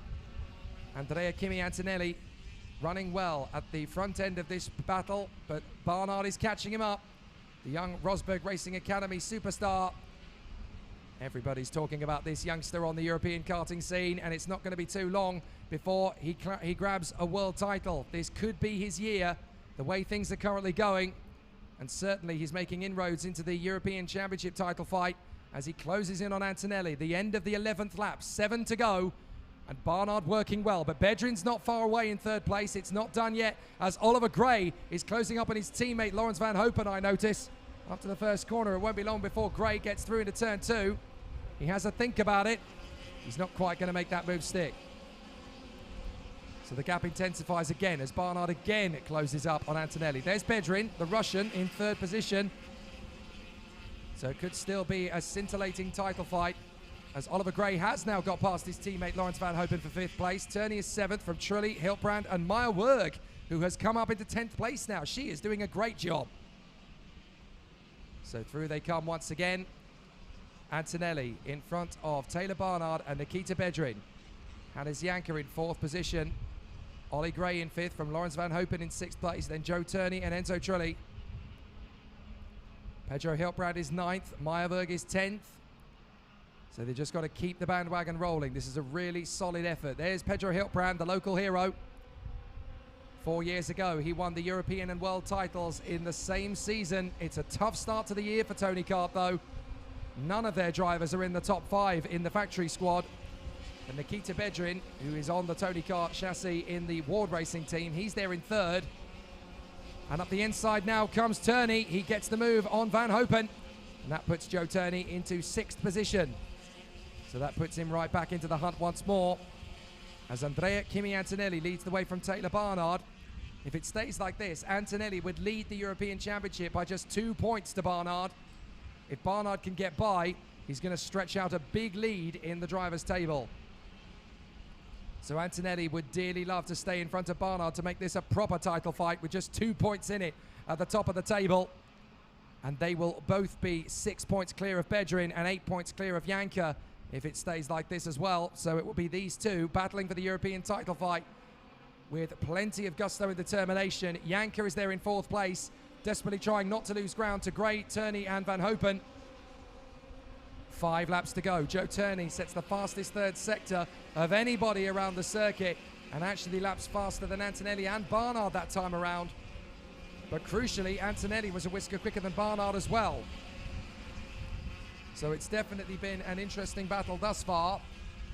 But Antonelli leads the charge from Taylor Barnard in second position. Third place for Nikita Bedrin. Fourth is Hannes Janker. Then Gray, Turney, Van Hopen, Trilly, Hiltbrand and Meyerwerg.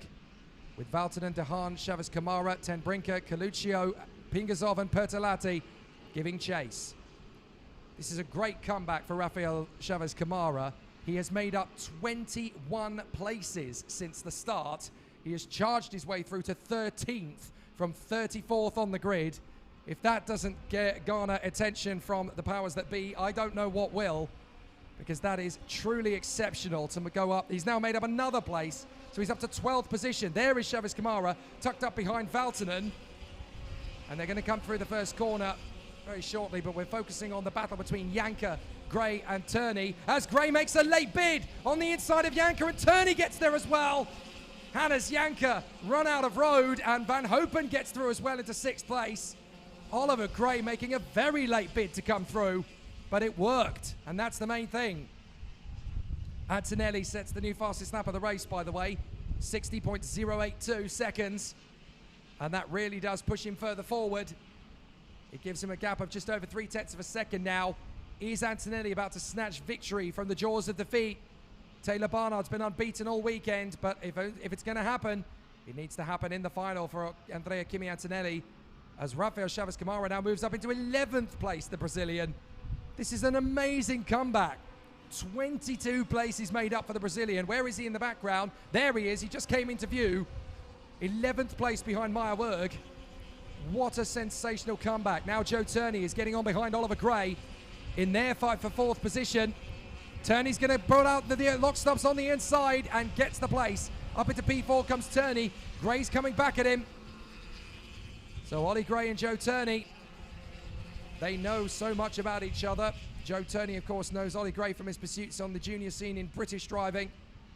And Joe Turney, of course, is now very well known in the world of British racing. They've been in the same paddock a few times before, these two. Both former X30 dab hands, but now they're in the OK world of FIA Karting in the European senior scene. And that's Thomas Ten Brinker walking away. The reigning junior world champion out of the race here in his first senior weekend. What a shame for Thomas Ten Brinker. So now the battle rages up front as Andrea Kimi Antonelli tries to get away from Taylor Barnard, and he is going a little bit faster every lap with 2 to go. Barnard's going to struggle to keep up with him. Bedrin's on his own in 3rd place.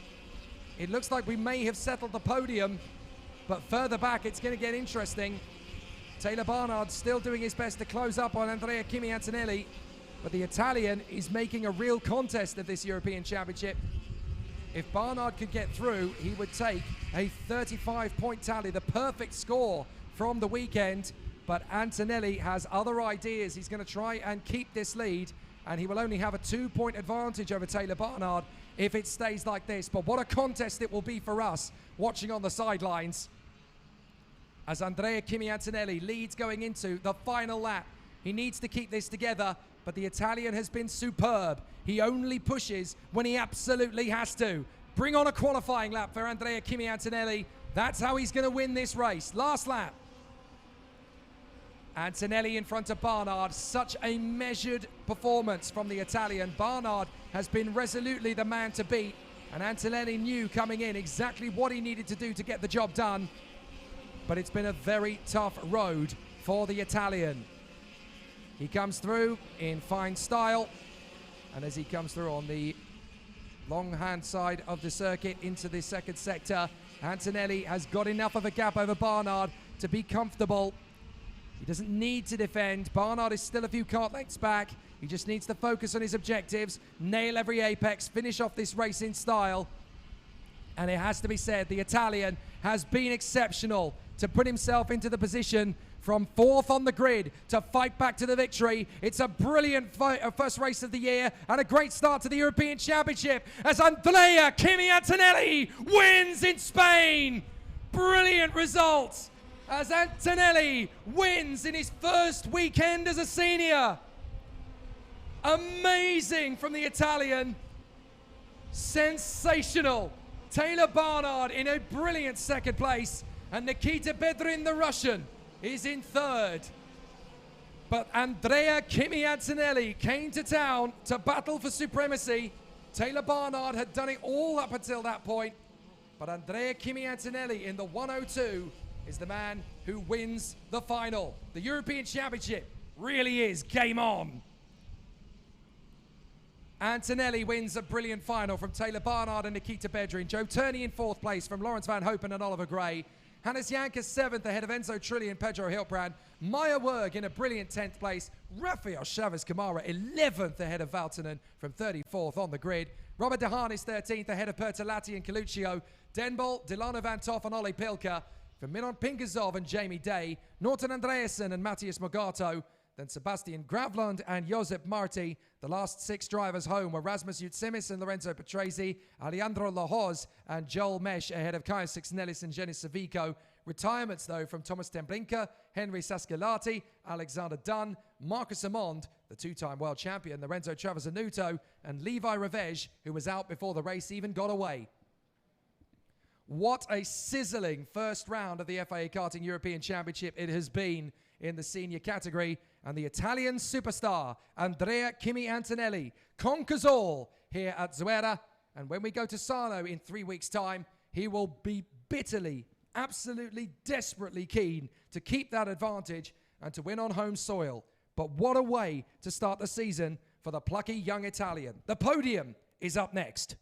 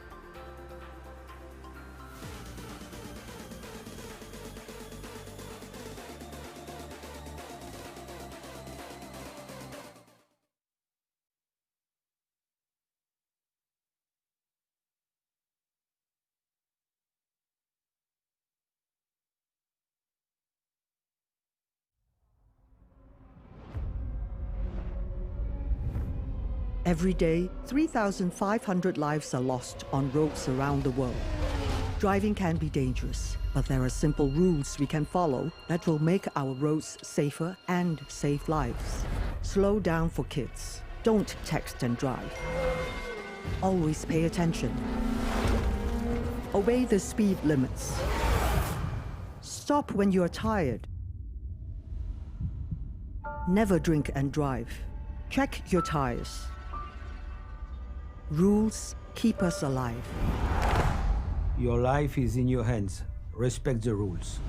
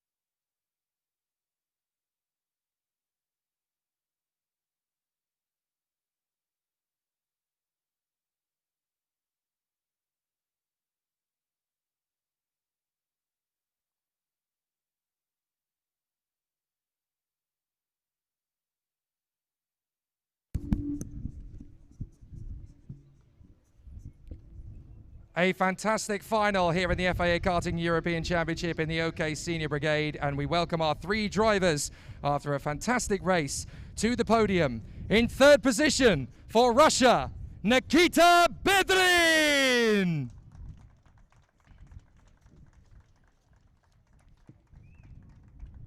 And in second position for the United Kingdom, Taylor Barnard.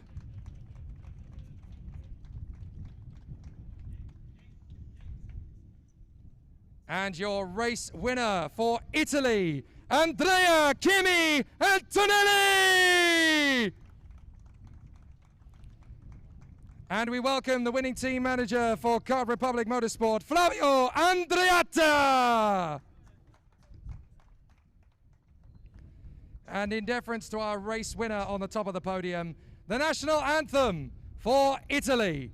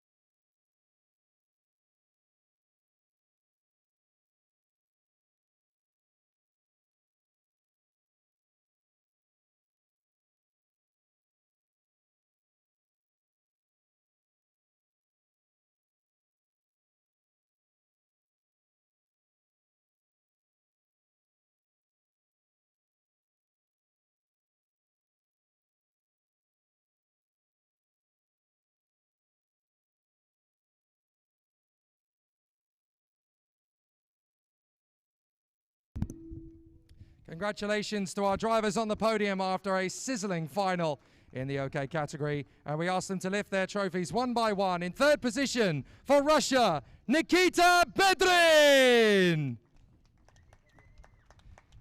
And in second position for the United Kingdom, Taylor Barnard. And your race winner in the European Championship this weekend for Italy, Andrea Kimi Antonelli. And of course, the drivers can lift their bouquets of flowers, and as well, the trophy for the winning team as well for Kart Republic Motorsport, Flavio Andreatta.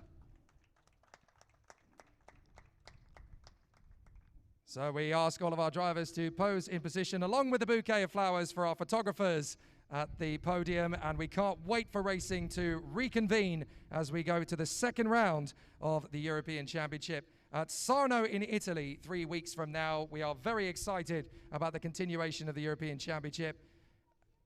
And as our photographers continue their podium shot, we invite you to like and subscribe to everything we are doing via the FIA Karting website, FIAKarting.com. The drivers can now grab the bottles of champagne. It is, of course, non-alcoholic. Flavio Andreatta may well want to leave the scene of the podium at this point. He's running pretty quickly, but we are getting ready to celebrate in style here on the podium as our OK drivers get busy with the fizzy!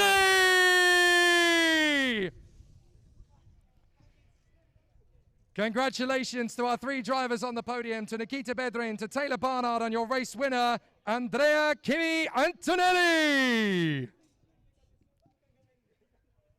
Congratulations to our 3 drivers on the podium. We can't wait to go racing again at Sarno in Italy 3 weeks from now as the battle reconvenes in the European Championship.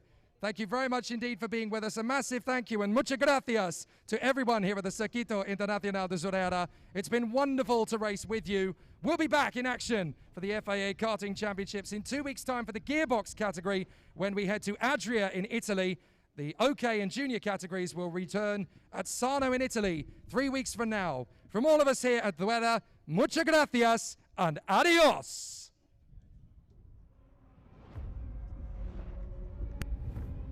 Every day, 3,500 lives are lost on roads around the world. Driving can be dangerous, but there are simple rules we can follow that will make our roads safer and save lives. Slow down for kids. Don't text and drive. Always pay attention. Obey the speed limits. Stop when you're tired. Never drink and drive. Check your tires. Rules keep us alive. Your life is in your hands. Respect the rules.